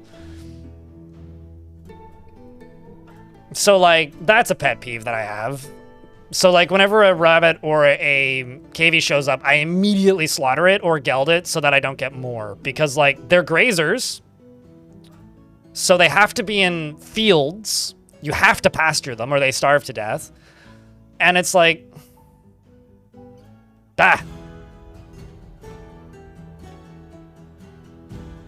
It wouldn't be very good at it, SC, because even if you zombify it, they wouldn't be able to, what's it called?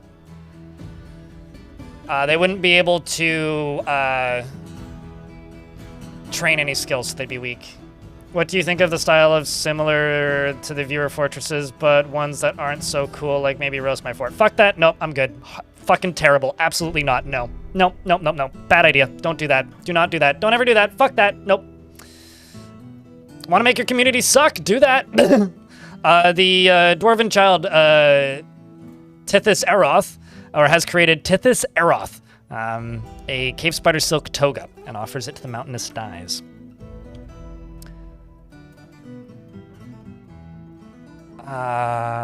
Let's give that to the manager. You can have the toga.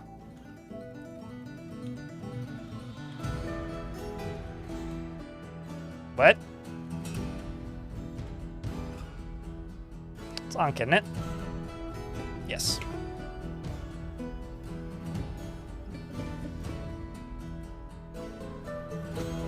But no, I will never make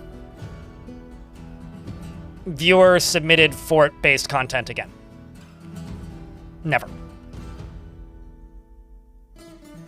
It's never a good idea. It's never been a good idea. It wasn't a good idea when I decided to do it. I should have never caved to the pressure. It's one of my biggest regrets, actually. The Cave Spider Silk Toga, all craftsmanship is of the highest quality. It is encrusted with rectangular shirt cabochons encircled with bands of Cave Spider Silk cloth, and the thread is pale pink, well colored with radish dye. This object menaces with spikes of Cave Spider Silk, Slamonite, and horse leather. On the item is an image of the blaze of bursting, a chert ring in silk. On the item is an image of Meng rack shells, the dwarf, and Cole Gallyside, the fortuitous, the dwarf in milk opal. Gallyside is striking down Meng rock shells. The artwork relates to the killing of the dwarf Meng by the dwarf rotten butcher Cole Gallyside in ring castles in the scintillating mountain in the late summer of 216 during Mothdast Kubok, the onslaught of Lansing. On the item is an image of dwarves in conglomerate. On the dwarves are traveling. The artwork relates to the foundation of sense nets by the work of crystals of the strategic boots in 114.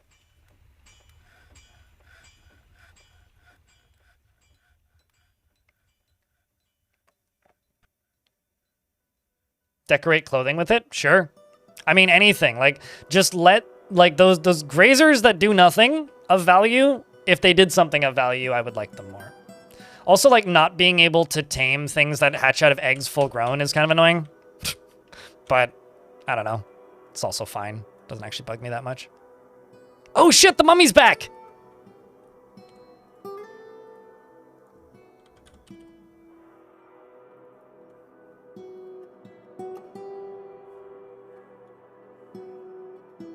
Mummy! It's a human unique zombie variant. They have necromancer powers. That means that they accidentally invaded you. Have you ever heard about Liechtenstein? They either accidentally invaded you or something is bugged. Most likely they accidentally invaded you.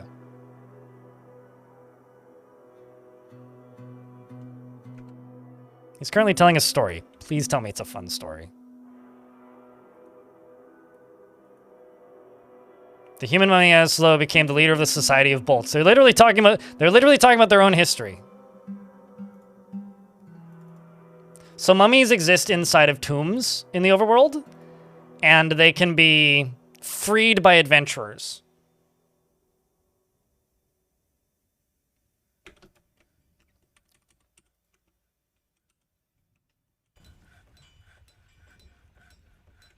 Okay, we're in an ad break. We'll pause game until the ads are done.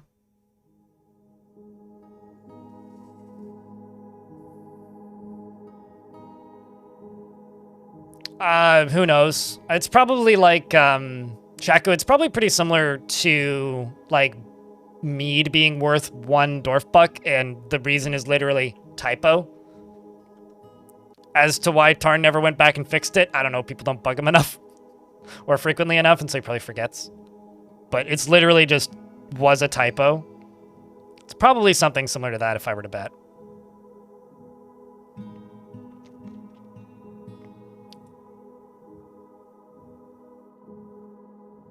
You mean inconceivable, Chestnut? You miss mead? You haven't found any in Japan? Mead's like almost impossible to find here where I live, so, you know.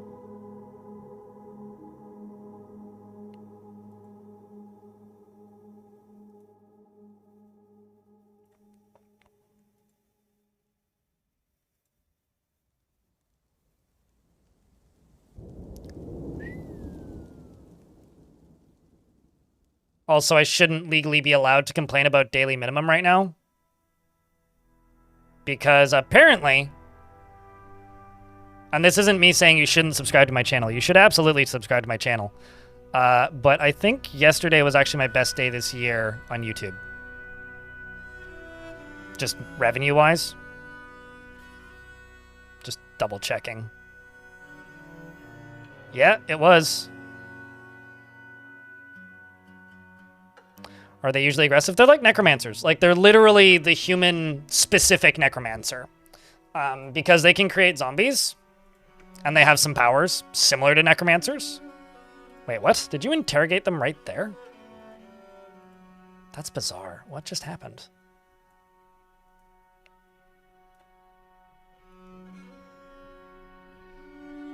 Well, they are a criminal.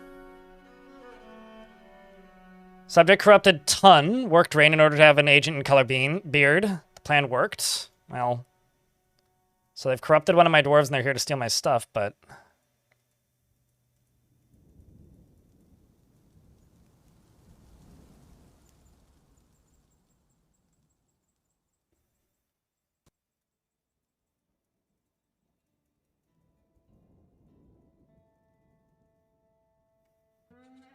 That's funny.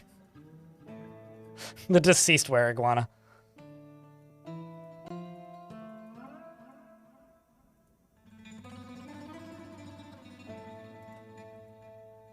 Eslo.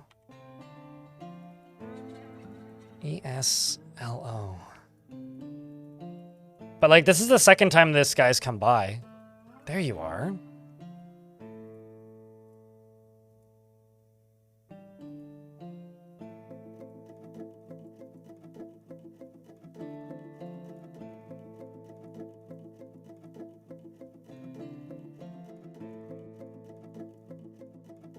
You know, that person's last name being Toast Touch implies that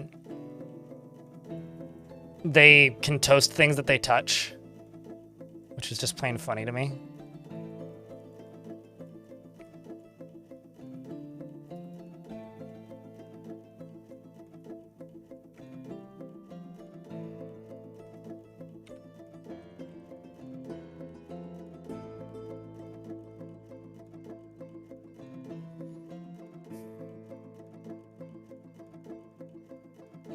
You linked the mug promo art part of my video around because you thought that it was funny and cute? Wait, which part? The ad copy? Okay, so why can't I chain you up?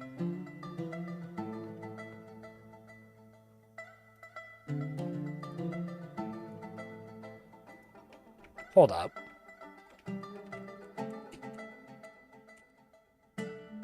Oh. That's why. The prison is currently locked.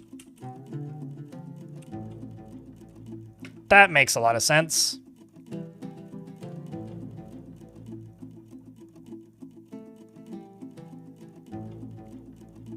Well, I mean, Telenartho wrote it. Or wrote that ad, rather. But no, mummies are, they're just necromancers, basically. In adventure mode, they will fucking murder you. If you free them in adventure mode, you'll just suddenly have, like, 50 zombies on top of you. if you disturb their tombs, so be cautious around their tombs in adventure mode. But in fortress mode, they're basically just like, they're just a necromancer, essentially. They will resurrect stuff. They do have weird powers. They can do freaky things, so maybe be cautious. But like at the same time, they're generally not that big of a deal. This guy's a monster, so...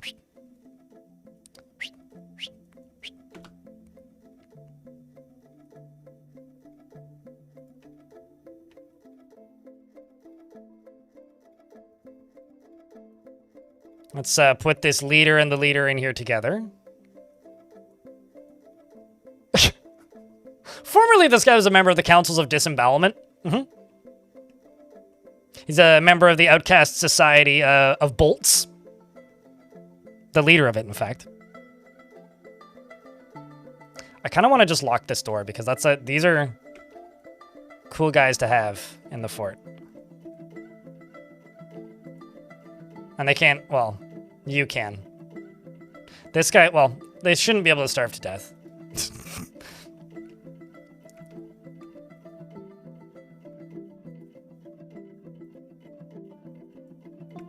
Okay, fine. If you insist on standing there, I will just simply give you a weird-shaped cell.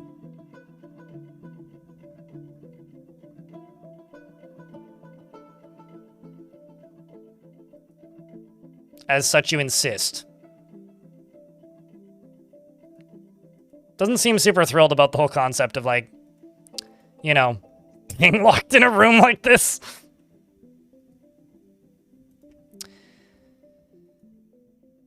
And the kobold is getting better at fighting. I kind of want to go attack a bigger threat.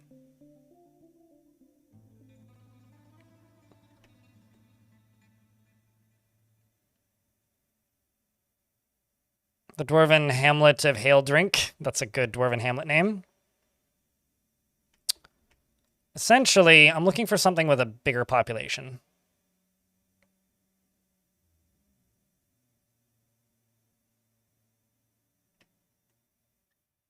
Like, as an example, that.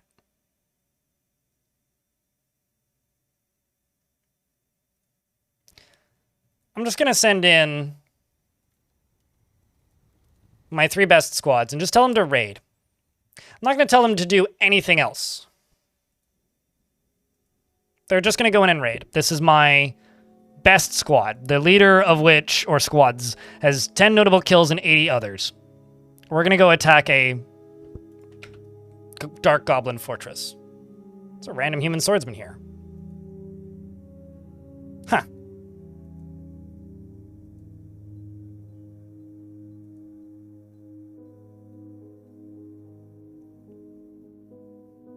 Interesting. Oh, look, a bear.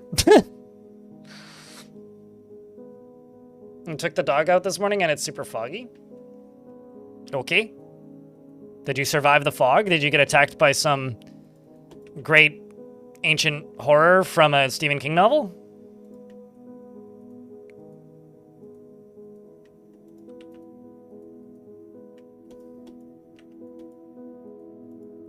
Also, scholars.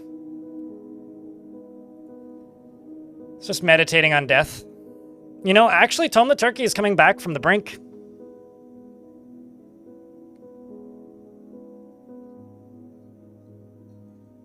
He's not as depressed as he was. He's just sitting there and praying. And you know, honestly, I would do the same fucking thing. Given that situation. So, chat. This is my first time attacking a 1,000+ populace goblin site in this fort. I have a question. Do you think my dwarves are going to survive? Or do you think they're going to die?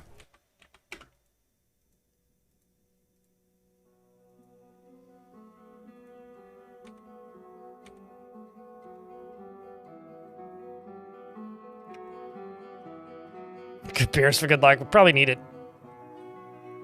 We probably need it. Some will die, but is that a sacrifice that we're willing to make by chance?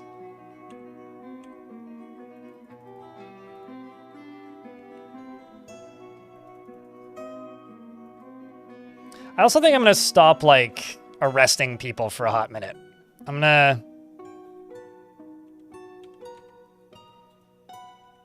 see what we're able to do when it comes to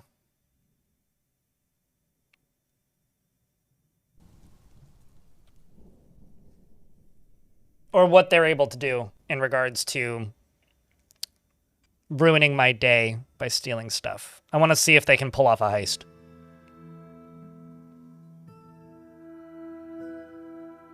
It was a worthy sacrifice. Okay. Maybe not sacrifice, but I will use the word price. It's a price that we may have to pay, and hopefully we don't have to pay it. Like I'd like to make the goblins foot the bill in this one, you know? Like, if given the ability, I'll make the goblins foot the bill, but if we have to foot the bill, then we have to foot the bill, chat. Have you guys ever tried to build something like this? It's funny, like, I always have people asking me, they're like, something scaffolding. I'm like, this is basically the best scaffolding you can get in this game. And it's slow and can be tedious, but like, hey, at the very least it works. And soon I'll be able to start doing this on this side. It'll take a little bit, but we'll get there. I once had Ocean's 3 attack. It was 3 separate bards that all simultaneously were like, murderer! And then they all turned on me and like tried to do the fight thing, and it didn't anyway, it didn't end well for them. They all died. We killed them all. None of them made it into the fort, or made it after like the initial, this is mine, it is my quest to steal this item. Like, I made that like 6 days ago. What? Like last week, one of my children made that. Like, that's a toy boat, sir. You're stealing your life's quest is to steal a toy boat made by a dwarven child several weeks ago. You can do better. I always get frustrated while building? Really? I do think that, like, this is a controversial opinion that I think, like, most people who play this game probably disagree with. But I love the fact that building in this game is kind of tedious. Like, genuinely. Because two things. It makes constructing anything tall an achievement. That's the first thing. And the second thing is, it makes it into kind of a structural puzzle of like, how do I get this brick here? Like in Minecraft, you just kind of like look in the general direction, kind of shimmy over to the thing and just go plunk and plop a block down. But in this game, if they could build like above them or diagonally, it kind of, you lose the weird, like, okay, I have to like think about how I'm going to do this. Like, it's not something that I can approach quickly and easily. Why are you? Oh, okay.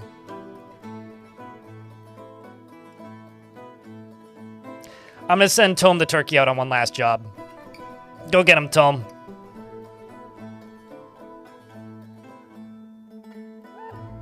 One last job, mate.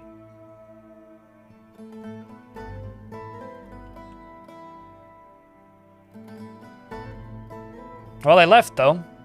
Let's see how it went. Wish us luck, chat. They probably just snuck in and stole stuff. They did. The strategic boots slipped into Ranas menaced undetected. The allied seduction of the whimsical immortality. And the forces of the Mountain of Dice searched it.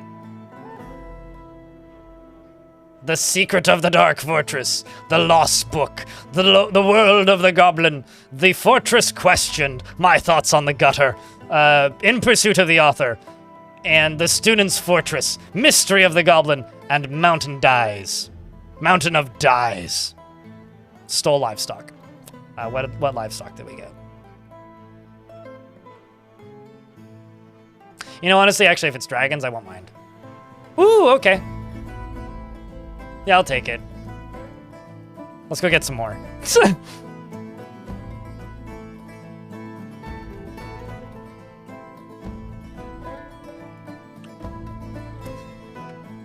I got dragons.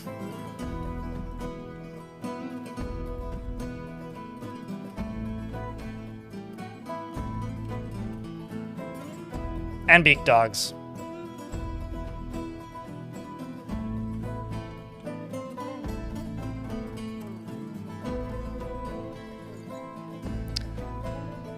So I'm gonna go try and steal a couple more dragons from them. In fact, I might do 2 rounds of dragons. Once I've grabbed 2 rounds of dragons, maybe 3, maybe 6, then we'll just attack them. Hey chat, anybody who played Dwarf Fortress before it was on Steam gets this joke. This dark goblin pit of dungeon craters, which is a great name, is the hatred of idleness. That's really funny if you played Dwarf Fortress like before 2022.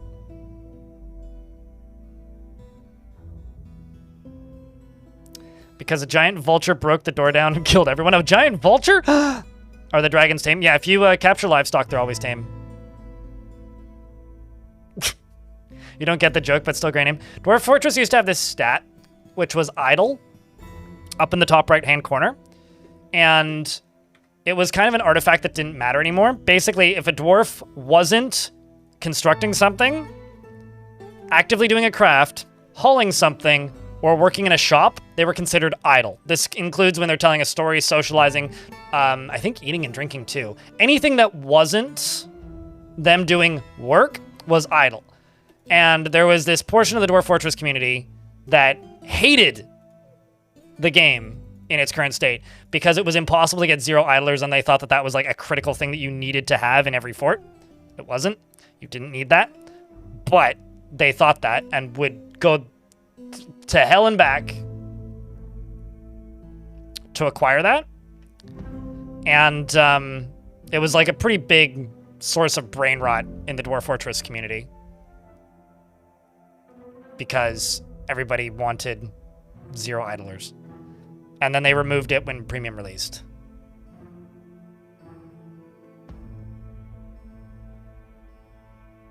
Because, you know, quite literally it had no reason to be there anymore. If you can lean, you can clean, sure.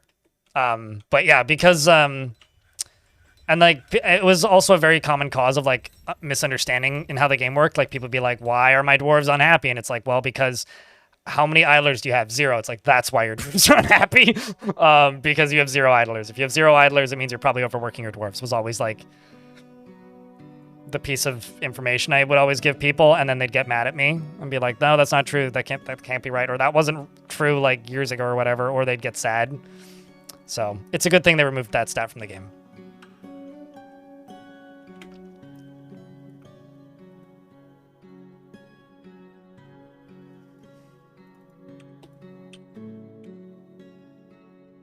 I'll have to go raid that site again.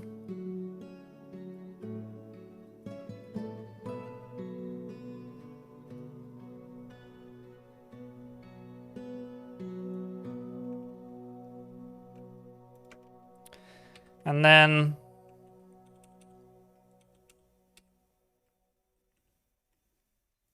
here. And here. And then I'm going to go to this. Also, I'm just going to go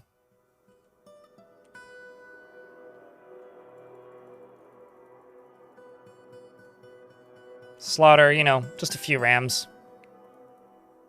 It's okay, we can always download more, don't worry. And we're going to be eating, is it mutton? That's sheep meat? Because I know lamb is obviously a baby sheep, but mutton is sheep meat, right?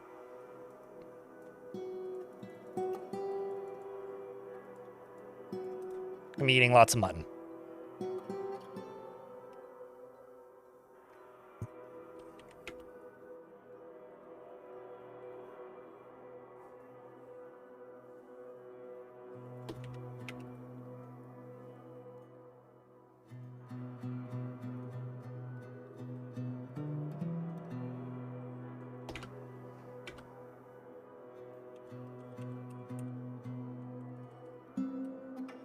Here come the Durgans. I'm also going to go over here and type in drag. This whole situation is such a drag, Chad, let me tell you. Train all those as war Durgs.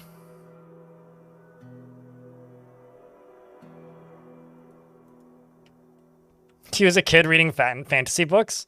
I had somebody like, I can't remember the context of this, but I had somebody very confused about what mutton was at one point. It may have actually just been somebody in chat somewhere was like, what the fuck is mutton? I was like, how do you not know what mutton is? Uncanny funnels. Huh.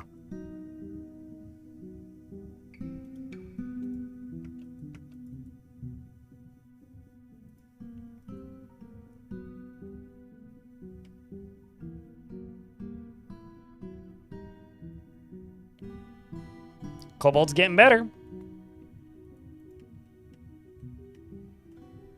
Yeah, mutton is not super readily accessible here either. I mean, you can get... I think it's probably easier to get lamb, actually, here than it is to get mutton. Also, we're eating dog meat roast. I'm sorry, but we butchered dog meat, Jack. For me or for you, Azimuth? For you, maybe. For me on stream, no. The reason I have zero interest in going back to older versions is there are people who are like, oh, older versions of the game were better for this reason, this reason, this reason, and this reason. I am not one of those people. I genuinely think that the improvements that they've made to premium vastly outweigh the things that I liked about older versions. I have zero interest in going back to older versions and playing them on stream. I've done it for various things, but like, it's a educational curiosity and not something that I personally find enjoyable. It's purely just an educational curiosity. You also need to remember that I played thousands of hours of those versions, so it's not like I don't have experience with them. And also, this might sound crazy, but I make a living when people tune in. The harder the game is to watch, the less people want to watch. And those older versions of the game are way harder to watch than this version for a multitude of reasons. I spent multiple years in those versions of the game streaming. And I told somebody this once, and they said that I was... Like, they insulted me. Who basically said that they were sad that they missed me back then because they don't like this version of the stream. They'd never seen my they didn't see my stuff until this version of the game came out. And they were sad that they missed my streams back then because they only play that version still and asked if I would ever go back. And my response literally was no. Like, I don't really have any interest outside of maybe the occasional, that's a weird curiosity thing kind of situation. But no, I have no interest in going back. And I told them basically, like, you should have gone looking for streams back when that was relevant. And they got kind of nippy with me because I know for a fact that if I play those older versions and thus making the game significantly harder to watch, less people will tune in, and that's bad for me. It's unfortunate. It's all the things. It's unfortunate. It's a good thing you never subscribed to me in the first place, though. You could unfollow me.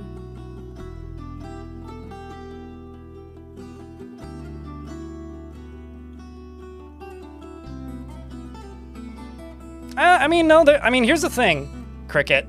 This is a game where every single version ever made is still available and you can still play it. So the thing that you need to realize that's like kind of crazy when you think about it is that because every single version is still available, there are some people, like, you know how, let's use live service games as an example, or like League of Legends. There are people who have their favorite era of every game, pretty much, right? And like, oh, you know, I liked that game before this patch, but once this patch hit, it just wasn't the same anymore or whatever.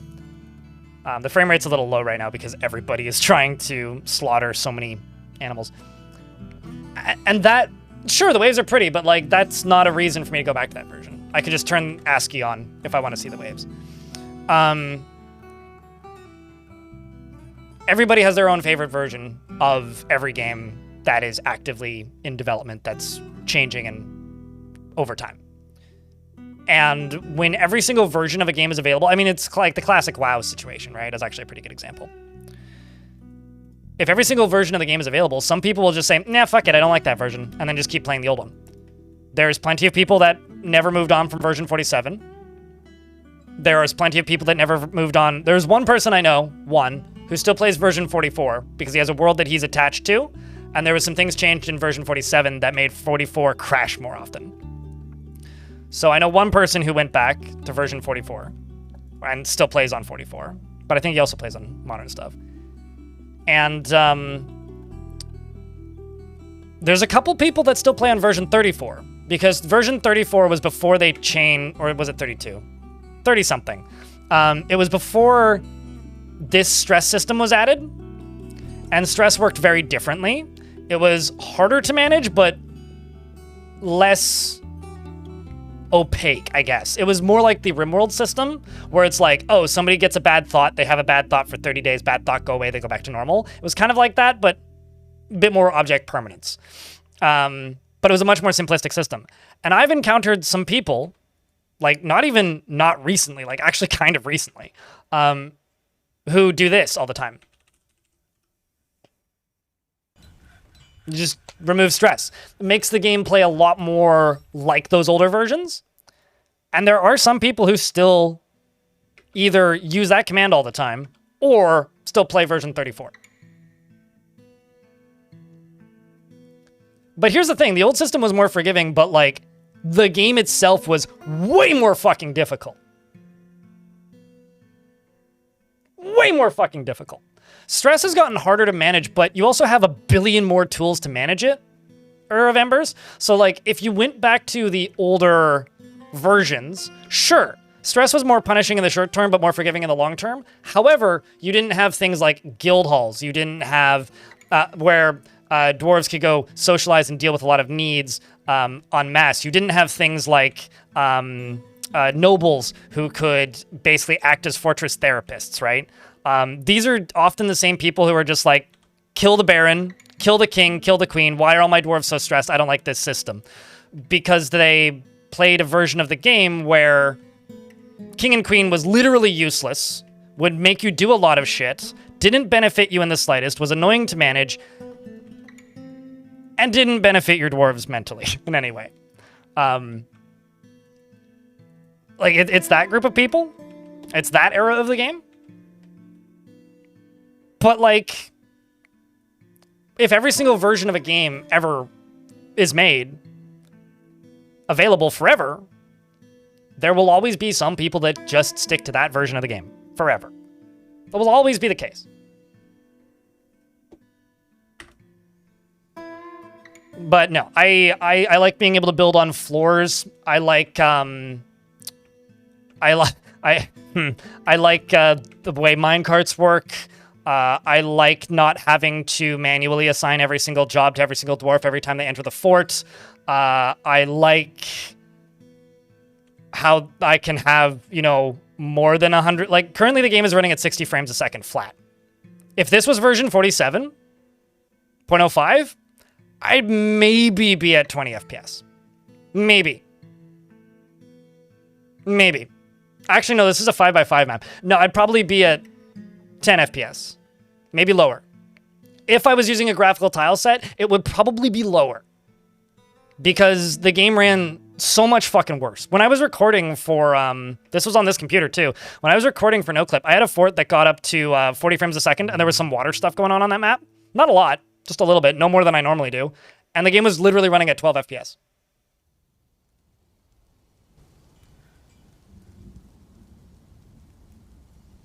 So mod your wooden bolts. Literally just mod it. So no, I have zero interest in playing older versions of Dwarf Fort. Outside of like a 90-minute, well, that's curious. Anyway. How you doing, Stonecoat? Dwarf, what you want? What dwarf you want? Sentence makes no sense if I say it that way. And if people prefer older versions of the game, more power to you. I don't get it. It's not my bag, mate. I don't need it. I do not need it. They made a new Borderlands? I open up my Twitch and the first thing I see is somebody playing a new Borderlands game. Stone carvers. I have one stone carver. I have 2 stone cutters. And I have 2 cooks.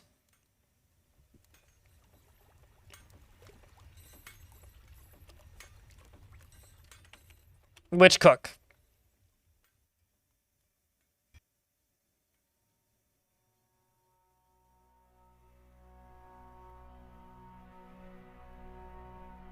Bearded if possible. Okay, so you'd like Avos then. Avos is stressed, but maybe you can have a glorious recovery.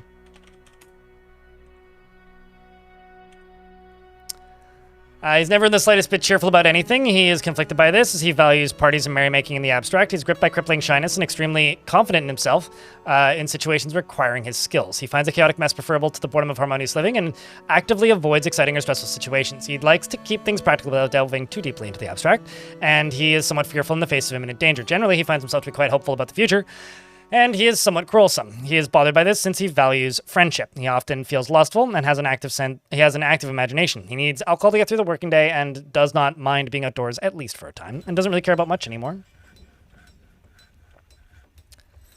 He dreams of creating a great work of art, and this dream was realized, and he personally is disgusted by tradition, would flout any he encounters, if given the chance, and views any show of emotion as offensive. Values tranquility and decorum and dignity and proper behavior, and doesn't see cooperation as valuable.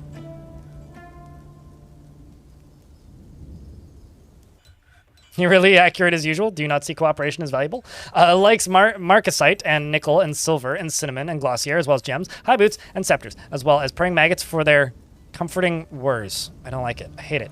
And the words of the early dress, and when possible prefers to consume brook lamprey and passion fruit wine, and absolutely hates cave spiders.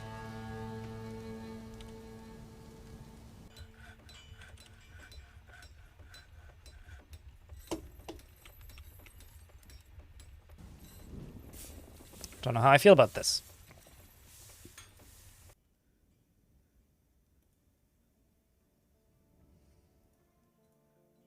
Let's see if everybody's left. Aha, everybody's left.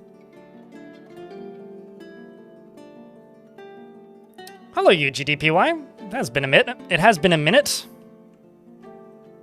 Hasn't been that long, but admittedly, I was the one who was gone for a little bit. Although I also feel like part of the reason I vanished, actually, and went and edited that video, is because I just found that a lot of people had vanished. I think there was just enough video game releases and things going on that a bunch of people are just like, well, time to go watch something else for a bit, which is fair.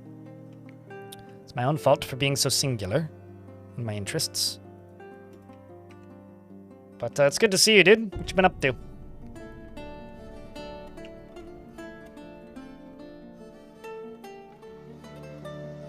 And we're certainly not out of the weeds with that yet. I clearly didn't promote my Twitch channel enough in the YouTube video, because the YouTube video certainly hasn't boosted the YouTube stream at all. Which is a shame. Oh well.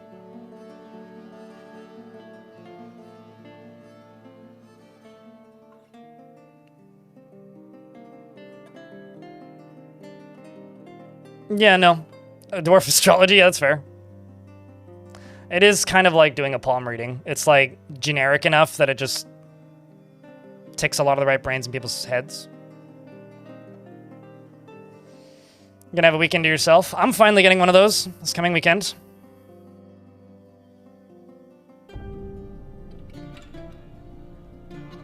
Hello, human child number 42. Hopefully you enjoy your meal.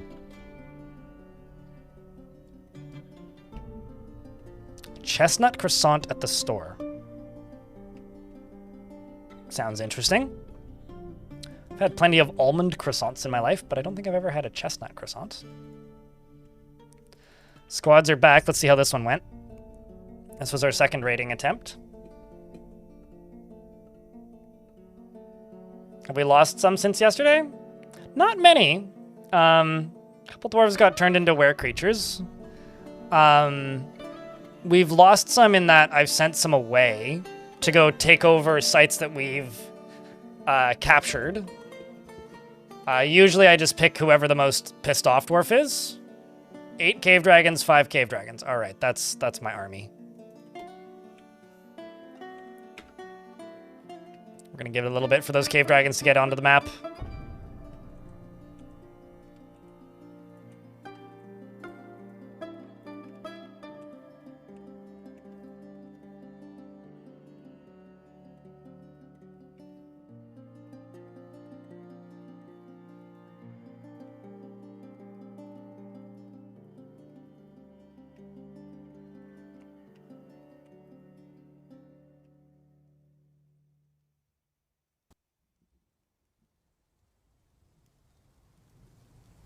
With a chestnut stuff, and it's chestnut season? Well, I mean, hey, I've got nothing against chestnuts. It's just not something I think I've ever seen.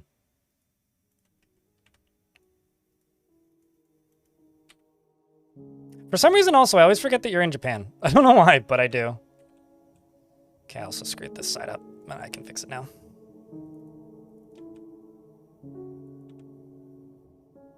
Like, for some reason, my brain always just, like, thinks that you're from Australia, or in Australia, because of the time that you log on. It's very much a, like... There's not a lot of people from Japan watch, or who live in Japan watch my streams, I guess. There's, like, one or two that I can think of that I'm aware of. And so when people log in around now talking about breakfast, my brain just goes to Australia. Homemade tacos do sound pretty good. I learned a life hack the other day, which is when you have tacos, you should get a second taco shell and put it on your plate so that all the stuff that falls out of your taco lands on your taco. Or lands on your next taco. Okay, that's what's happening. Got some, Kias. Man, these Kias are making a fortune off of stealing artifacts from me, because I get so many random artifacts from off map.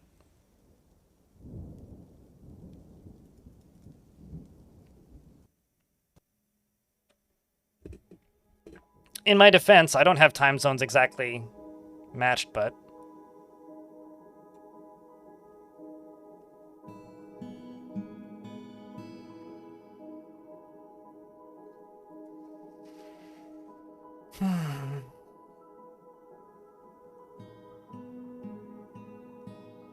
Also, I live in a country with, like, 4 time zones, so... I just kind of presume that all countries have multiple time zones. I forget that some countries are baby countries that need to grow up one day.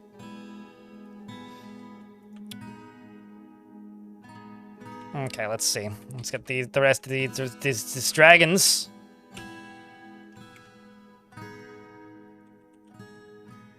They haven't entered the map yet.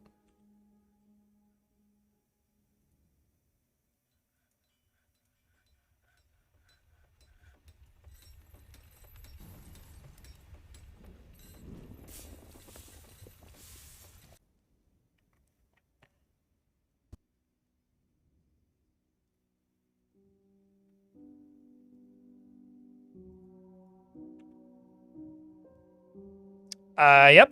That's something that I'm jealous of when it comes to, like, Japan.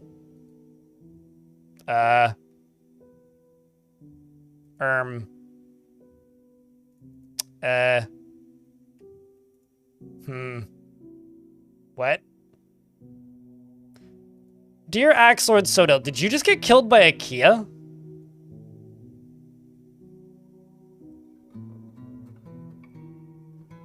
Okay, so hacks the Kia in the upper body with her steel battle axe, and the head is cloven asunder.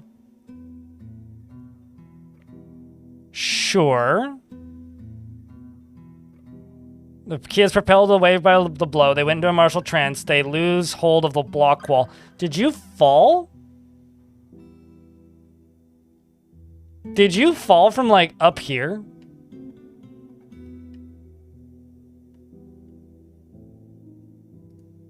You did.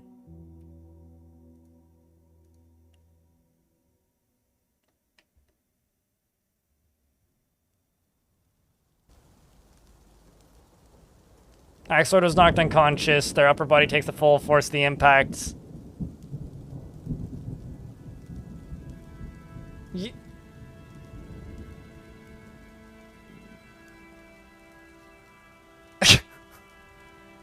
Gravity, I guess. Huh. Okay, then.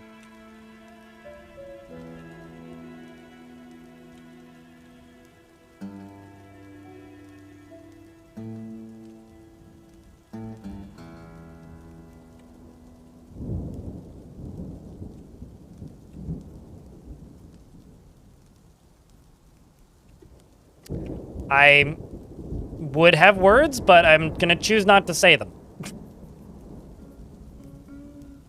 Because I'm a little bit baffled.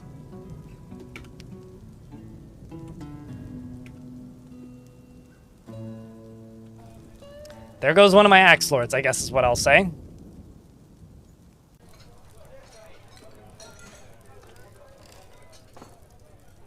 There goes one of my axe lords.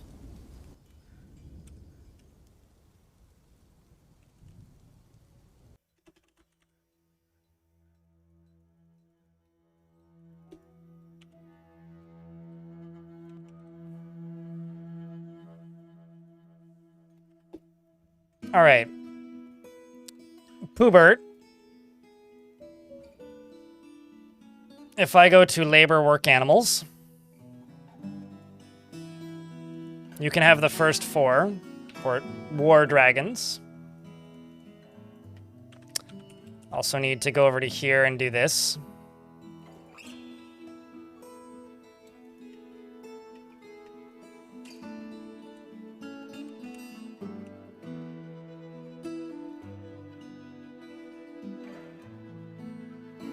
Romanoid can have the next few once they're ready to go.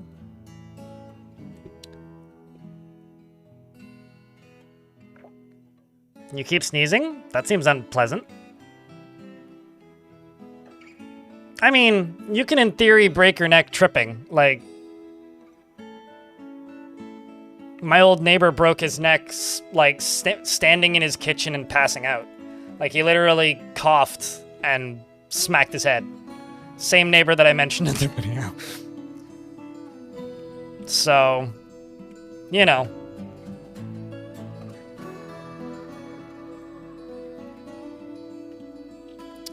Let's just get a bunch of hauling stuff done, because I got a lot of stuff that needs to be put away.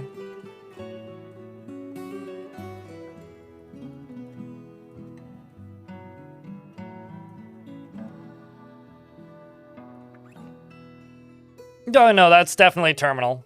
That's a very long fall. This was, like, not that far, really, in the grand scheme of things.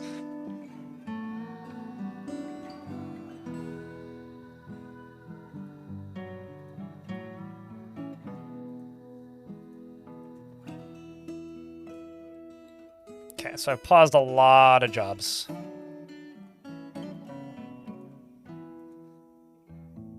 Gig has been reelected.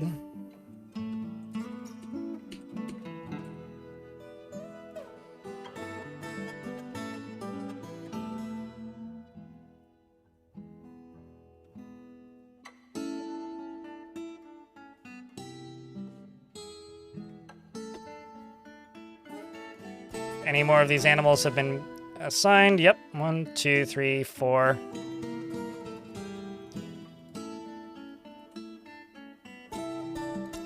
One, two, three, 4. And just for comedy's sake, 1. Oh, that's a lot of miasma. I'm gonna take all of these not you, most of these squads off of training, set them all to no orders, go up to right here. Turn all these dwarves off, let them go do literally anything else. Except for the ones whomst refused. And let's just get shit cleaned up, because I got a lot of stuff that needs to be cleaned up. A lot of stuff that needs to be cleaned up. Also, I've got is that a manager with a shit ton of coats around their office? Yeah, it's Sage. All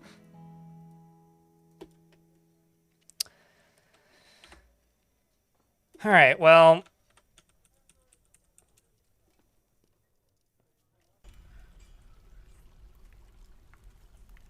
Or we've got to put stuff away for a bit.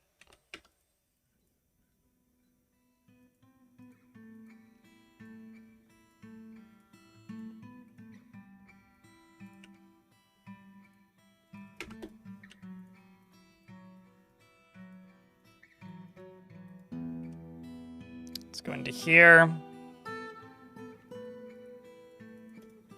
Unforbid these. We've got a general familiarity with Cave Dragon training now, which is nice.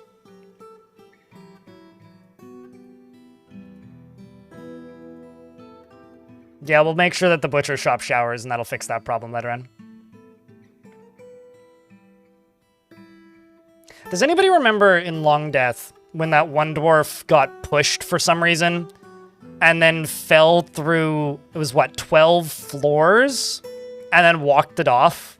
Like literally went bang, bang, bang, bang, bang, bang, like fucking comedy set of just like through the floor, through the floor, through the floor, through the floor, through the floor, through the floor, and then just walked away. I think they had like some bruising or something, but they were just fine by all accounts.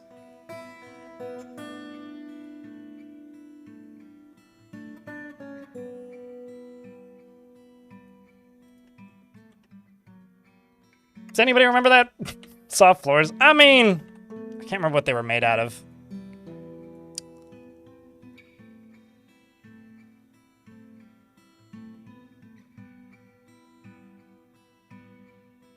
Oh, I always forget about Newfoundland. My bad. Yeah, 6 time zones. Thanks, YouTube chat. I think I've been corrected on that before, actually. I always presume they're just Eastern time, but they're actually like further that way, aren't they? Okay,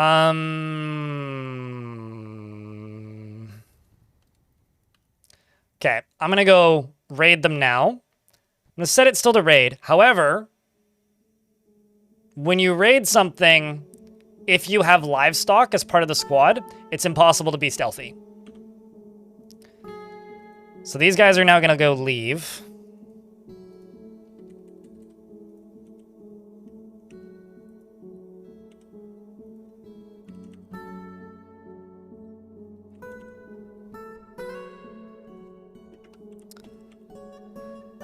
So wish us luck, chat. This is gonna be my first big assault on a location. And also, who's the most pissed off dwarf in the fort currently? Who I'm willing to get rid of. Urib the planter.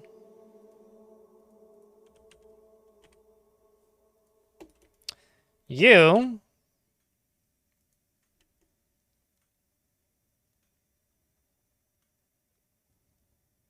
are going to go claim something that I've attacked. Conquer and occupy.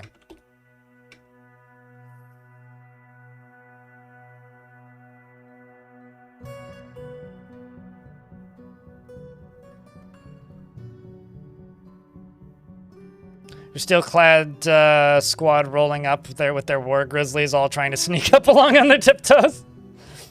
Yeah, I mean, we do have, like, cave dragons coming with us, right? You'd think that they would just blend in with the goblins, though. Like, they wouldn't be too concerned about it. How many kills are you up to now? That's getting ridiculous.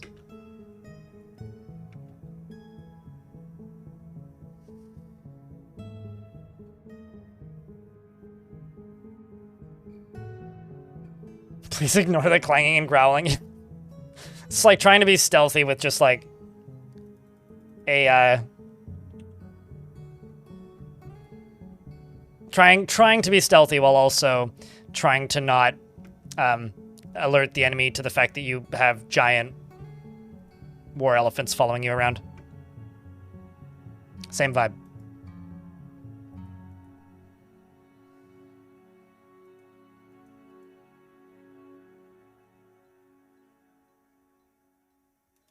So what do you think, chat? This is me openly attacking the goblins and raiding vice lizards.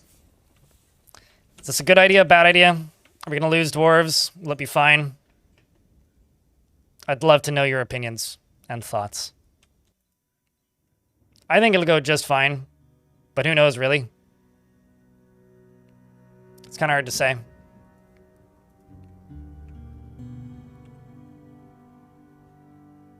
We're also trying to seize land's tomes. The clap of my ass armor keeps alerting the guards here. Only 2 squads? Oh yeah. They're all legendary though.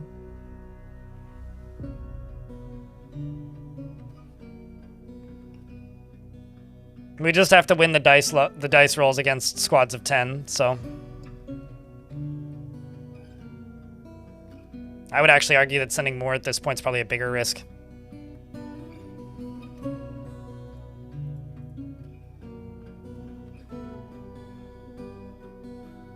I've also taken over sites this size with only one squad before. It's just taken a really long time.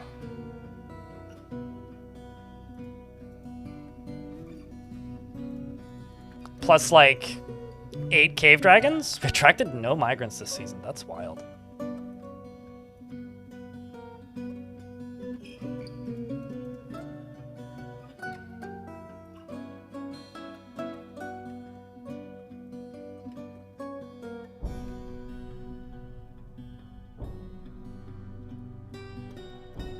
Actually really curious about how much stuff ends up on this grate by the time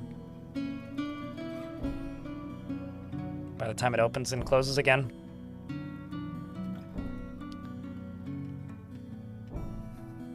Okay, let's also go up to here. Okay, I'm just gonna make you invisible.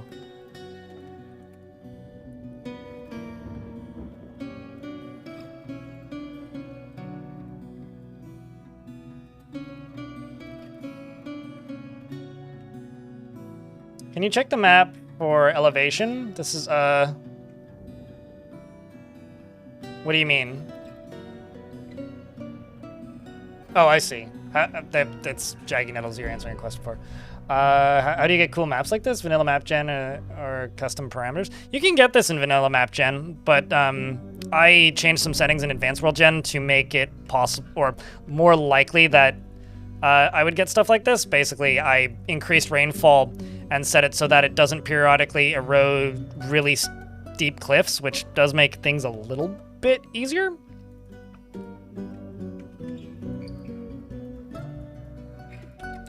But, like, it's not gonna guarantee that you get stuff like this. You still have to find it.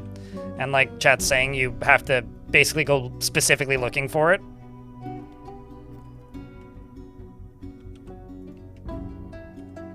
But it also depends on like what you define as a cool site. Like the default settings for map gen is pretty good at getting things like cool waterfalls and such.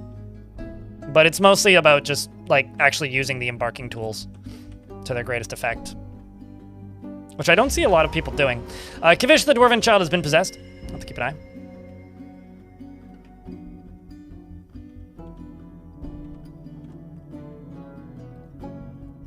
And they claim a Craftsdorf shop and run off. Keep an eye on that.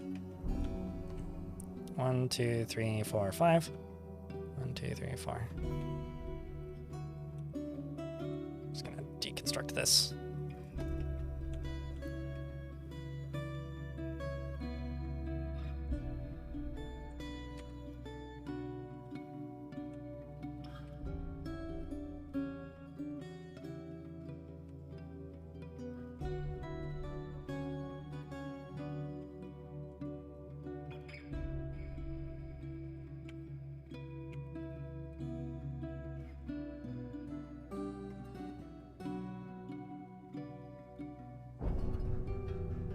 All right, should be good. But as far as Advanced World Map Gen goes, it's one of the most comprehensive sections of the wiki. Like if you're trying to do something specific, if you just go to the Advanced World Generation section of the wiki and then just Control F with whatever you're trying to do, usually the game will just tell you what you should do. I think that we failed to capture that place. So this is that raid, chat. Let's take a look. Wish me luck. The strategic boot slipped into Vice Lizards undetected by the Lush of Barbarity. Once again, that's impressive. All right, this time I'm just gonna go attack them. We stole more livestock this time. Even more. What did we get? Yeah, we taught these dragons stealth, I suppose. 7 beak dogs and 2 beak dogs. Great. Great. Well, that does mean I can send them straight back out. They also had an ivory amulet, which is kind of terrifying, implying that they acquired ivory somehow. We're going to pillage them this time. Gotta wait until my squads come back. Or at least until the squad leaders come back.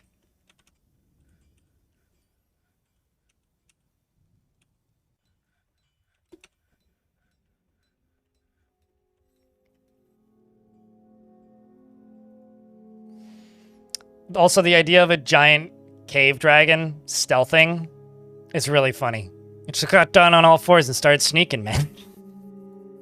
It's just sneaking. It put all of its stats into stealth. I mean, what can I say?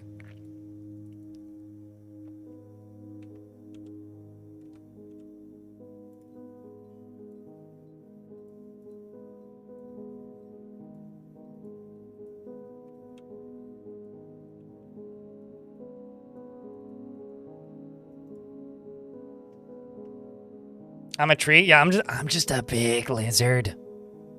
Just an abnormally large lizard. Speaking of abnormally large lizard, apparently there's a guild hall that wants to be furnished here. They want a Rangers Guild. That's actually not that bad because Rangers are actually pretty decent for teaching your military stuff, but...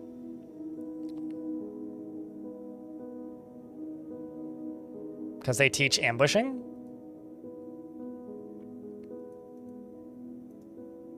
Oh.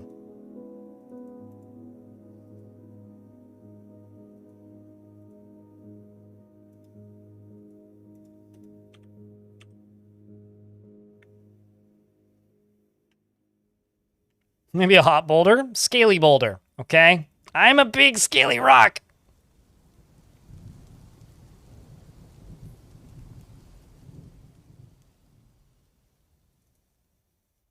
Does that pass the sus test? It's the important question.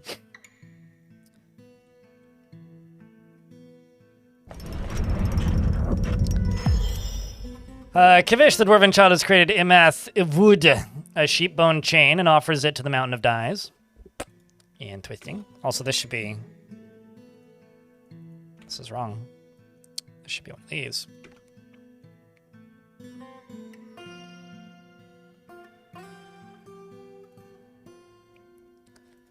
Well, this can go into the prison.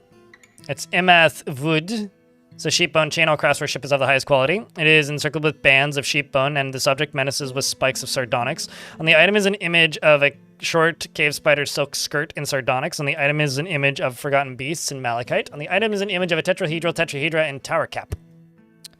That I will just put in the prison.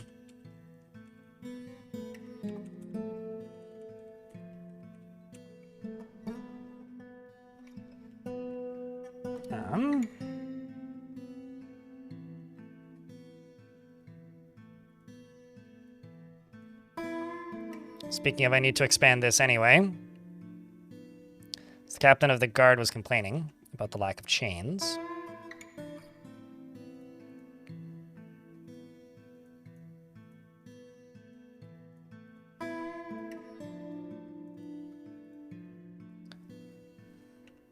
All right.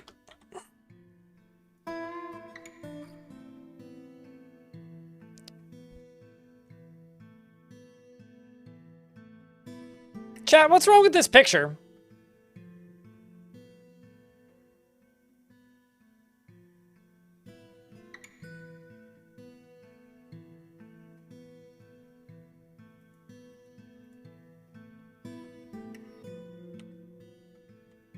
Is that a bug?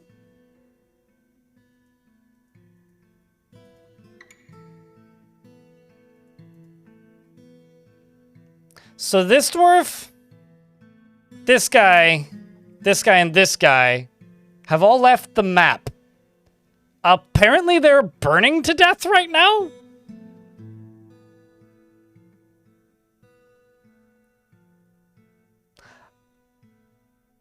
I presume that's a bug. But that's really funny if it is.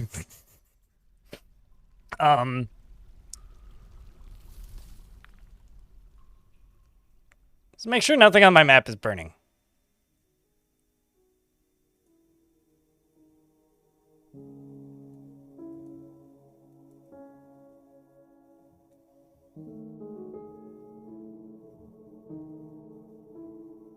Is that what the flashing means? Yeah, it means burning. If they're flickering like that, they're burning.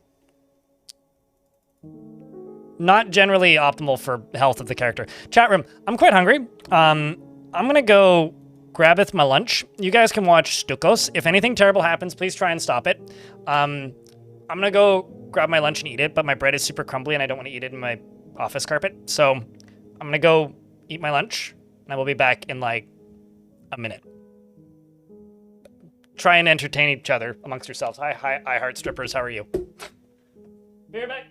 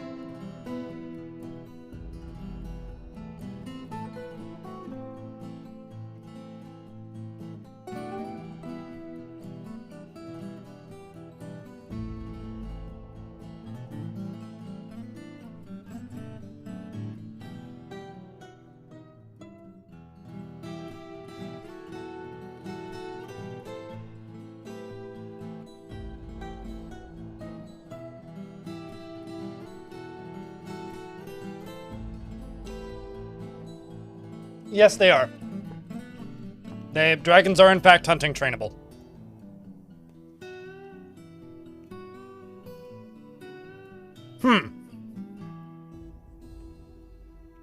The Oily Sense has been elected to the position of Sacred General of the Doctrine of Perfection. Zoogloric Craft Minds, the Purged Lashes has been elected to the position of the Sacred Diamond of the Diamond Cult. Well, fighting's happening.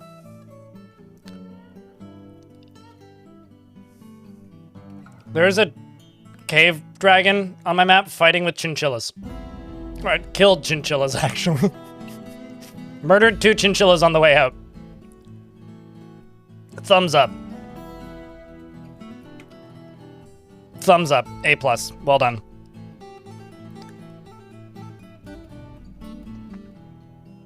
The dragon gets the squirrel by pretending to be a tree. I feel like the dragon would more just, like, hunt, like, elephants, you know? Like, it would hunt big game or, like, yaks by just walking up and chomp.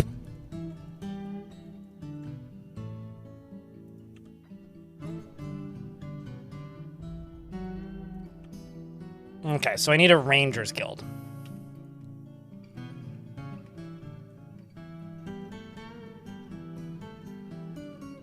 Just throw it over here.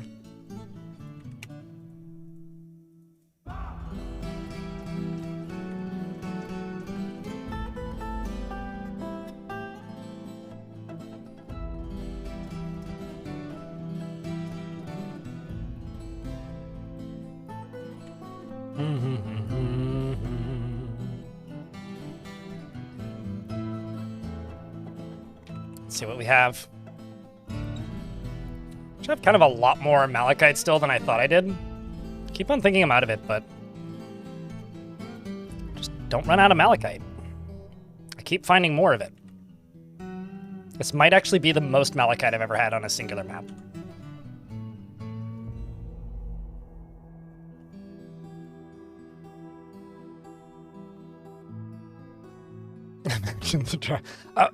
The dragon hunting a squirrel clearly just has a bow and arrow, okay, and a bunch of hunting traps set up, and then it crawls out very quietly and carefully.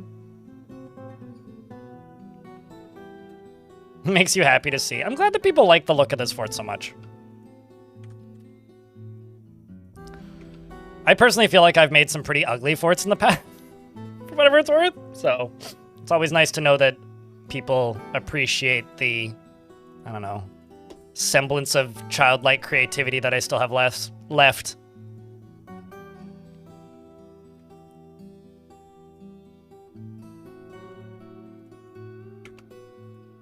I clicked the wrong button, but I'll swap all this out with floors in a sec.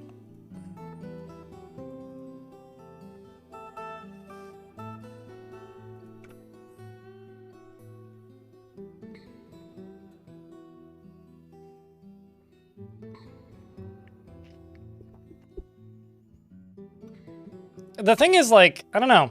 If it was pre-planned in intricacy, then sure, I would agree. But it's not. It's just like, I'll just kind of build as I go, so it doesn't feel like I'm being all that intricate, but I guess I could see how it would appear that way if you're not watching the whole process, but isn't that also just art in general, I suppose?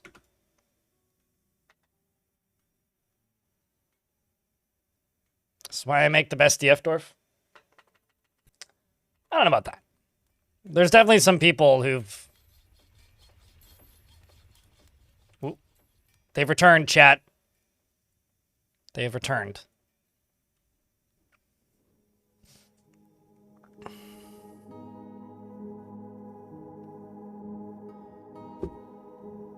All right. Zulban Pubert led the attack, and the defenders were led by the dwarf Asmel Trotconstructs.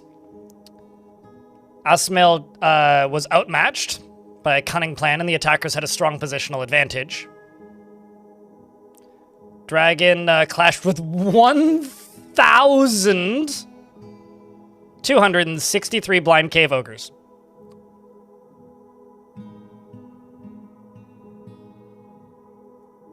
Okay. Somebody named Medtob was struck down. Goblin was struck down by one of my cave dragons. Sergeant Donut. Actually, hold on. I don't think necessarily that these dwarves were struck down. They may have been. Because Sergeant Donut was elected to a position. But maybe they're getting struck down. We'll see.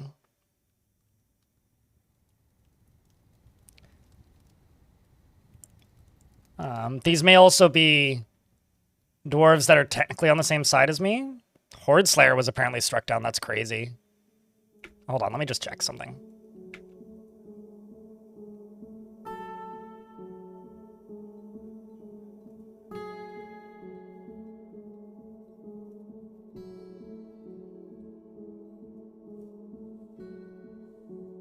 No, looks like they were actually struck down. Sometimes it says they're struck down, but then they're not.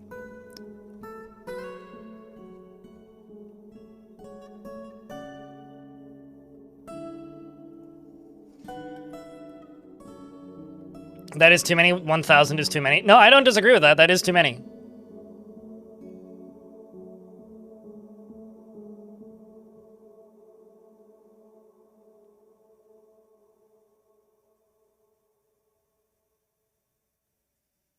But it does look like Sergeant Donut was taken out.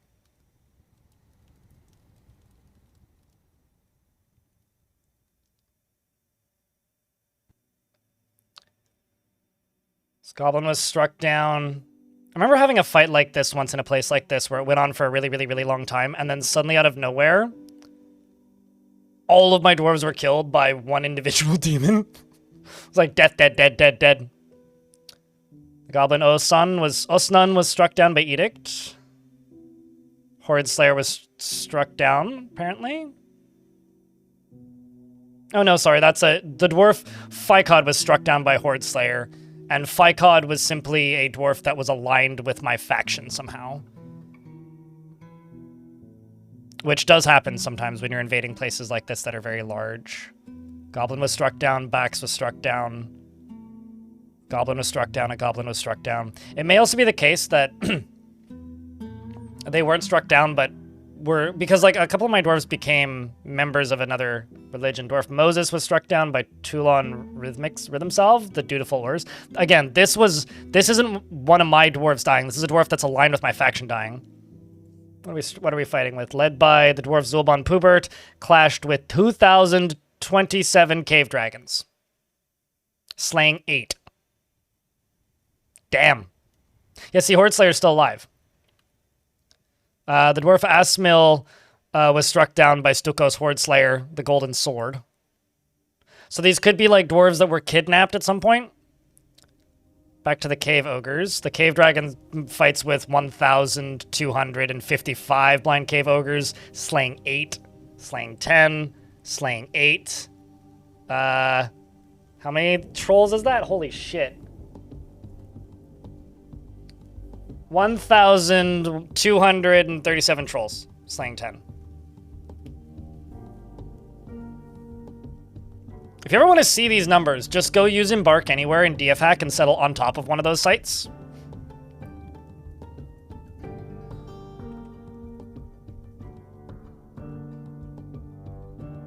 Yeah, see, this dwarf didn't get struck down. They were one of the ones that got struck down.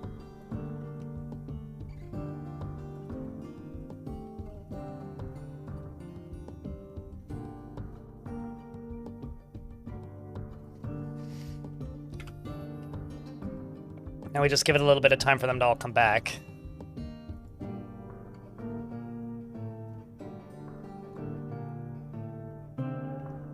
At least for me, not a huge priority. I realize that like a large portion of the community desperately want boats. I kind of don't care. I would rather have bridges. But I don't know. I mean, it's been a planned feature as long as I can remember, so probably at some point. But at the very least for me, it's like maybe the lowest feature on the totem pole that I care about or would like to see. At least out of the stuff that they've announced. That doesn't mean I wouldn't like to see it. It's just it's not a huge priority for me.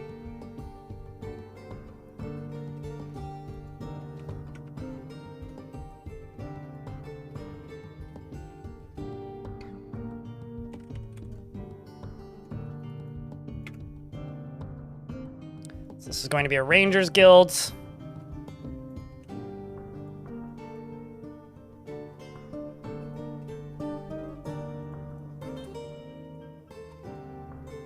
Let's go Guild Hall. Ranger Guild.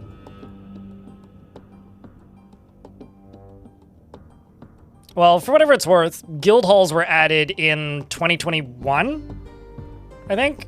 That or 2019, one of the two. And guild halls were first discussed by Tarn and Zach on that, at least that I'm aware of, in 2008. So that's just guild halls. I think boats will get added as soon as Tarn stops trying to figure out how to make modular player-built boats. Because I'm pretty sure that's like literally the holdup, is just like Tarn wants to make boats made by players, and whenever boats come up, somebody's always like, why don't you just like make wagons but on water?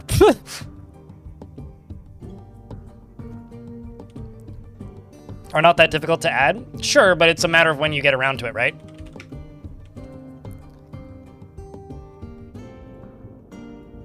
I don't think it's a matter of like he was actively working on it. I think he just did it one weekend.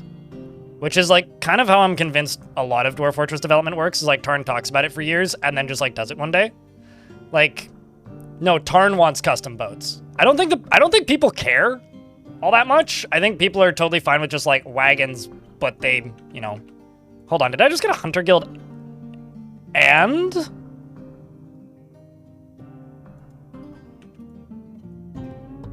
a ranger guild? Yeah, I did.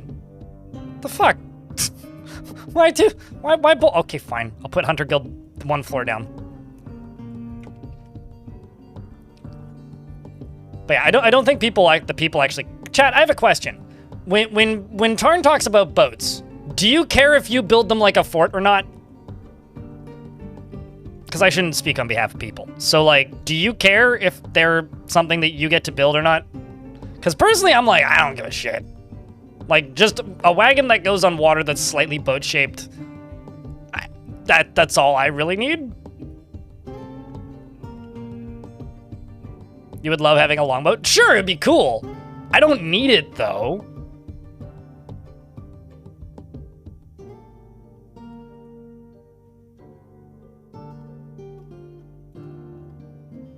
But, like, to me, from my perspective, Tarn's perceived assumption that that is a requirement is why we will probably never get boats. That's how my brain works. I assume that we will never get boats. But we'll see.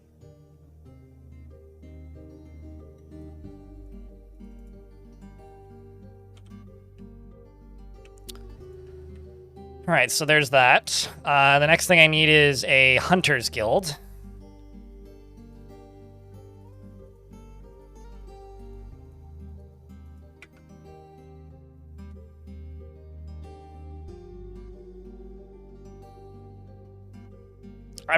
I just want... The thing that I'm actually the most curious about right now are those bigger cages that Tarn talked about. That is such an interesting concept to me.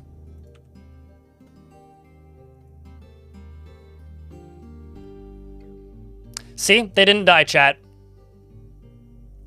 Sergeant Donut's still alive.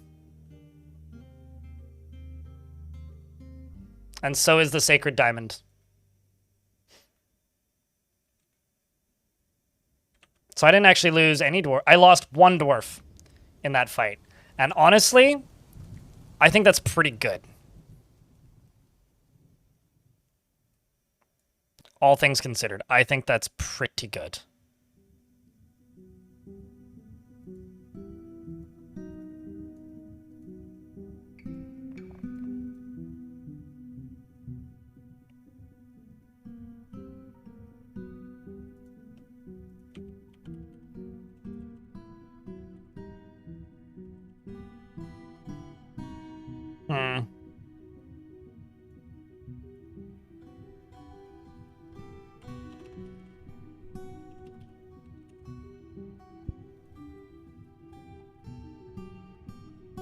This squad is all just Mark's dwarves. Let's get them properly built out. Let's get this squad refilled. I'm not worrying too much about who I put in the military, which is actually a very rare thing for me. I usually worry a lot more, but today I'm just not caring so much. Caring a lot more about, are my squads ready to go?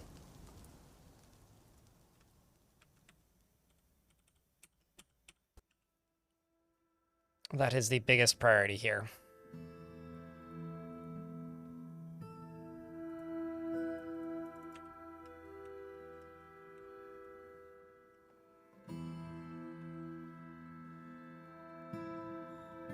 Embark your old fort's most valuable stuff and some members on wagons and move to found a new one via cage wagons. How do you think of it? I mean, you thought of it. How do I think of it? Sorry, I'm teasing about English. So Tarn has talked to Dwarf Mercenary Necromancer. That's kind of interesting. Tarn has talked about well, number one, You're talking about adventure mode, actually. You can basically do that right now. In adventure mode, if you're playing as a chosen, because it's very easy to convince people to join you if you're playing as a chosen. It is extremely easy to just simply walk into one of your old fortresses. Sorry. It is extremely easy to just walk into one of your old fortresses and be like, hey, join me on an adventure if you're a chosen. You basically get a guaranteed dice success on that if you're a chosen. So you can just go in and like collect 25 dwarves, grab 5 mounts, load them up with stuff, and walk to a new fortress. Very easy to do already. But I think what you're talking about is just making that more accessible. I would love if that stuff is more accessible and doable to people who don't realize that you can do that. Like, it's almost every time that I play adventure mode and like bring characters to a fort or bring items to a fort, people freak out and go, you can do that? The game where cats dying of alcohol poisoning, yeah, for 2 weeks because of a bug in 2016.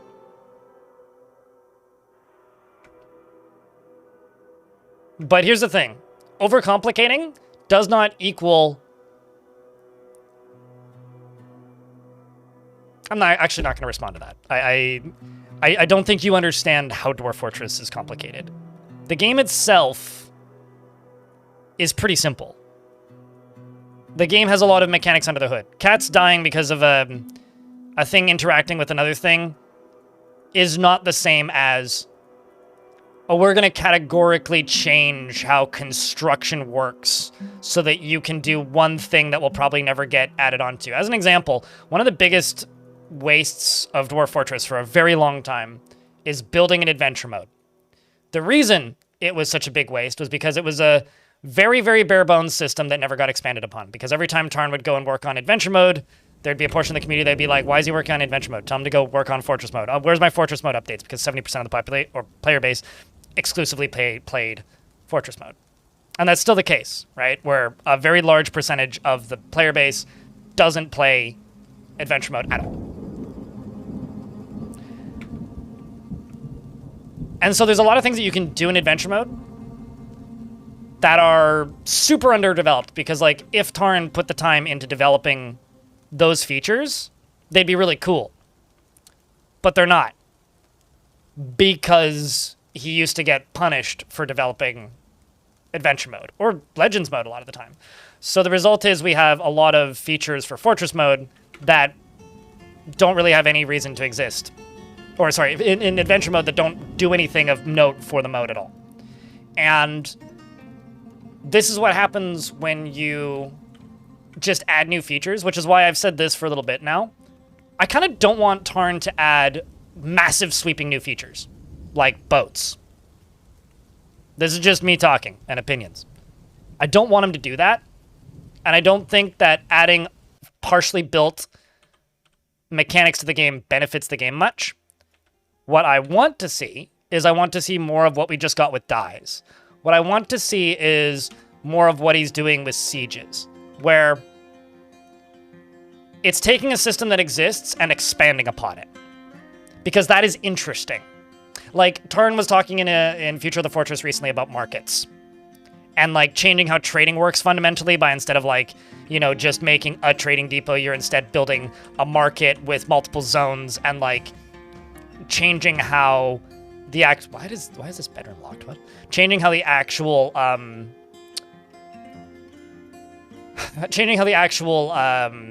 trading works and how things are interacted with. Instead of just a trading depot, it's a bigger system. That to me is significantly more interesting than boats, because it's taking a system that already exists that's pretty shallow and making it more interesting. That is more valuable than throwing something in sideways, you know? Like, there's a big system that they're trying to add right now, which is magic, right? Technically, magic update 0.01 has already been added, right? We have the necromancer experiments, which was one of the earliest parts of that. And now we have magical weapons in adventure mode. Do most of the people who play this game know that they exist? Probably not. But you can get magical weapons that can let you shoot ice bolts, that can let you force push and pull people, that can blind people, that can cause paralyzation, which basically gives you free kills in adventure mode. Those all exist, like, armor-destroying weapons exist. But it would be a shame if Tarn just adds that and does nothing with it for the next 5 years. I would like to see that system expanded. Does that make sense? I don't want him to go work on boats because I'd like to see him work on that system. I'd like to see that system come to its fruition, which was originally stated to be like artifacts that dwarves make would have powers like that. Okay, I would like to see that before boats. Does that make sense?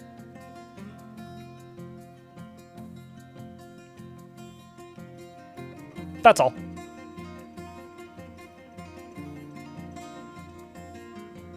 Like a playlist? I mean, if you're allergic to streams, sure. It's called Blind Extras. It's my VOD channel. I don't put them on the main channel because people kept unsubscribing from the main channel back when I used to do that. But Blind Extras is the YouTube channel you're looking for me uploading VODs. Some of the older forts are all on the main channel, but like I said, I stopped doing that because people started unsubbing.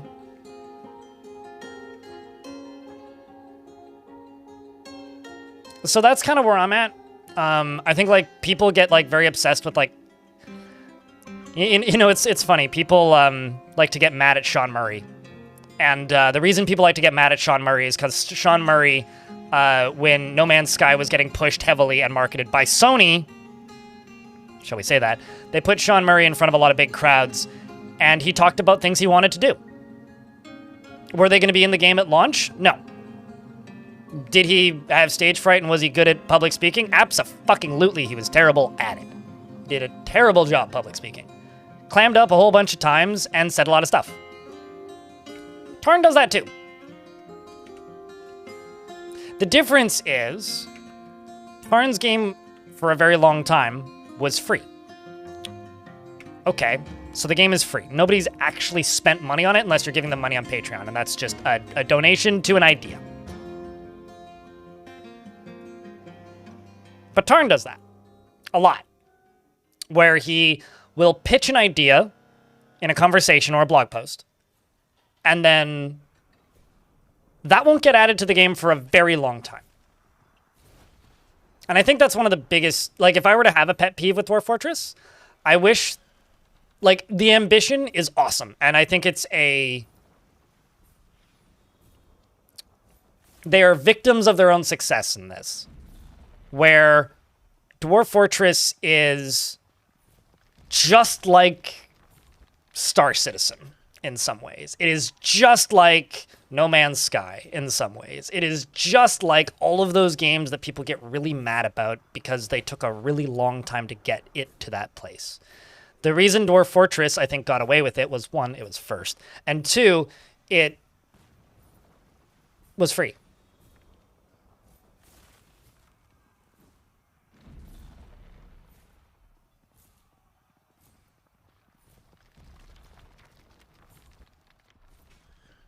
But it's not free anymore. That's the thing that I'm worried about right now, is there's the old fan base, which is great that they're there, saying, I can't wait for the Magic update. And then all the new people who've just discovered this game 6 weeks ago go Magic update, and they think something's coming in 3 weeks. Or 2 months. Because they're still respouting all that. And not to be mean to the pre-release audience, but a lot of them are really fucking bad at keeping up with what's actually going on, because they're so used to checking in on the game every 4 years. And so arcs no longer exist. We're not doing that anymore. There is never going to be a Magic update. There will be lots of updates that include elements of Magic, but we're never going to get a Magic update. Comprende? Like, we're never going to get a villains update. Those systems are going to get worked on slowly and filled out.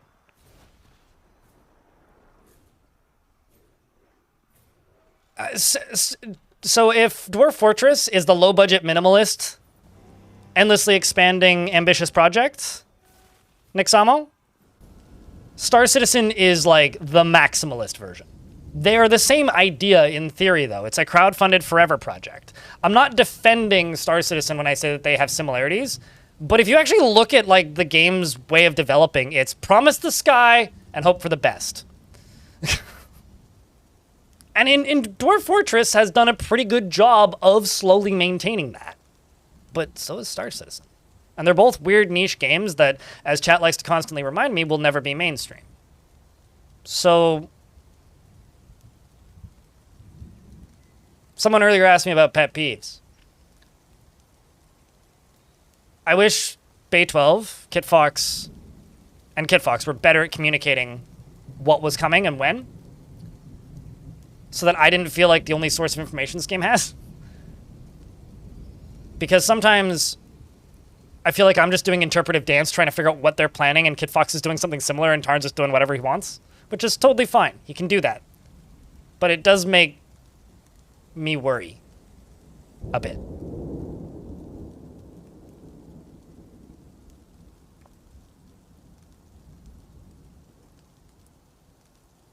The ironic thing about Star Citizen is the fastest way for them to go bankrupt, Nixamo, is for them to release their video game. Because all of their money is made off of pre-orders of ships. That's the funny thing about Star Citizen. It's like if they release that video game, they go bankrupt. Dwarf Fortress doesn't have that problem. But I digress. Vile Force of Darkness has arrived and is seeking a parlay. Well, I need to wait for my squads to come back.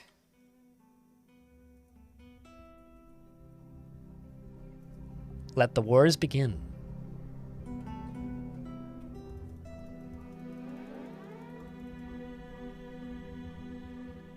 You know what I need to do? Silver Mall. Oh boy. I need to go above this and just fucking spray them with lava.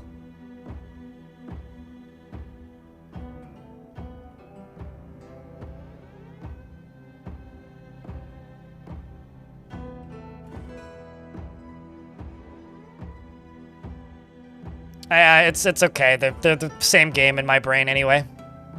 Or of Embers. I'm not trying to start a comparison between No Man's Sky and Star Citizen, I guess, is what I'm actually trying to say here.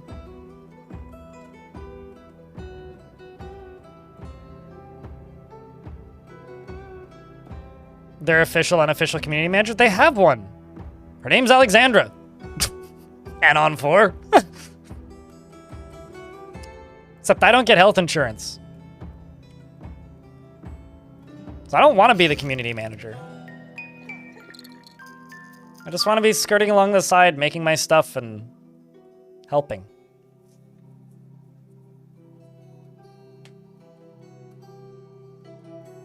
You notice today that the elite crosswomen for Goblin Siege? I've seen elite crosswomen before. I don't see them too often, but...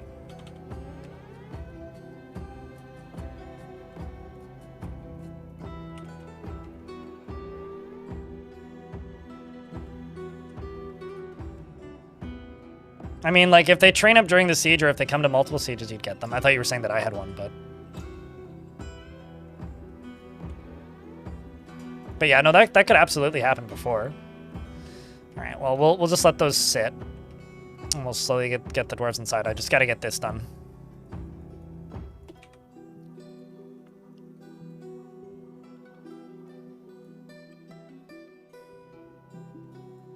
Have any fun colors?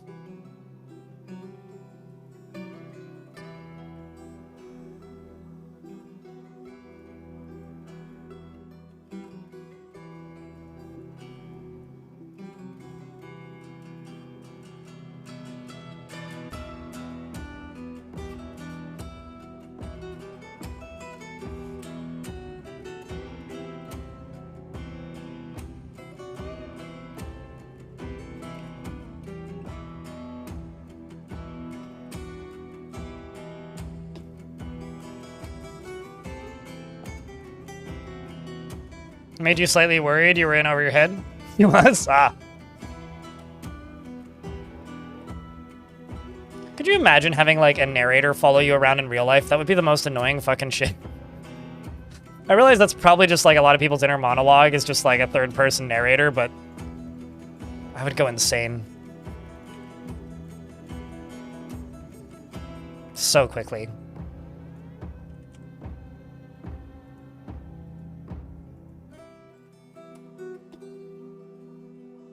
Yeah, exactly. Stanley would be precisely that.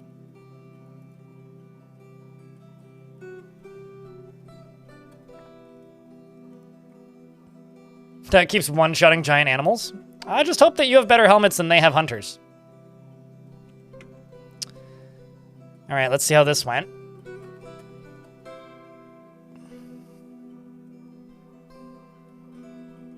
This is round 2. Okay, so Poobert led the attack. The defenders were led by a goblin named M. Luck Dungeon. Hopefully they roll poorly on the luck roll. The attackers had a strong positional advantage. That's good. Cave Dragon clashed with 459, slaying 8. Mineras, slaying 8. Romanoid clashed with 193 Cave Dragons, slaying 9. Wait, Romanoid yourself? Just that one dwarf. Now it's telling me my dwarves are getting struck down by blind cave ogres, and glass was apparently struck down, but I'm not positive if that's real. We'll see. Goblin was struck down. Another goblin was struck down. Another goblin was struck down by Poobert this time. Another notable goblin was struck down. That was the leader, Luck Dungeon. Horde Slayer struck down another goblin. Another goblin was struck down by Sergeant Donut.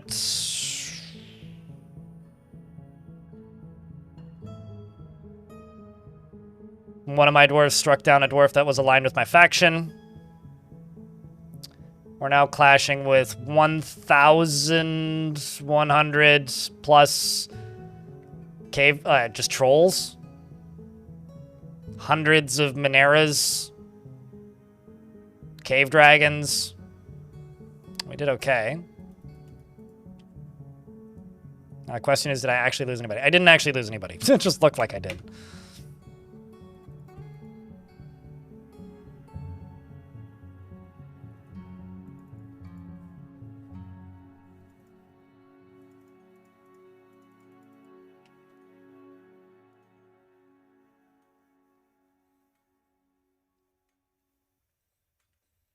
I feel like there was multiple movies with that plot that you guys are discussing, but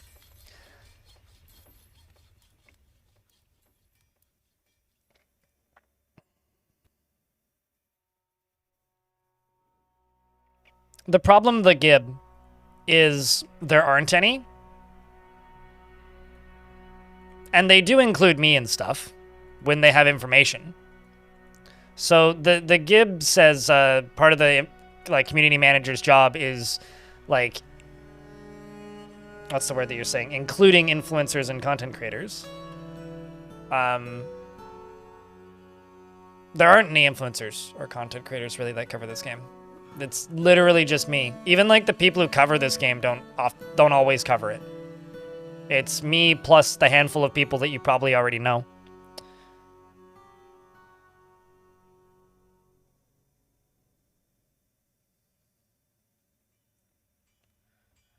But yeah, I don't know. I go in and out of periods like this where I worry about Dwarf Fortress. Just in that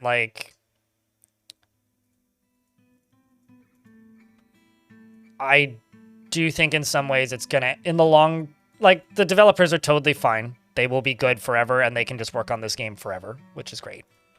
But as a actively discussed game in the game's space, I do worry about it sometimes. I think videos like the one I made yesterday will continue to do well. But convincing people to play this game is getting harder again. It got easy for a while. It's getting harder again. And that worries me. But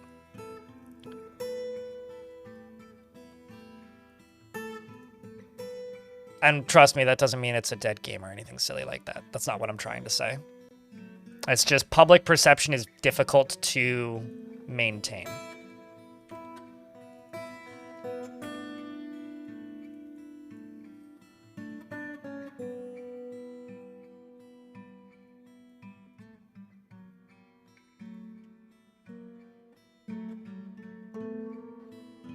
Yeah, and they're not really going to happen anymore for better and for worse, right? They're not going to happen anymore for better because it would take forever to update, but they're not, and so sales would dwindle to probably very little in between those.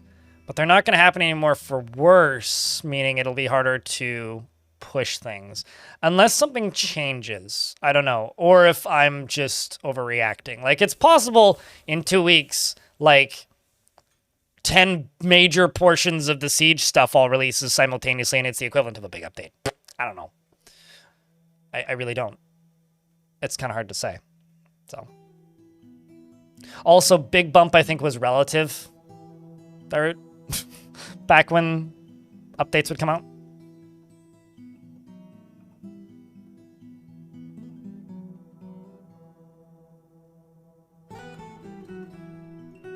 You think that if the... I think that there are some pretty chronic things that need to be improved for adventure mode to matter to a portion of the player base. Period. I don't think it's because the transition is difficult. The transition's already pretty straightforward. I think that the reason a large portion of the player base doesn't care and won't care about adventure mode is two things. It's mostly a combat game, and most of the world is very stale. And it either needs to be as playable as something like Kenshi, or the world needs to not be stale. And there's also this other problem of it's kind of like any turn-based game. Has anybody ever met that person? I used to have a couple friends like this. No, I will never play XCOM. I don't like turn-based games. Does anybody know that person? Does anybody have a friend like that? Or somebody that they're not friends with anymore that's like that? Traditional roguelikes especially, that type of RPG, there's a lot of people like that. As somebody who loves those games and tries to stream them and almost never plays them as long as he wants to, because just a lot of people don't want to watch that, or don't care, or think it's boring. It's pretty large.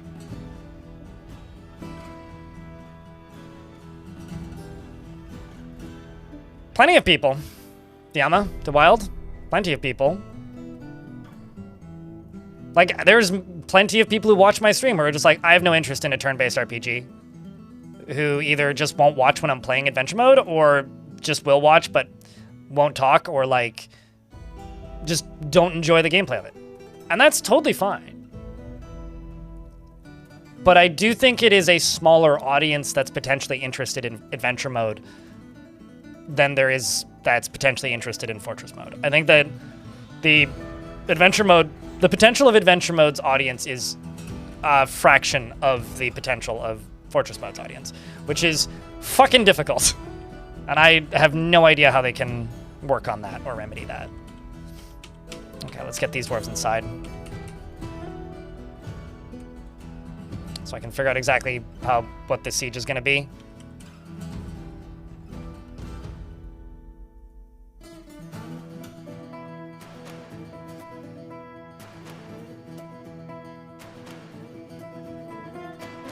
You've probably got a ridiculous number of kills now, don't you? Yeah, you do. Getting there. How about you? Getting there as well? How about you? Yeah, you've got a couple. Getting there as well. Slowly and steady. Still learning, but getting there.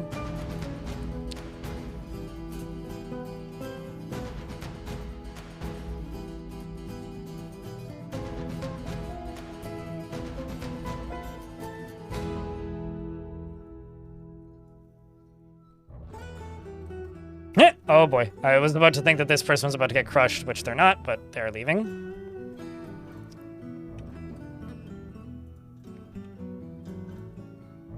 Okay, something I'm gonna do is turn off hauling.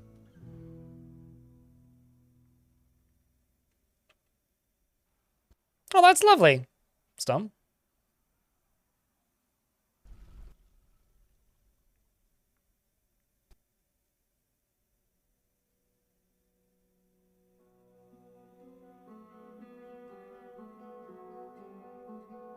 See, this is hysterically funny to me.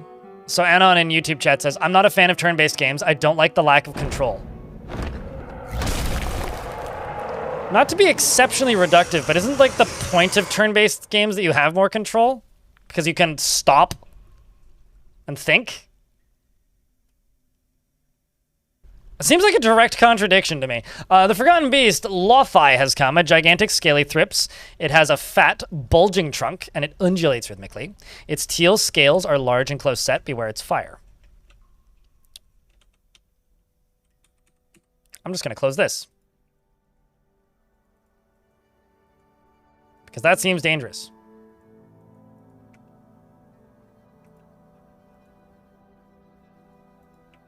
Fat and bulging. You heard me.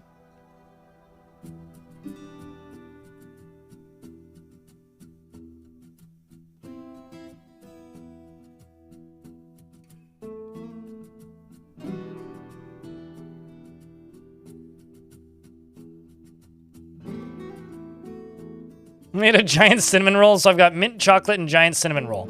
Awesome.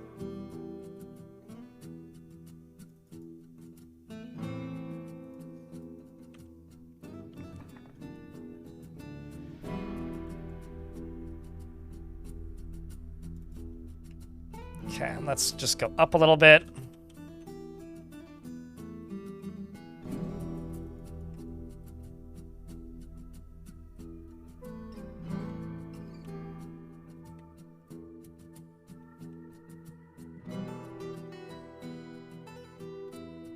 Presuming this area is going to take a little bit to fix. Got stray cave dragons, which I'm just going to... Let's just say pasture them over here.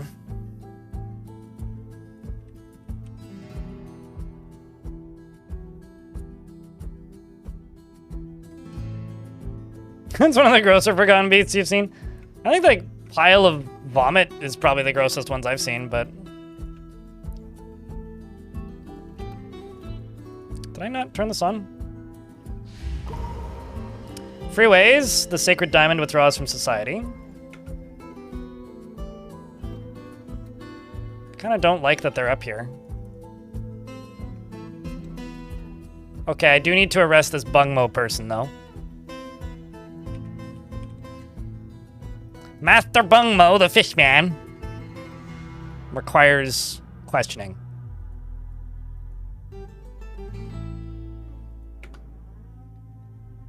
I want a beaver man who's a legendary woodcutter. For reasons. What's up, Richard? Quick recap, what's going on here? I built a fortress to make an arena to make Forgotten Beasts fight, and apparently there is a faction of dwarves that have been entirely taken over by necromancers right next door to me. So I'm at war with them. And also goblins. But building a big arena and at war with necromancer dwarves. That's the TLDR.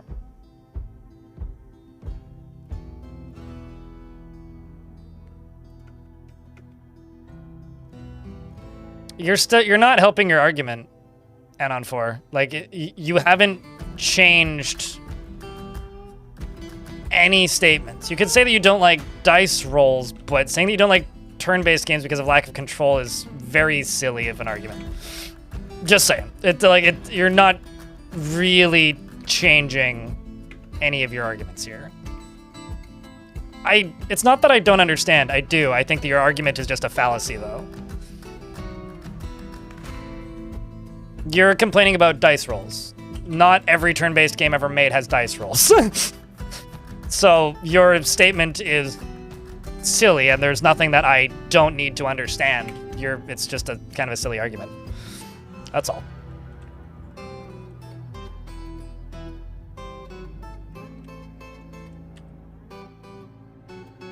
I'm complaining that your argument is dumb, but We can move on. Where am I going with this? Whatever. We're also under siege proper now. Where are these goblins at? All 12 of them.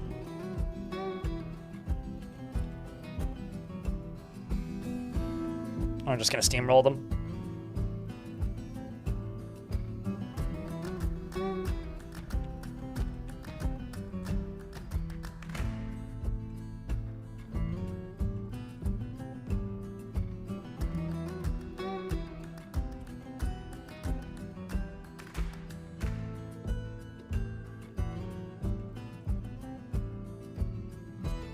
Don't let your dwarf do any crime while you're gone. I wouldn't be aware of it even if you did, most likely.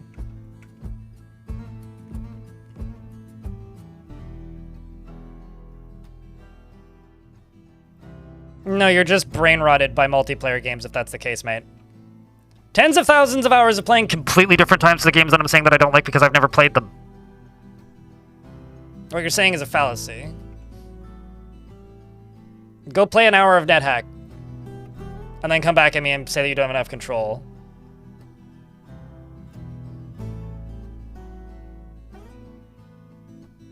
You don't know what you're fucking talking about, bud. That's all. Which is why I'm done with this conversation.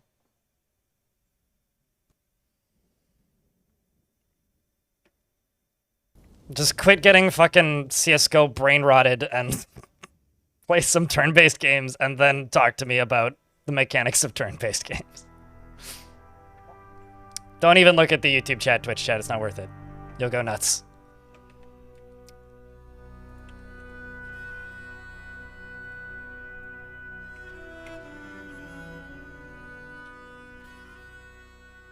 Okay, so Poobert going to war with these goblins, and now they're probably going to come in the tile one at a time. Yep, I was correct. Because they only have one tile that they can enter in on. And so my dwarves are just going to sit here and essentially spawn kill them. Which is actually really fucking funny. That is actually amazing.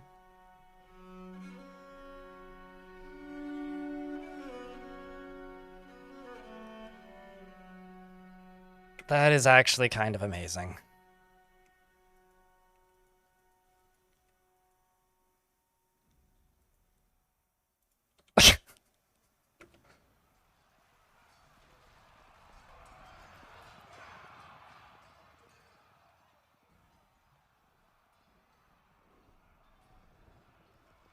Basically what I'm trying to say to you, Anon, is your argument could just simply be, I don't like turn-based games.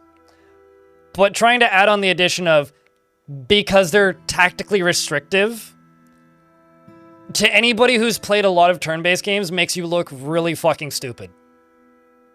That's all. So just like, you can say that you don't like them because you find them slow. Or that you just don't like them. Or prefer to not play them. That's a completely legitimate statement. It's totally fine. In fact, that reinforces my argument. But this whole tactically limiting thing is like just fucking silly. Oi!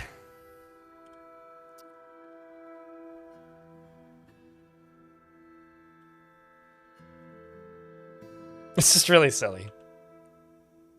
Here comes another goblin, and then a fate, like just a foot flies into the sky. This is one of the funniest sieges I've ever seen in Dwarf Fort. Because they just pop on the map one at a time and the dwarves just slowly execute them. It's probably horrific for my dwarves' mental health too.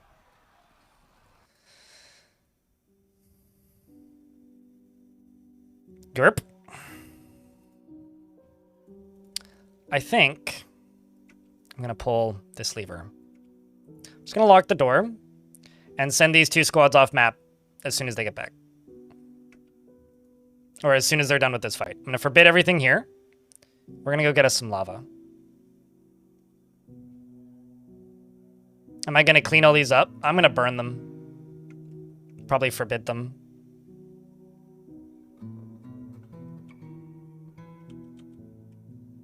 Because they keep entering the map from the top up here, and then the dwarves just like run all the way up and then run all the way down.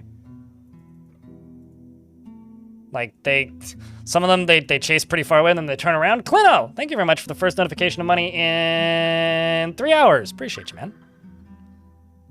Chase all the way up to the top. Fight. The goblins only have 1 tile to enter the map, Clino.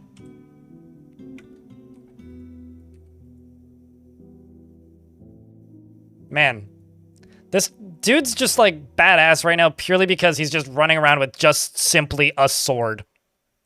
Just dropped all of his other stuff. Just walking around with a sword. What else does he even need?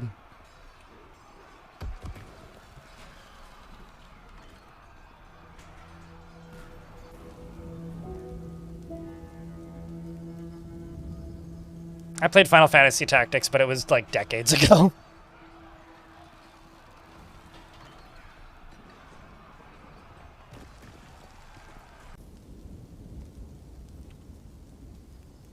Looks like the siege is finally done. Take these top 2 squads.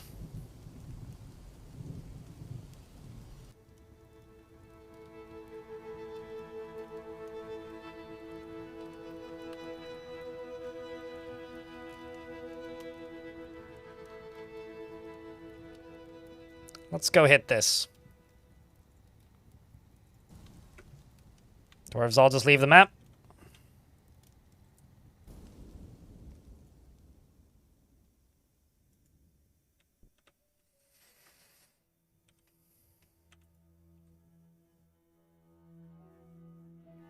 An overpowered fort. Sure, I don't know if I'd consider it overpowered myself, but I'll take that as a compliment.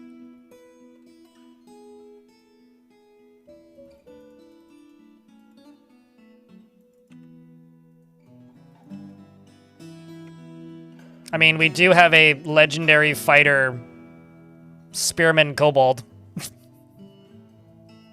Which is just kind of funny, if you ask me. Chat room, can I get a big round of beers for Clino? How you doing, dude? How's things? I snuck out another big video the other day. People seem to not hate it, which is good. Make me happy. But things have been quiet around these parts. Too many good games out. Not enough Dwarf patches. Spoiled for choice, if anything.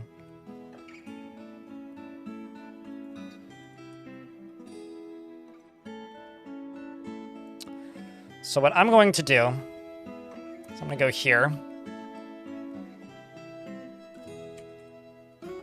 and lock everything in this corner. Do I have access to the Magma Sea? Yes, I do.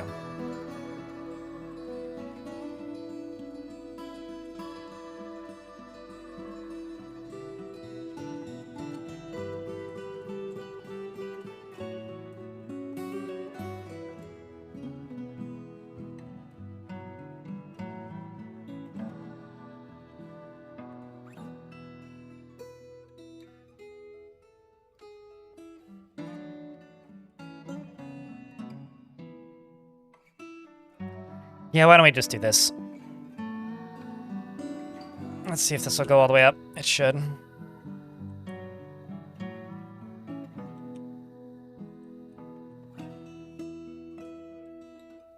That'll do just fine.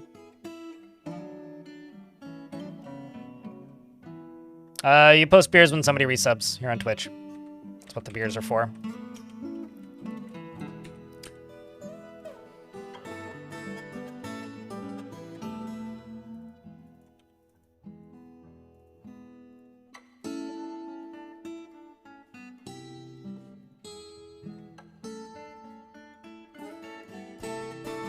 And also, Tim G, thanks for the $5. Appreciate you. Chat, can I get a round of beers for Tim? Throw on the $5 into the YouTube chat. As I slowly... Goes out, the Axe Lord has bestowed the name something, something, something, something upon a steel shield. Legendary indeed.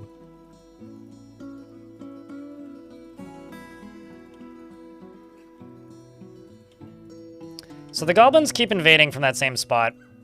Since they keep invading from that same spot, if I could just, like, pour a bunch of lava on their heads, that would actually be very convenient for me, just in general.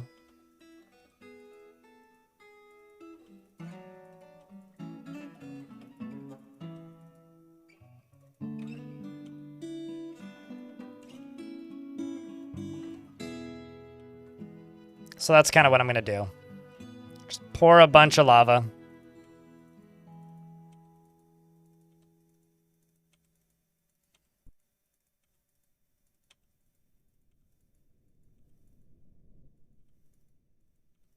It turns out my army's busy, like, you know, fighting things head on.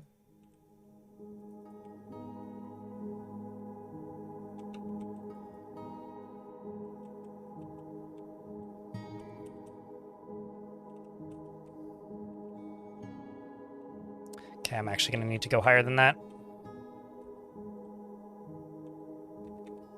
Especially because I think that this is a aquifer layer here.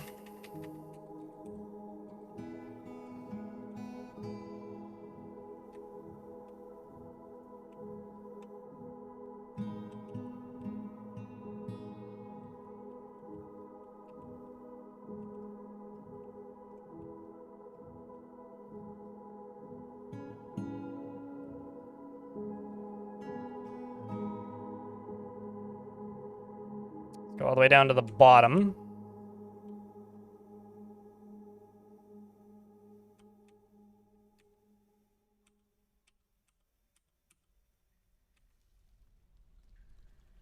That would be enough.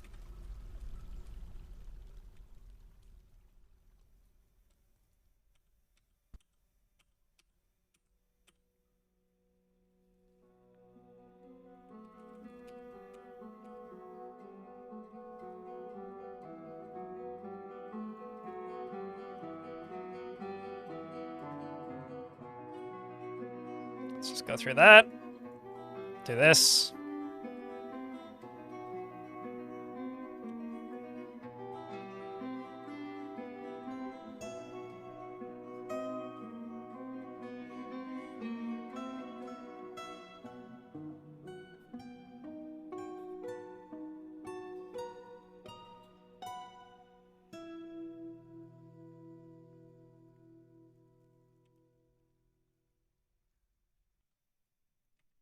All right. Where we're declared several times. Thoughts on Manor Lords? It's okay. It's very much like this is an unfinished demo. Please come back for patches game. So in that case, like, what's there is pretty cool. I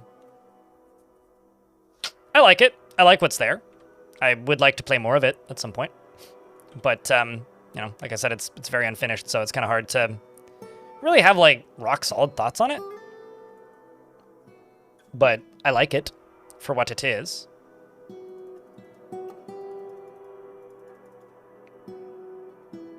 And I look forward to playing more of it. That's basically it. Sorry to not have more fully formed thoughts on the thing, but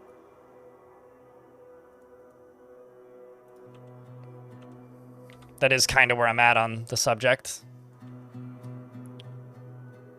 Let me at him, let me at him. You almost died, but why is there an army of chinchillas assaulting my fortress? This is horrifying. Kill them with sticks.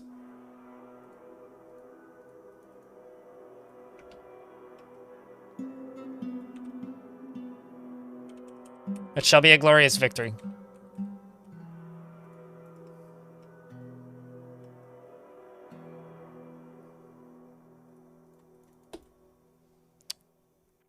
Stick Nation, yes. Damn right, son. What?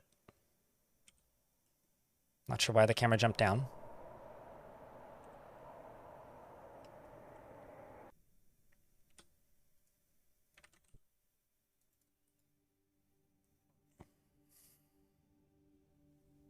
Running speech and chilling, this is true.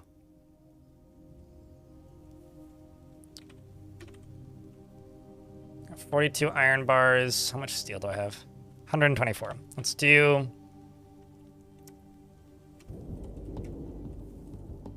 Steel pipe section. Steel corkscrew. We'll just do 50 of each.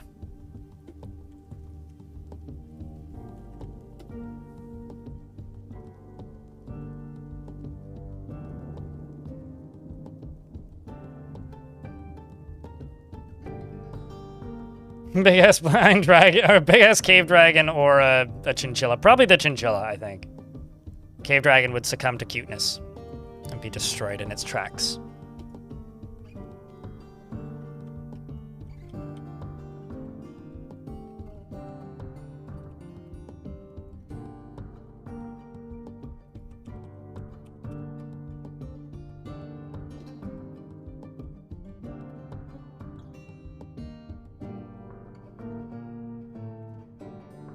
Oh, well that's why they haven't come back yet, is because these dragons can't leave currently. Also, apparently I've learned how to train chinchillas. So that's good.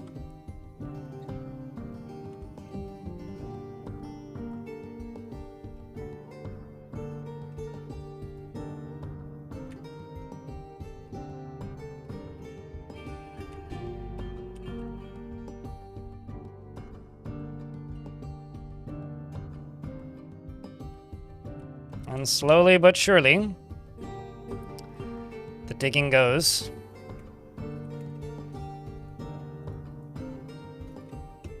Actually, I wonder. I may have fucked something up that I need to fix right now.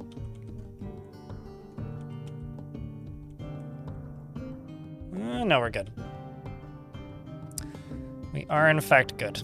Okay, so all of the entrances for this here, I should just block them off. Like along here, eventually along here, along here, along here. Although this side's much easier to do.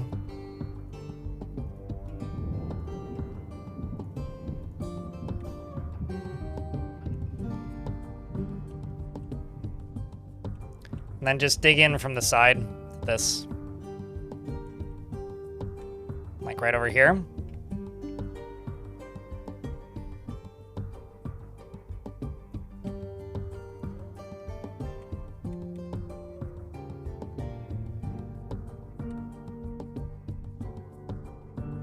Far down is the magma layer? That's a good question. I didn't count. It's actually not that far because I only need to go to cavern layer 2. So it's on layer 27.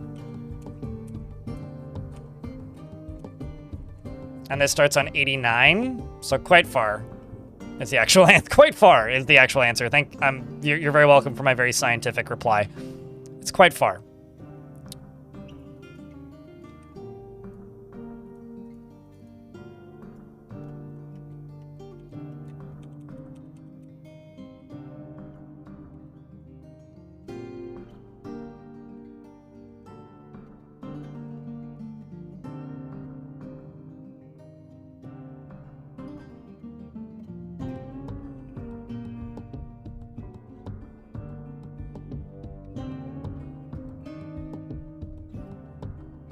But also, like, not crazy far. Like, I've certainly seen much deeper maps before, so.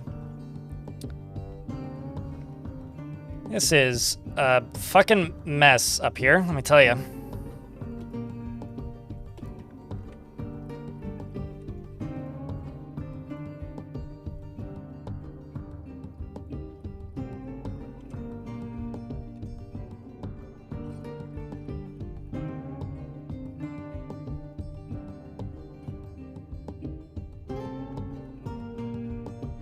Well, the thing is, this map is world available for download. I think I checked it up on the save sharing thing. Somebody could go tell me if I'm wrong, but I'm pretty sure I did. Walls of Color and others have returned. It should be in the save sharing room on Discord, the most recent one. Okay, so this is a smaller location. Poobert led the attack. The attackers had a strong positional advantage. Poobert clashed with 6 dwarves and Whiprack slaying them. Another dwarf was struck, or a goblin was struck down by Poopert. Another goblin was struck down, this time by a cave dragon. Holy shit. It's been 45 months. Holy shit. Happy Thursday, I hope. So How go the raids? Been lurking on YT. my parents' senior dog is named Holly. Have you know that if you didn't take her out on a walk for that long so that she shit on the ground, then you have to go clean it up. Things have been all right. I mean, it's been very quiet, which has been fucking with my brain. I'm not gonna lie. But thanks for the 45 months. The raids are pretty good. The dwarf might help. The mountain halls might help as well. We're both acquired. Was this location that we went after?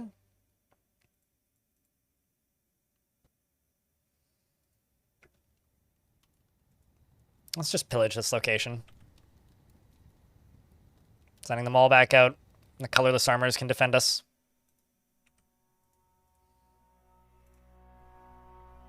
Oh no! Oh, I always feel stupid when that happens. Freeways went insane. Because I fucked up an artifact. Chat, don't let anybody convince you that I'm good at this game. Because whenever people start to think that I am, I fail them. God damn it.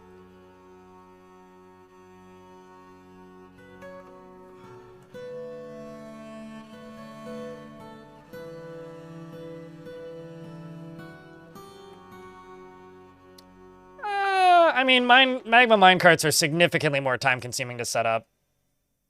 Yeah, but it was a named dwarf. I blame this headache that I'm getting right now. You've been writing your masters and you decked your... I think that writing your masters is probably more important than playing Dwarf Fortress. Enos. Or them. Happened to you a few minutes ago? What, getting a headache or killing a dwarf due to forgetting about an artifact? Or all of the above.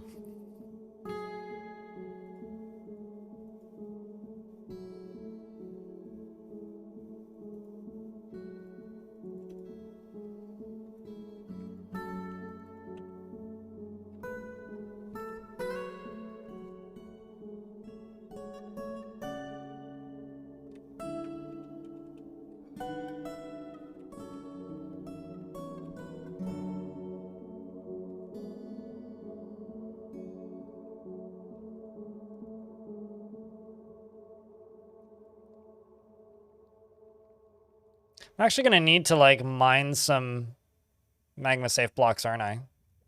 Actually, is malachite magma safe? It probably isn't, right?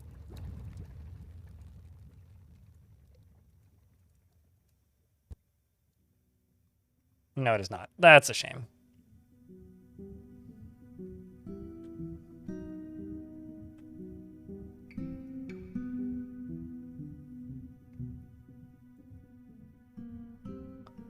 Dolomite is, hematite is, kilonite is, allanite, andorite, basalt, bauxite. Oh, sure it is. Well, that's easy then.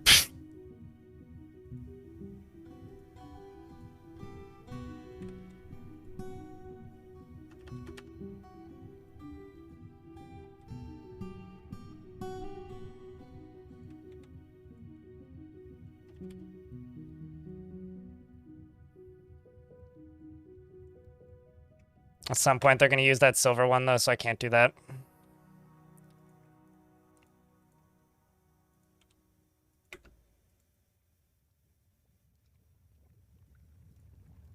Yep, they already did. They did right there.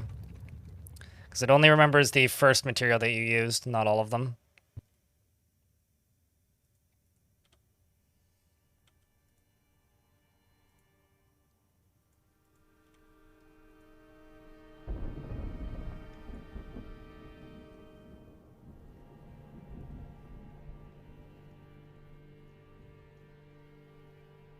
Wrapping up dinner, you'll be back? All right. Make sure you wrap it up nice and tight with a bow.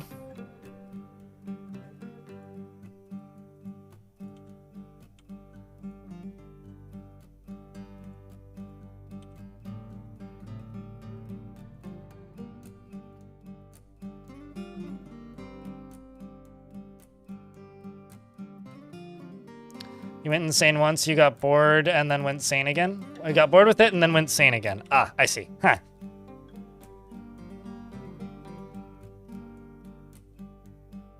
I prefer to go to outsane instead of insane.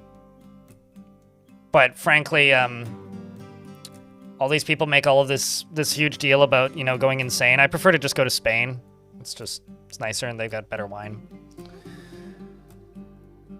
Just don't ever get me started on outer Spain, but because that's even wilder place to exist in. Astronauts make a big deal about outer space, but let me tell you.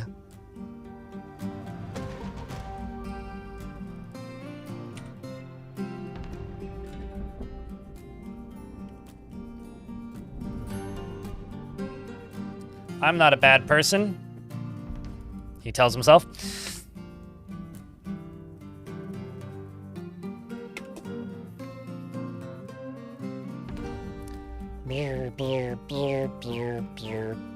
I mean, there's lots of silly sentences that don't, like, make much sense in the English language that can be said grammatically accurately, Sergeant Donut, so I'm right there with you.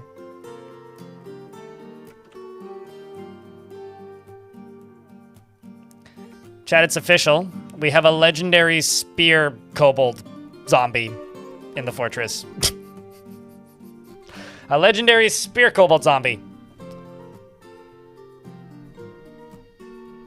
I just gotta get them patrolling the caverns or something.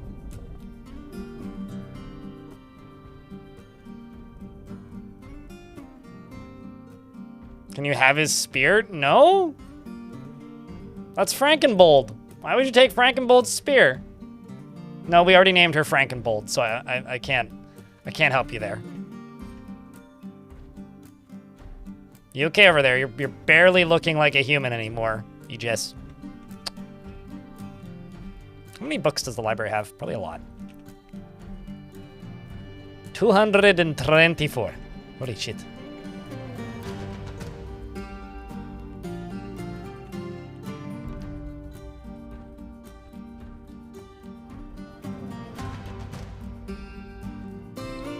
Pondering social behavior. How do you actually like this?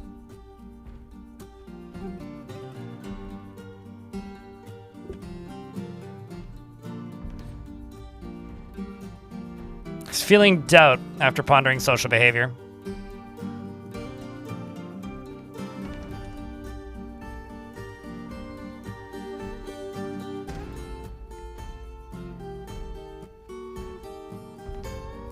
So I got Kogun and Kadol, who are currently pissed.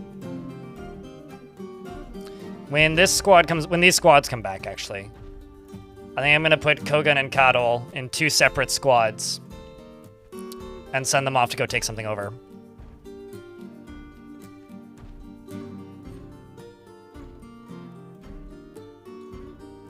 What, feeling doubt? Yeah, it's a negative thought, and you don't want dwarves to have negative thoughts when they're already pretty stressed. Like that dwarf is. But I don't disagree that those are natural thoughts to have when pondering social behavior.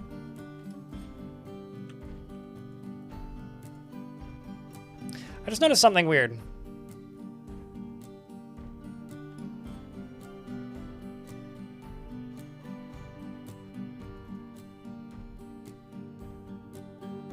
We had no traders this year. It must have been when we were fighting those siegers for forever. Well, that's kind of awkward. And rather unfortunate. Do I have a female fighter? Most of them are off map at the moment. But I'll check the squads that I have. And yes, we got plenty of those.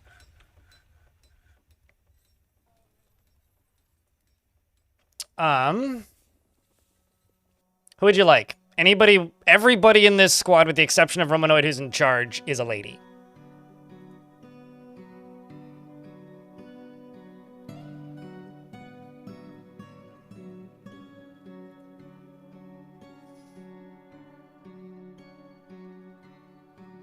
But those are your options right there. I'm also gonna real quick update this.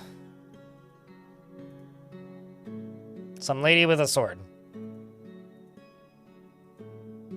How's about Toulon?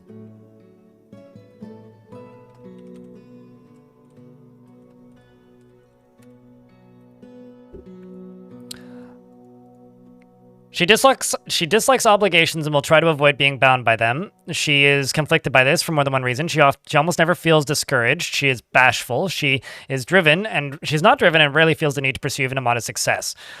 She lives at a high energy kinetic pace, and she doesn't often feel envious of others. She could be considered rude, and she occasionally overindulges. She is pleased by her own appearance and talents. And where am I? She's pleased by her own appearance and talents. She tends to hang on to grievances. She tends to be a bit stubborn in changing her mind about things. She has an active imagination, and she tends to assume that the worst of two outcomes will be the one that comes to pass. She tends to avoid physical confrontations. She works to square natural tendency with her respective martial prowess. She's very humble, and she doesn't try to get things done perfectly. She has a greedy streak. She doesn't mind wearing something special now and again. She finds helping others to be emotionally rewarding and needs alcohol to get through the working day. Dream likes working outdoors and only grumbles mildly at bad weather. Dreams of mastering skill, and this dream was realized personally. Considers craftsmanship to be relatively worthless and respects perseverance. She likes marcasite, pig iron, crystal barrel, clear glass, giant rhinoceros horn, the color red, oddly specific. Armor stands, catapult parts, chittery for their taste, and the glimmer of velvet when possible. She prefers to consume black bullhead, maize beer, and hates spark scorpions.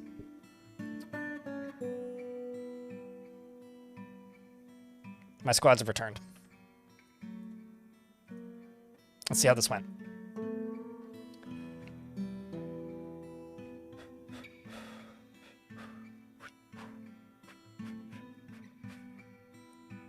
You always have mixed feelings when the best exports are puppy leather shoes. I mean, you should geld your puppies. I should do the same thing. Seems like we're doing a pretty solid job taking out goblins. Cave dragon clashed with 5 dwarves, slaying them. So what I'm going to do now, so I'm going to grab this bottom squad. Well, actually, no, I need this dwarf up here to get back. But I'm going to grab the squad down at the bottom. And also, did they get treasure? Kind of looks like they did.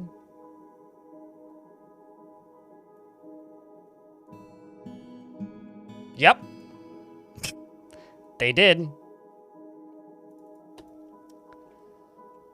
I'm going to grab this squad, and I'm going to put the 3 most unhappy dwarves into this squad. And they're going to go take over a location for me. So it's going to be... Okay, not the militia captain. Romanoid, you're not getting put in there, but these 2 are. So Kogan and Cattle.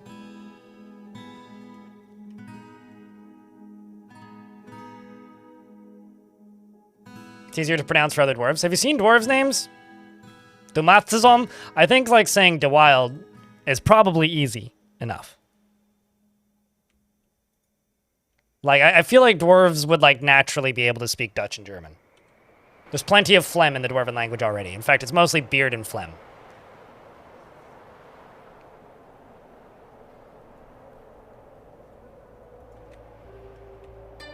It's up to you, though. If you'd like me to change it, I can. Dwarf names are question mark. Dwarves names are not as hard as Finnish, but they're getting there. Okay, you, conquer and occupy. And I'm going to send Zuglar, the Sacred Diamond.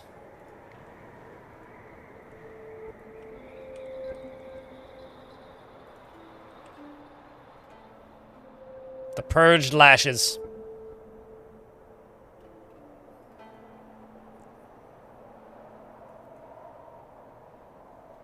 Man, I feel like a bad person. Sending this lady to go take over a place. And she has a husband and a son here. I should send her husband and son there too, shouldn't I?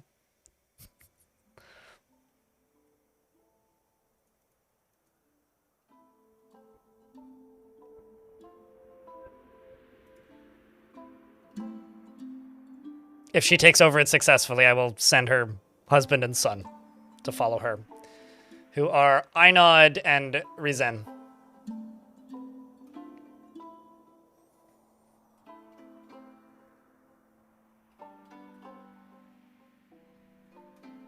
Time to go join meetings, which means lurking is over. Enjoy the meetings. I will be on tomorrow, by the way.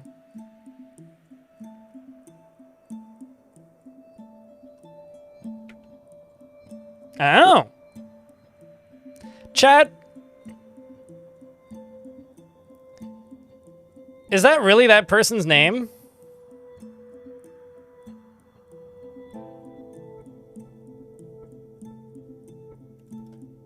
I really did name that person Pantsless, didn't I?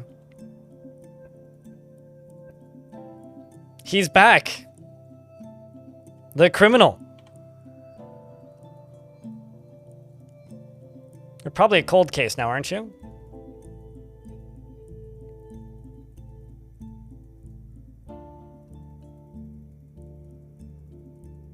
You have to be.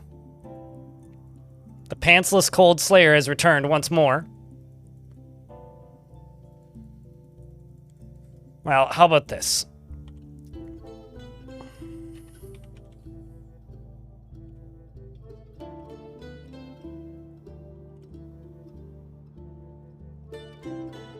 Hey, chat, can somebody type in the name of that dwarf who's...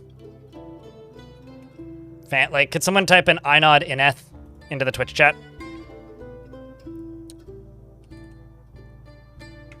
Let's see if we can successfully arrest the pantsless cold slayer this time. I'd also realize that I need to block this off now too.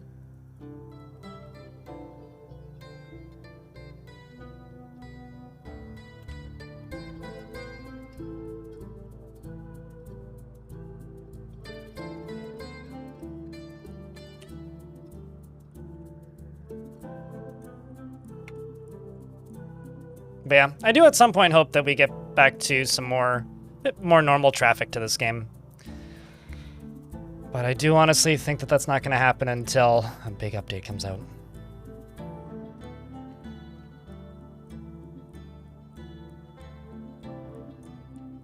Now I can finally arrest the Pantsless Cold Slayer.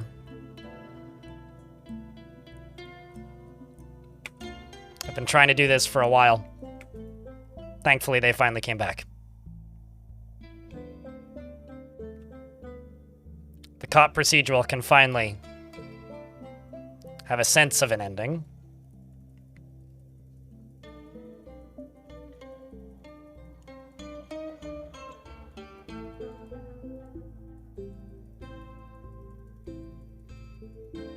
Did you not actually commit a crime? That's crazy. There's no way.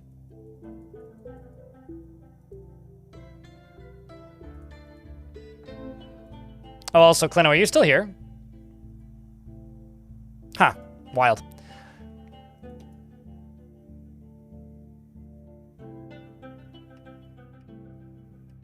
I don't think that that's possible, developer, in YouTube chat. Show me a mod that does that, and I will have thoughts. Don't have a mod that does that? It's irrelevant.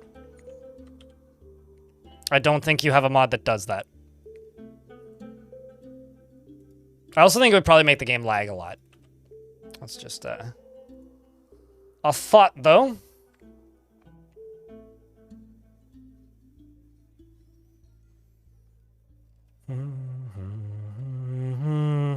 Like if there was pooling liquids from rains that could pool more than one deep, the entire map would constantly be covered in mud, and that would suck.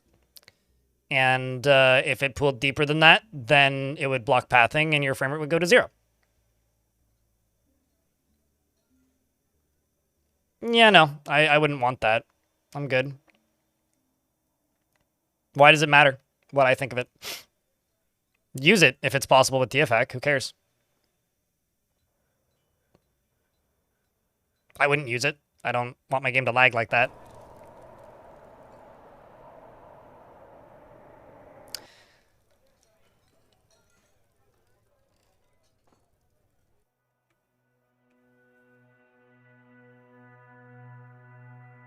Why does it matter? You haven't answered my question yet. I guess I get to wait forever now. Big Sag. Uh-oh. A were monitor has come. Lushem. A large monitor twisted into humanoid form. It is crazed for blood and flesh, and its eyes glow lemon. Its brown scales are oval-shaped and set far apart. You will know why you fear the night.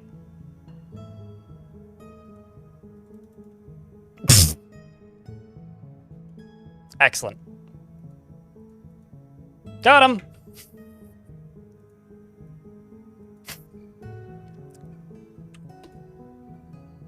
Alright, so you're in my chat purely to request feedback on a mod that you haven't made yet. Cool. Chat, can I get a round of beers, please? For the intelligence, or lack thereof, of that were creature. Just pile driving itself directly into one of my cage traps. You're asking the guy that, like, doesn't use mods for just about anything, because none of them are really for me, about a mod that you haven't made yet. I don't use a lot of mods, because they don't do much for me.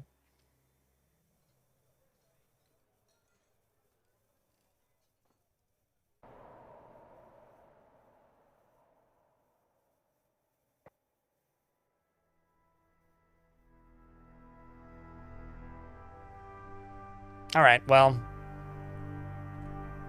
I don't know what kind of response you're looking for, so. Chat room, I think I'm gonna call it for the day. I have to go pick up some groceries, and I have an hour to do it. Baphius, I'm sorry. Peace out.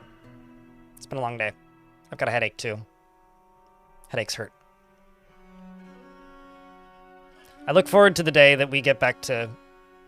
that this summer ends, because I'm pretty bloody well done with summer. I hope that we get back to a state of normal. Do I need to get vegetables again? This is a weekly occurrence until the summer is over. So yes, I need to get vegetables, because it is Thursday. I do that every Thursday. Later, YouTube folks, I'm shutting you down now. We'll be on tomorrow, but we won't be playing Dwarf for it. Also, Popley, it's good to see you, by the way. We'll be on tomorrow, but we'll be playing a different game that's releasing later next week that I'm just very curious about. So, yeah, that'll be next week. Take care, YouTube. Be kind. If you want to come raid somebody, pop over here onto Twitch. Otherwise, we'll see you on the flip. All right. Give me a second here.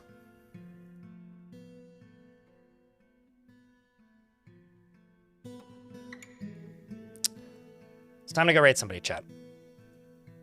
Do we have enough people to raid people?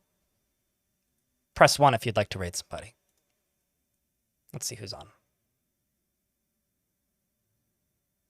Taking a skim. Got a few options. Got a few options. I'm gonna go grab the raid music. Give me a sec. I mean, we need more than 2 people for a raid, chat. There's 150 here. If I'm not gonna get more than 2 people, I'll just turn this raid around and take it home.